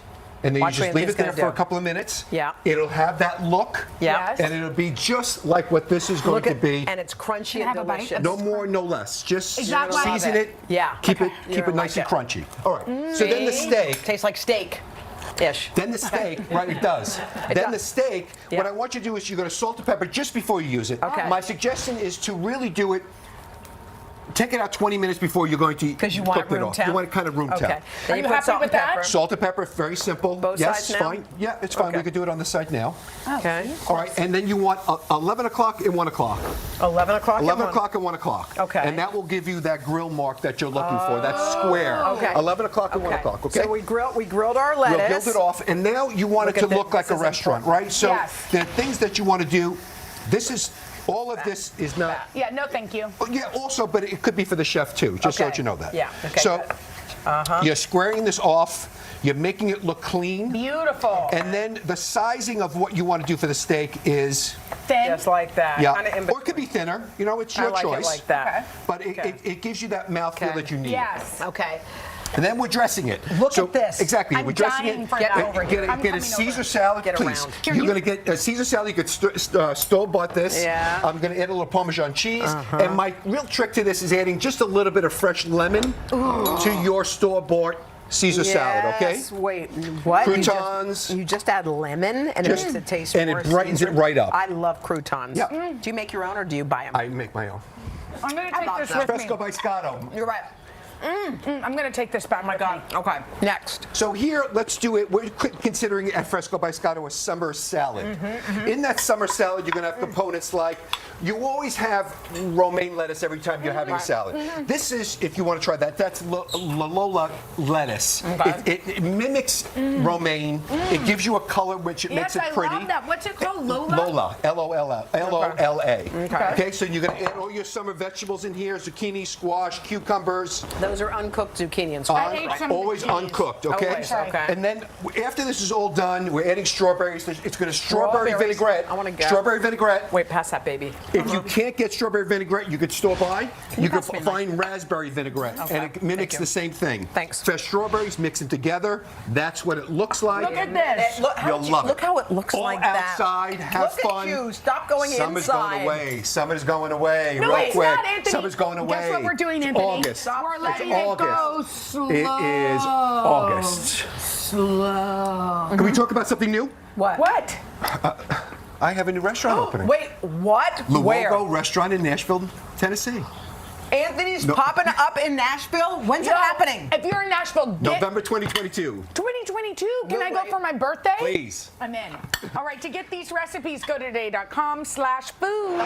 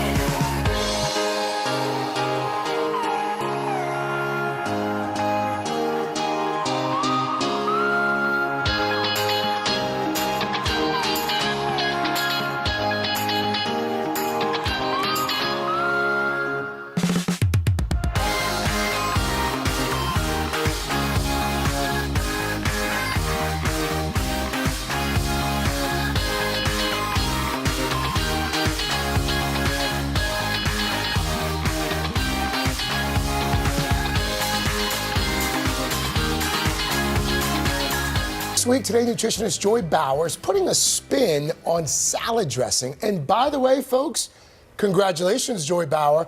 Superfood Friday just won 2 Taste Awards. Awards for Best Filmed at Home Episodes or Film and Best Health and Fitness Program Film or Documentary. It's an award-winning segment, Joy Bauer. All right. Congratulations. And I this- have to tell you that Ian Bauer now thinks he's Steven Spielberg. By the way, we should point out this is a family affair this morning because Joy's son Cole is helping us out. What's up, Cole? Buddy. You know what's really funny, guys? Cole can't stand up because I'm so short that he's at stand up. Oh, wow. Oh, that's. Thank you for, lean back down. Let's start with Chipotle tahini. Cole, what you got? Okay, so we're going to do 3 different dressings that will take your salad in unique flavor directions, and I think you're going to love these. So the first thing I'm doing here is I'm adding a 1/4 cup of tahini paste, which is basically ground sesame seeds. It has it has a mellow, mouth-watering flavor, but as mellow as it is, it's packed in the nutrition department. Okay. Cole is going to add the star of the show, which is the chipotle peppers. Yeah, go ahead. In 3 directions. They come in the can, and you can either keep the heat light, and then just add the adobo sauce, or you could do 1 pepper, which Cole just added in, for a nice heat, or, oh, you're going for the 2. I'm going for 2. I Okay, like the spice. if you go for 2, I mean, we're talking bring tears to your eyes heat, but we love that.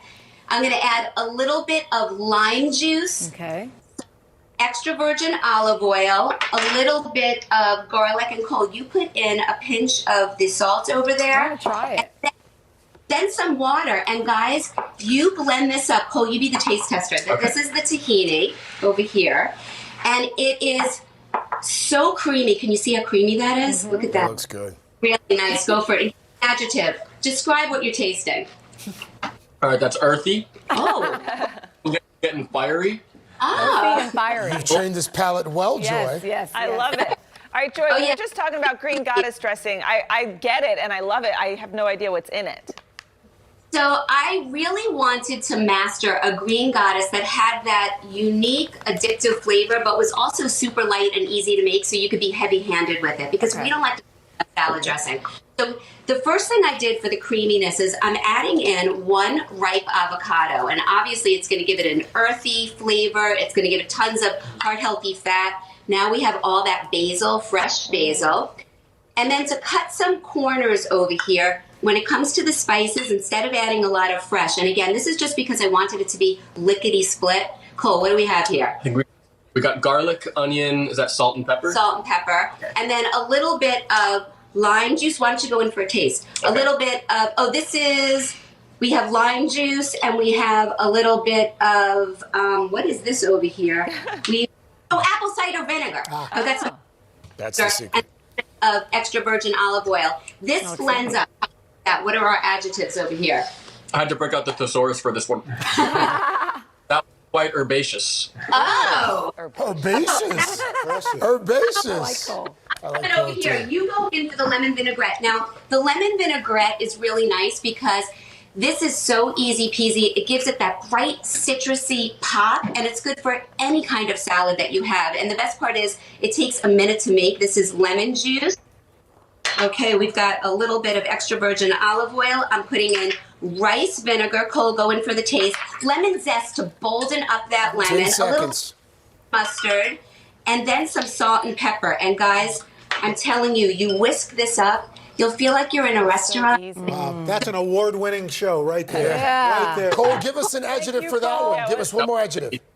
Oh, Cole says zippy. Zippy. Zippy. Oh, that is a And he's smart. Joy, Cole, thank you both for these recipes. It's today.com/food. All right, this morning on Today Food, we are answering the age-old summer party question, what can I bring? Well, Today contributor Elizabeth Heiskell has 2 delicious summer salad recipes, and no pressure, Elizabeth.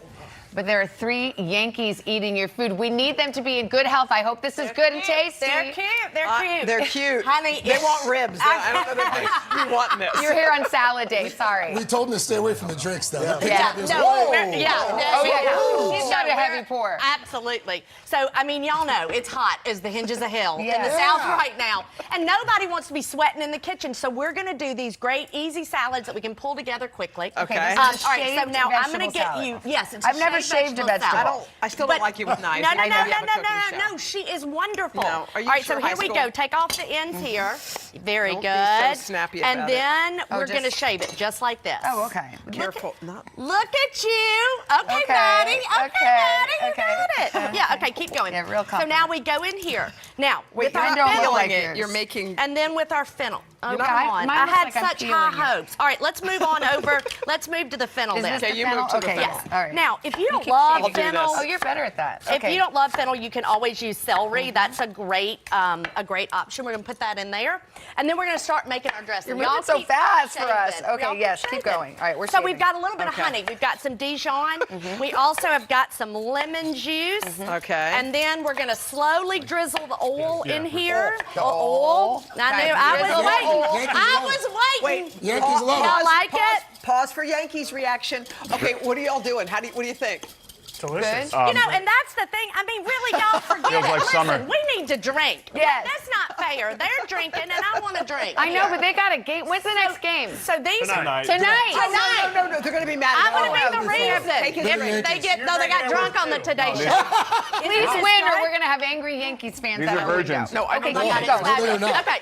So now we're gonna. Oh my God, that is isn't it raw. wonderful? It is a peach and Aperol They taste great. margarita. You know we love a margarita. Okay, this is beautiful. Now what do we do? So now what we do is we're gonna add pine nuts. We're adding pine nuts. We're adding Parmesan. Okay, sorry, I got distracted. We're gonna add that vinaigrette that I just made. Yeah. Let's get the vinaigrette in there. Dump it in. Yes, And the please. fennel too. The whole thing. And then yes, Okay, and and then then I'll I toss want it. you to Watch me fennel, toss.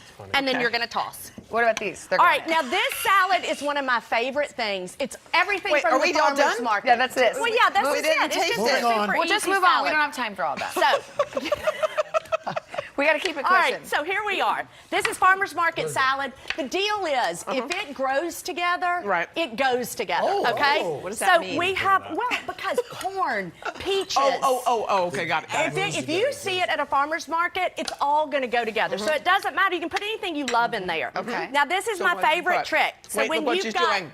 you've got all these little tomatoes. Yeah, I want to okay? see this. So we're going to put this on top, and then you Oh, just cut yeah. straight through. That's Isn't a pro that tip. fun? Yes. Come on. Yeah, That's so a life good. hack. That's a hack, right? So then we're going life to hack. add this in. Life hack. And then I've got smoked chicken. Now listen, you can just go to your local barbecue stand, pick up some smoked chicken, stick it or in. I mean you can smoke your own. Okay. I think that's legal in y'all's state now. Yeah. Isn't it? It Isn't is. it? Yeah, I thought so. Not in Mississippi. All right, so let's work on our vinaigrette. Okay. No, yeah, not in Mississippi, not what are we yet, doing? not ever probably. All right, so let's go ahead and add some lemon juice to this. Lemon juice. And then we've got balsamic. We're going to throw in 2 cloves of garlic.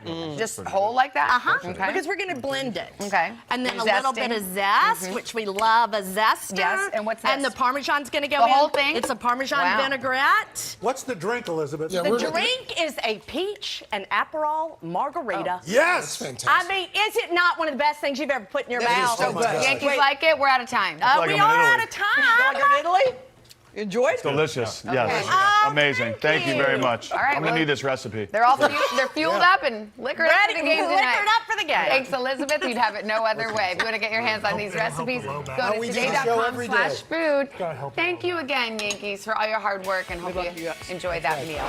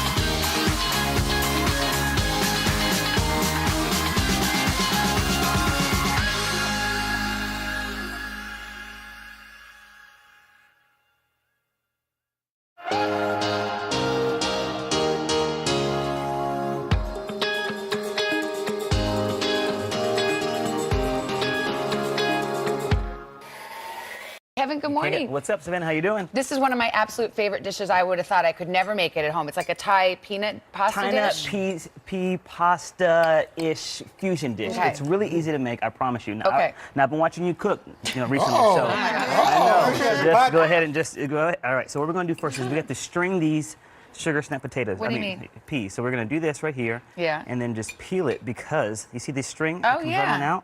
We have to devein it. Yes, devein it. Kind of Okay. like shrimp. Okay, but do this. Is that one done? This one is already done. Okay. Let's try this one right here. But why am I taking the string out? I would. Because it's hard to chew afterwards. Oh, okay. All right. So, All right. Well, let's don't just- go all the way through. Oh, I shoot. should have just specified. Well, okay. So just cut Well, like a let's little not slit waste of all it. our time here because everyone else Okay. at home knows how to do this.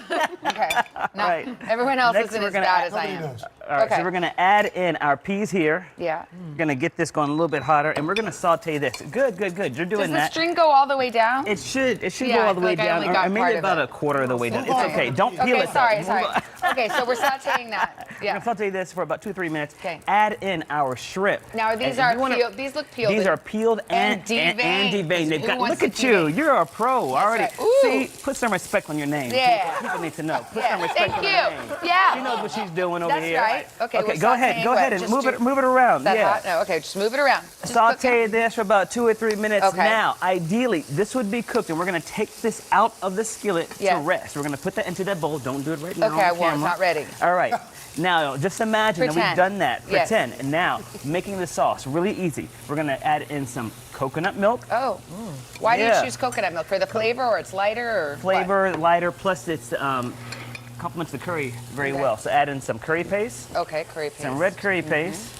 Am I going to stir this all and up? stir this up, and then you're gonna add in some natural peanut butter. Just get the natural peanut butter with the Natural. oil, not the Okay. kind with all the sugar and the jelly in it. Even Now, though am I that stuff is stirring this all delicious. up? Watch Yes. out. Stir it up. Okay. Good Well, I had to Lord. get the peanut butter Please off. don't launch this just like Okay. Jenna did hers. I know, There I we go. know. Oh, you were watching that. I saw that. I yeah. watched it. See, look at you. Okay, Look yeah. at this. And so all we're gonna do is we're gonna get this down into a nice Ooh. paste. Now, here is a little hack. We're gonna add in some carrots, right? Okay. Now, if you don't know how to julienne a carrot, I look know, at this it's hard. tool. Yeah, show a me. peeler. Look at this. All you do is go, oops, wrong way. Just like this. And it creates these long. It's like the lazy woman's peeler. I love Well, that. it's everybody's peeler. There Okay. you go. Look at that. Nice You and can get julienne. one. Oh yeah, I need one of those. There we go. Okay. How the shrimp? Go ahead. Geez, why is Just- everything? Oh Lord. I know. Okay. Have it look. It's a work in progress. Yeah. How's it taste over Yeah, there? let's move on from the carrot. More fame on that name. Okay. There we go. Good. All right, now Wanted to burn. moving on down here. Okay, now yeah. pasta takes about 6 minutes to cook. This Okay. is some whole wheat pasta. You can use some fettuccine if you want to. This is good. It's really as well. good. It's really good. It's Hey. good. Okay, we're gonna add in our pasta here, Okay. and then our cooked Oh shrimp yeah. and peas. How good does that Boom. look? There you Okay. go. Super simple. Look how vibrant that is. Kids will love this dish. Oh my it's gosh. not too spicy. Now, if you're like me, you probably wanted to reserve some of this shrimp so you can make a salad I do. for your meal prep. Yes. Okay, this is gonna be a Cajun-inspired salad, y'all. Really simple dressing. Just got some Greek yogurt here to Okay. cut the on the counters a Instead little of bit. mayonnaise, you could do Yes, Greek yogurt. Okay. absolutely. Some oil. Go and put that hot sauce in there. Okay. Ooh, hot I like sauce. to use Frank's. Does it taste good, y'all? What's this? Some chives and some Lemon lemon. juice? Okay. Yes. You're right. It does have a little Stir bite. that up. Okay. It's a little bite too. It's a little bite. I love the lemon. Is this Good. the dressing? Yes, Okay. and that's the dressing. And then you're gonna chop up cucumber, a tomato. Why are you laughing? She's doing so well, Okay. y'all, isn't it? Isn't she doing well? You know she has her own podcast. No. Oh, she It's a show. her own cooking show. I'm sorry. We're so proud. You know, Thank we're so you. proud of you. You're so sweet. And we're gonna Okay. all right, add in tomatoes, cucumbers, Yeah. chopped up some avocado. Okay, Oh, I yeah. think that is done. Oh Lord, turn It's that still off. going. Can I just turn it off? I don't Yes, want yeah, you can turn it off. Oh boy. Okay. That's gonna be her lunch. All right. later Yeah, on, yeah. so Keep it's going. okay. Keep going. Okay, and then we're gonna add in just a little bit of water for the consistency of this dressing. You The just dressing add is in- really good. Really, and it's super simple, right? It's stuff that's Very already good. in your Easy kitchen peasy. pantry. We're gonna add in some avocado. Oh, I Boom. love avocado. What about some onion too? It's a little bit of bite, you know, a Yeah. little bit of breath think in Little there. bit of And onion, yeah. then we had some leftover shrimp that I just used. Just a little bit of, you know, it's a little bit of breath thing. That's what I call it. What do you call what? Huh? Breath stink. A little bit of, for each recipe. Okay, yeah. If your breath doesn't smell, it's a little bit bad. Well, yeah. Something's not wasn't right. good. It Something's wasn't not right. good. Oh, Yeah. good. All right. And then There we we go. Get some of that. That dressing is Actually, so good. Okay, we're out of time, Kevin. Boom. You're awesome. You're Look so at my good. tossing technique, Look at guys. you. Look at that. Oh, yeah. She is a pro. That's amazing.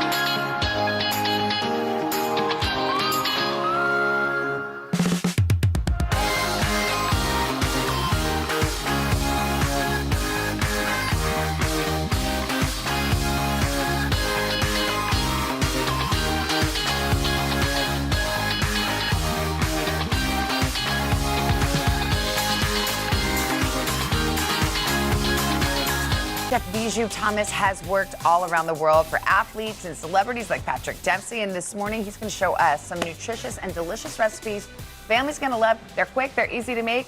Bijou, good to see you. Good morning. Great to see you. Thank you. It's already smelling good. And what are we making this morning? All right, we've got this beautiful, warm, fall color biryani rice salad to begin with. Okay. Which is like a mixture of all these things. And to start with, we got some mustard seeds. Okay. The same mustard seeds that you would make mustard out of. Oh, okay. The stuff we put on burgers. You toast them up in some oil? Yeah, you toast them up. I've got some onions to go with here. All right. And the idea here is to get these sauteed a little bit, the mustard start to pop.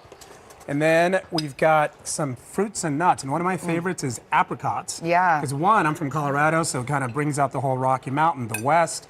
And then you add, I've got some cashews, some apricots. The dried apricot, raisins, and chickpeas looks like. And chickpeas. Okay. You put all that in there until the cashews start to toast a little bit. The raisins plump up. This is what we're headed and then for. magically, it looks like this. Look at that. This is exactly how my home kitchen looks. Yeah, exactly. It just happens then- just like that. Yeah, and then we've got the toasted stuff, and you can add a little bit of curry powder. What do you think about curry powder? I love curry powder. All right. So little curry powder. Okay. At home if you want, cinnamon, cumin, whatever you like. Now, what is this a special kind of rice? This is a basmati rice, Yes. which is the Indian long grain rice. Yeah, I love that. Right? Okay. So long grain rice. Yeah, I like it. And then The tasting party is going, that's a good sign. Okay. Thumbs up. this is a great way to use up all the, if you have leftover Yeah. rice, but you bring a bunch of fruits, nuts, everything, Yeah. toast it. Cooked rice rice. goes in there, Yeah. cooked rice. Okay. And then I'm pushing you down the All line right, because we're I know going, time is short. Okay. And our particular flair for this Yes. one is we're going to grill some peaches, Love some that. fruit. We got butternut squash.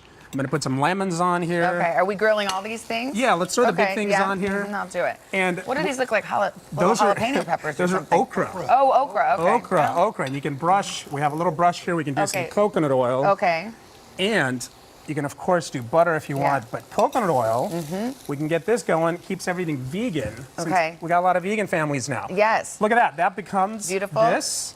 And then this, you can sprinkle some of that onto Yeah. here. And add it Yeah, as yeah, you here we like. go. How are the flavors, guys? So yummy. Salad dressing, out of control. You know what? This is like energy food too. This You is. got your nuts, your rice, your Yes. beans, like so healthy. Exactly. So, Okay, we've got all right. another salad, which is a mixed corn salad. So that's going. And Yeah. then over here, I'll take a bite while you Yeah. get me ready for this. we're going to do this sauce. So if you've Okay. been beaches along Mexico, beaches along India, grilled corn right? and corn elote is Yes. big everywhere. Okay. All right, for a green sauce, start with spinach. We got some mint leaves. We got some fresh cilantro. Okay. Some jalapeno, some ginger. All that goes in We're gonna there. blend that up. Blend that, and you get this beautiful green sauce. Yeah. Oh yeah. Okay. I just don't like when things burn. Okay. Oh, yeah. I mean, yes. I know. Since when? He said you're right. Okay. Grilled corn. Grilled corn. This would have come off of our grill right there. It's Cool. nice and charred. And then to cut the kernels off, you Yeah. can do it on the board, Yeah. or look at that. You can put it on a bowl. Oh. It falls right into the bowl. Okay. Yum. Then we've got this beautiful grilled corn just magically showed up Yes, here. it did. Gorgeous. And then we're gonna add some spices here. I'm Okay. gonna sprinkle some in. Just add them in there. Actually, let's just put them all in. Yeah, just dump it in there because we're almost out of time. All right. And we'll put the Onions, whole peppers, recipe this. online. That goes in. Stir it up. Stir Can we it just up. show the final Yep. result So there? that. Great salsa. Oh, You like it? Yeah. there's Okay, that. let's We're get gonna put in some there. crunchy stuff on there. Yeah. What's the crunchy stuff? Crunchy is Indian snack mix. It's a Sev. Oh, I'm in love. It's good. You should. You've done it again. All right, we've got sauces. Thank Recipes you. are online. We're out of time. You should check your local news. Ooh, and a little kick to it too. got a little I kick. like it. I'm a morning person. I love the morning, and I love sharing that joy with our audience. You make a choice to spend time with us, and that's very special. Join Hoda Kotb for season 3 of her podcast, Making Space. Listen now. Spring has sprung. You're cordially invited to join me, Elizabeth High School, for an outdoor brunch in my hometown, Oxford, Mississippi. Honey, I've catered many brunches over the years, and let me tell you, I've learned a trick or two, and I'm going to share them with you. From creating an event that's simple yet elevated, to building a menu that's easily plated. Pouring simple sips that will leave you feeling just fine. You don't have to go overboard to have a good time. These tips will make planning oh so fast and will have you making memories that will last. So let's get to it. We've got a lot to do. Welcome to Mississippi. We're so excited to have you. I love planning parties. And the beginning is when all of your creative juices are flowing.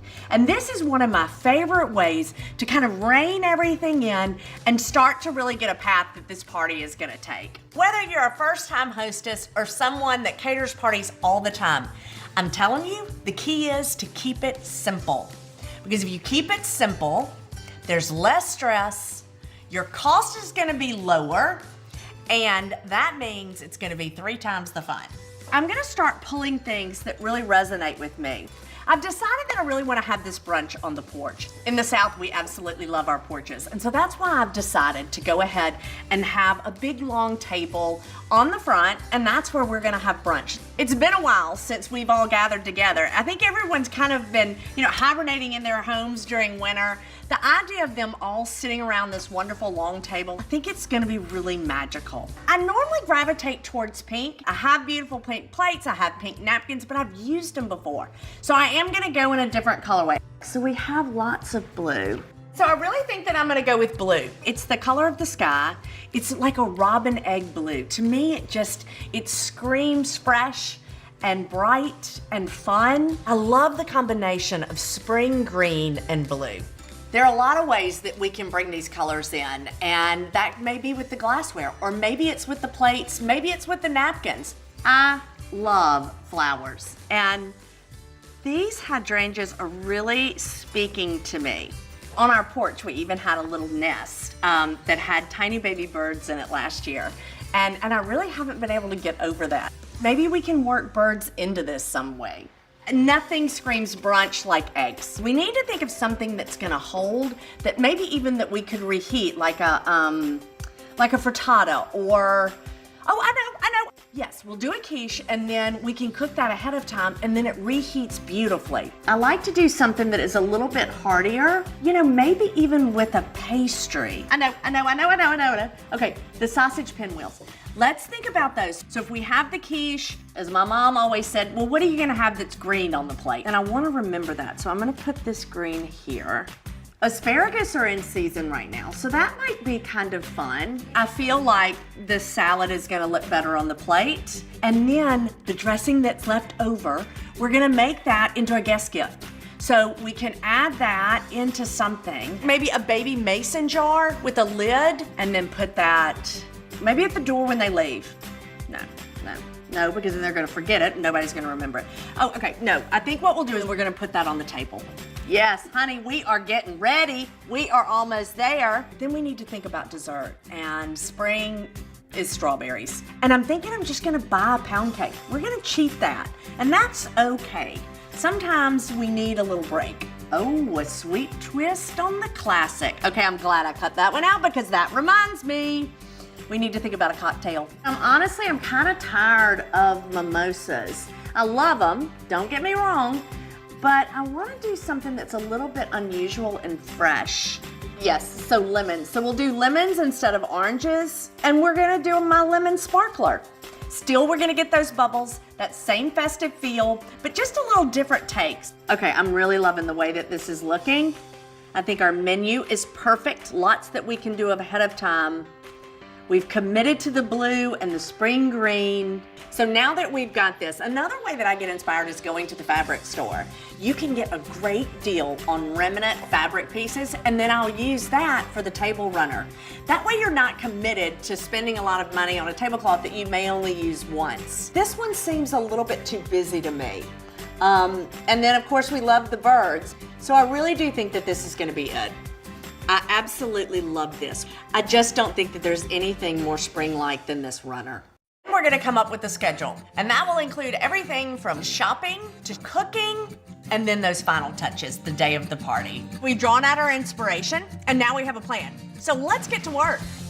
We've selected our runner, and we know it's gonna be the focal point. We need to make sure that it's pressed and ready to go.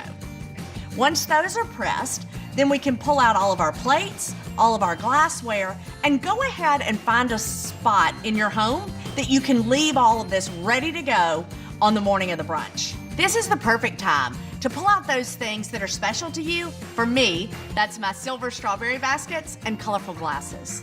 For things that you don't actually own, you can always borrow them from a friend. We know we're gonna give our vinaigrette as our guest gift. And this is the time when we have to decide, what are we gonna put that in? Let's go ahead and get those things ordered and ready. This is also the time to go ahead and make your cook list. A cook list is a perfect way to manage your time in the kitchen. I'm gonna put the sausage pinwheels at the beginning, and then it will lead all the way up to the day of the brunch. This is the point in time when you can go ahead and pull your vases out, get them washed, and make sure that they're ready for the flowers. But listen, don't think that you have to break the bank when dealing with flowers. The secret to making a store-bought bouquet amazing is to cut it open and then use individual flowers and group them according to their color. These little vases are also perfect because you don't have to do a lot to them. Just a few buds and you're finished. And coming up next, we're gonna work on our menu.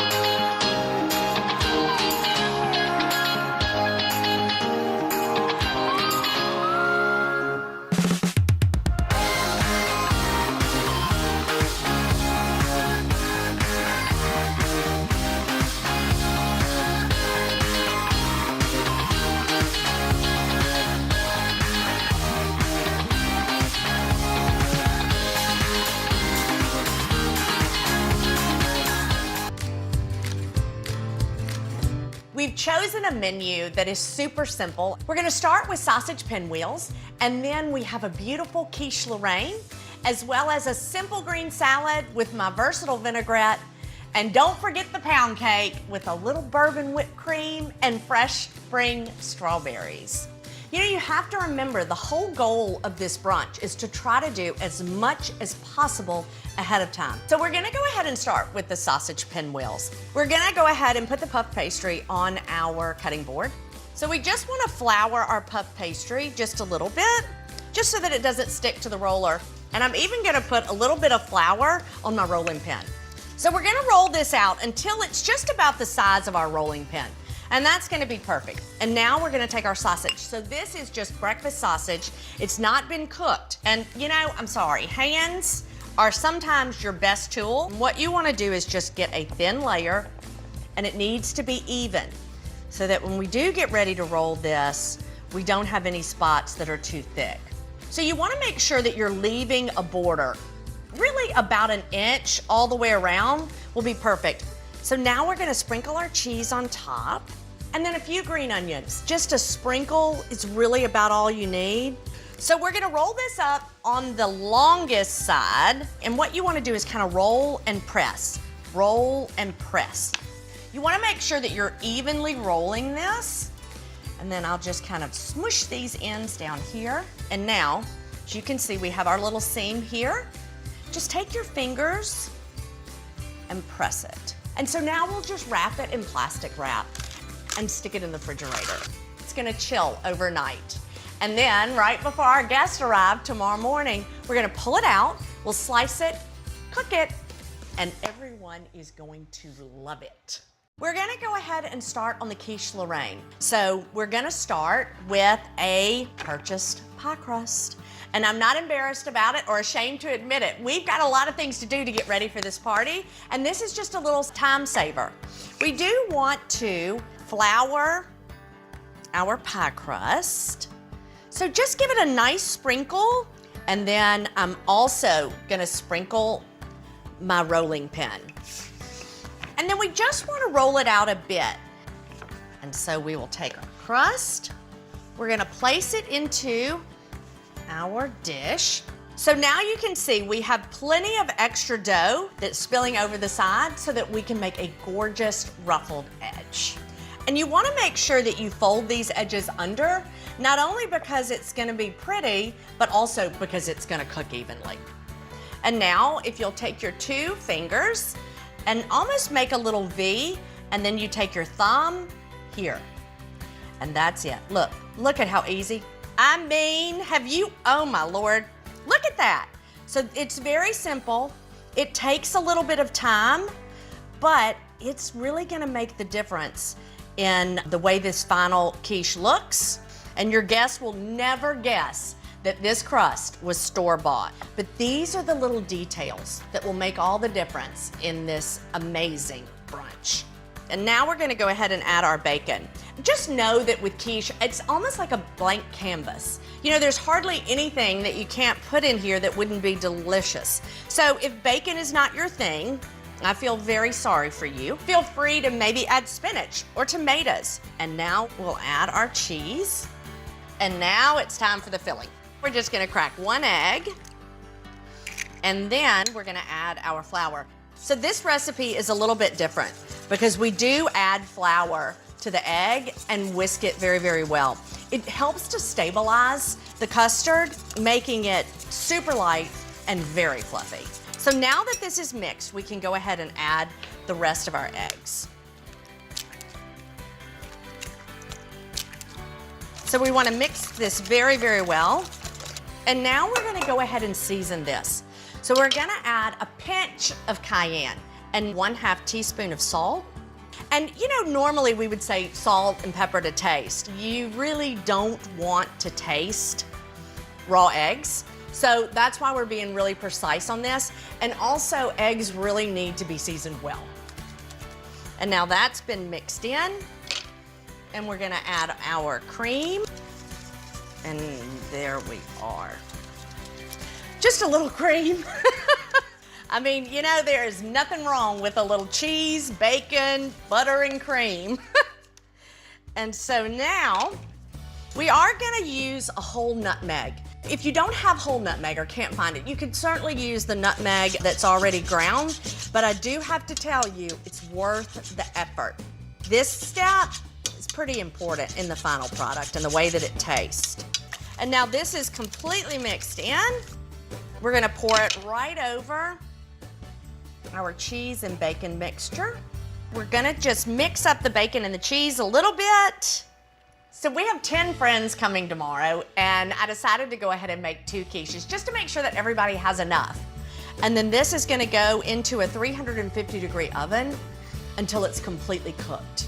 The great news is about a quiche is that it doesn't mind being reheated. The quality will be the exact same. The taste will be the exact same. What you're looking for is a beautiful golden crust, but then you have to make sure that the middle is set. You can even take a knife and insert it, and if it comes out clean, then you know you are ready to pull these quiches out. So we're gonna put these on the board to cool, and once they've cooled completely, we're gonna cover them before we put them in the refrigerator. And then tomorrow, before our guests arrive, we'll just have to reheat them. So now the quiche is done and it's in the refrigerator. So we can go ahead and make our vinaigrette. Obviously, we don't want to dress the salad this early because it would be a soggy mess, but we can make this vinaigrette ahead of time. So we're gonna start with apple cider vinegar, and there aren't many ingredients to this vinaigrette, but each one of them is very important. Now we will add our honey, and that's really gonna kind of offset the tartness of the apple cider vinegar. And then we have our garlic, and then Dijon. Most vinaigrette recipes that you see have the addition of some type of mustard. So we have 2 things that do not love each other. We have oil and we have vinegar. And I kind of consider the Dijon sort of it's like the marriage counselor between 2 people that don't get along.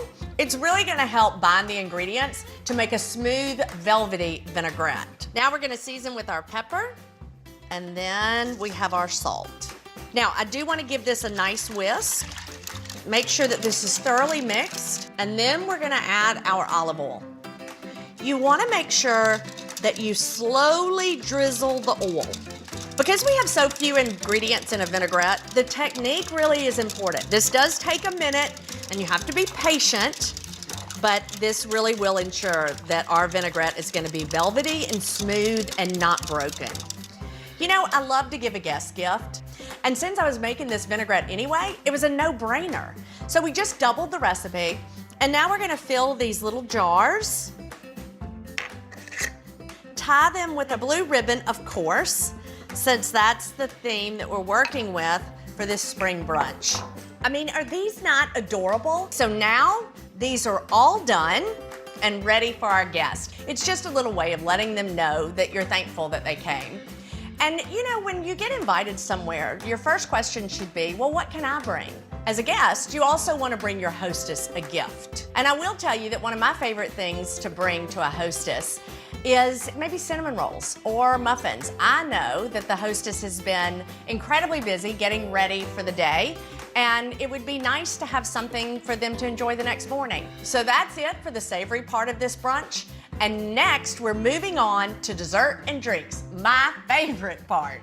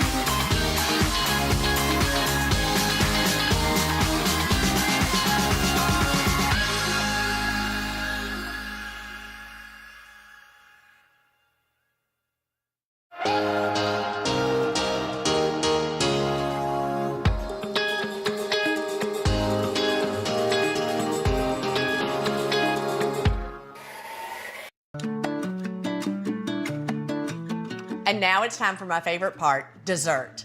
We're making a pound cake with bourbon whipped cream and macerated strawberries. We're gonna start with the whipped cream. A chilled bowl really is the secret to making sure that your whipped cream whips up beautifully and fluffy. So we have our chilled bowl. We're gonna add our heavy cream. And then we have powdered sugar. And now we'll add our vanilla. And then we're gonna use a hand mixer. So we're gonna start slow and then gradually take the speed up. So as if heavy cream and sugar aren't enough, we're gonna add a little bit of bourbon to this. Just put a little bit in the whipped cream, a little bit in our mouth. Oh, that's good. We're gonna whip just a little bit more. We really wanna whip it till it's just a little bit under stiff peaks because we're gonna put this in the refrigerator and let it chill overnight. And then tomorrow, after the guests arrive and we're about to serve dessert, we'll pull it out of the refrigerator. We're gonna give it a good whisk and re-fluff it. So now we're gonna cover it and put it in the refrigerator until tomorrow. So now that the whipped cream is finished and in the refrigerator, we're gonna go ahead and start on our berries. I just think that there's hardly anything more perfect in spring than strawberries. And this is one of the easiest ways to prepare strawberries. We're just gonna remove the tops of the strawberries. add them to our bowl. And then we want to bring in our sugar. So we're just gonna give this a nice dusting of sugar. So you wanna make sure that you mix this well and that the sugar is evenly distributed over the strawberries. That way it's gonna make a really beautiful syrup that's gonna be fabulous when we get ready to top this pound cake. Okay, that looks beautiful. We'll go ahead and cover it. So the good news about these strawberries is that they really need to sit overnight in order to create that wonderful syrup, which works perfectly for our stress-free brunch because we can do it ahead. So now we've got these covered and they're gonna go in the refrigerator. We're dusting this store-bought pound cake with a little bit of powdered sugar, and that's gonna make it look even more homemade. We're trying to eliminate any steps for tomorrow, so I'm gonna go ahead and slice the pound cake. Now, I don't want it to dry out, so all I'm gonna do is make these slices and then cover the cake as well as the cake stand. And then tomorrow, all we have to do is take it off the stand and put it on the plate. That's so easy. And now we'll use our clear wrap to wrap the entire cake stand. And then we can put this aside and it's done until tomorrow. And now comes the fun part when we get to test our cocktail recipe. So this lemon sparkler is in my cookbook, Come On Over, and it's super simple. One of the things that you want to remember when making a cocktail for a party is that you really need to test it a day or two before, just to make sure that you have your measurements precise. There's nothing wrong with a little taste testing.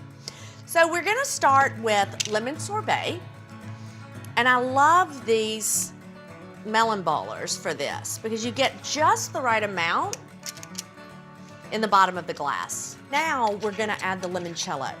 The key to a really good cocktail is making sure that your measurements are precise. So that's why we're gonna use a jigger for this. And now we'll top with champagne. Not everyone cares for alcohol, and when planning a party, you need to consider all of your guests and their needs. So we will leave one of these that we'll make into a mocktail. So instead of champagne, we're just gonna do a lemon seltzer that will be lovely. And the garnishes, they're really one way to elevate a simple cocktail like this. I love to finish it with a little bit of mint and maybe even a little lemon twist. And now for the very best part, the taste test. Oh, honey, that is absolutely perfect. Now that the menu's complete and the big day's almost here, we'll be back with a few finishing touches.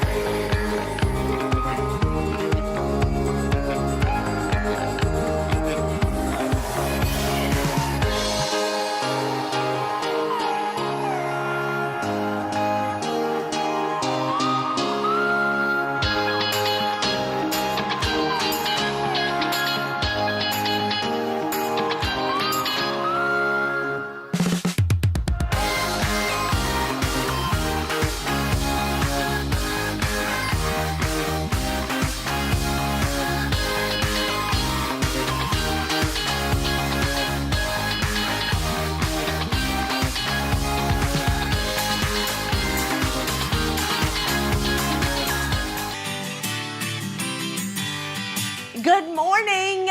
The day is finally here, and I'm so excited to welcome my guest. We've done most everything ahead of time, so this isn't gonna be stressful. So let's go get the pinwheels. Now we just have to unroll them and then slice them. And then we take these and put them on our sheet pan. Once we finish these, we will brush it with an egg wash, which will help it to brown really evenly, and we'll go straight into our oven. So these will go in first since they're gonna take longer. The quiches aren't gonna take very long to reheat. So now we'll go ahead and get our quiches out and get those reheated. We want to make sure that we really cover them well before they go in the oven. Otherwise, they're going to continue to brown, and that is not what we want. Now we'll go ahead and pull our beautiful salad together. When you're dressing a salad, it's like the toothpaste in a tube. Once it's out, you cannot put it back in. So we're going to start slowly. Now, the taste test. It's absolutely perfect.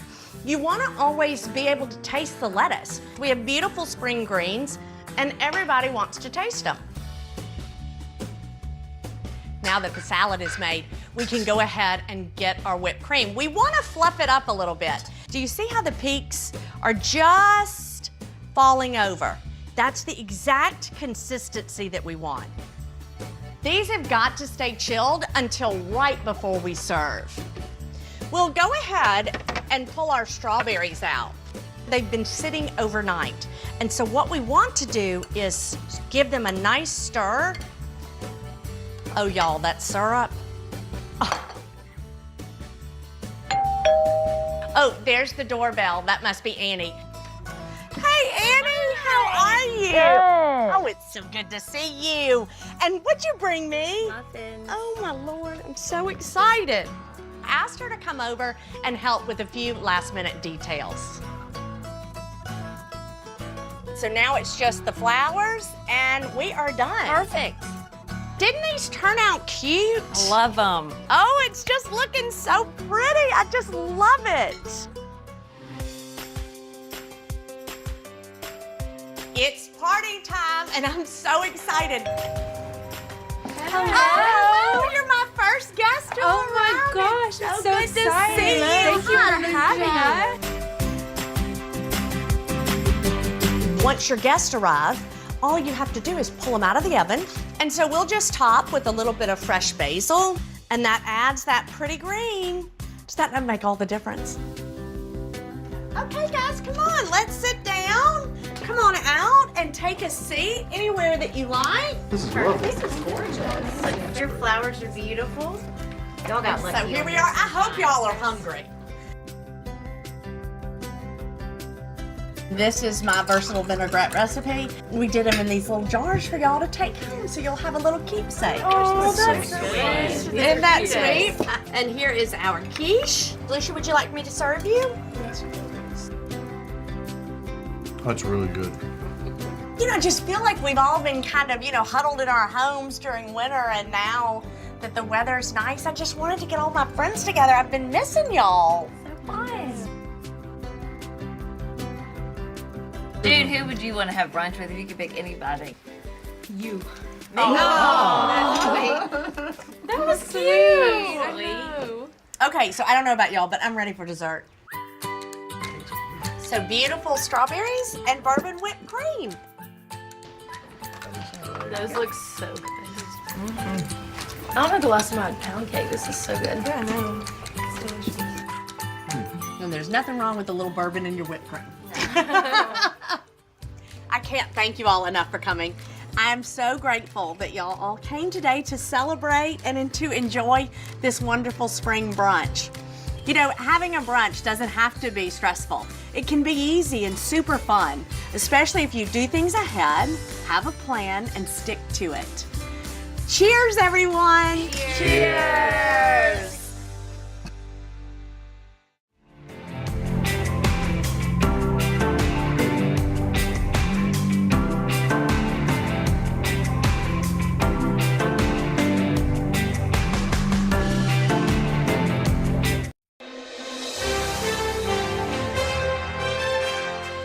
Okay, if you're having friends over for Christmas cocktails, you'll need some delicious finger foods. Wow, so we called up one of our favorite, the hostess with the mostest, Elizabeth Haskell. She's going to show us 3 easy appetizers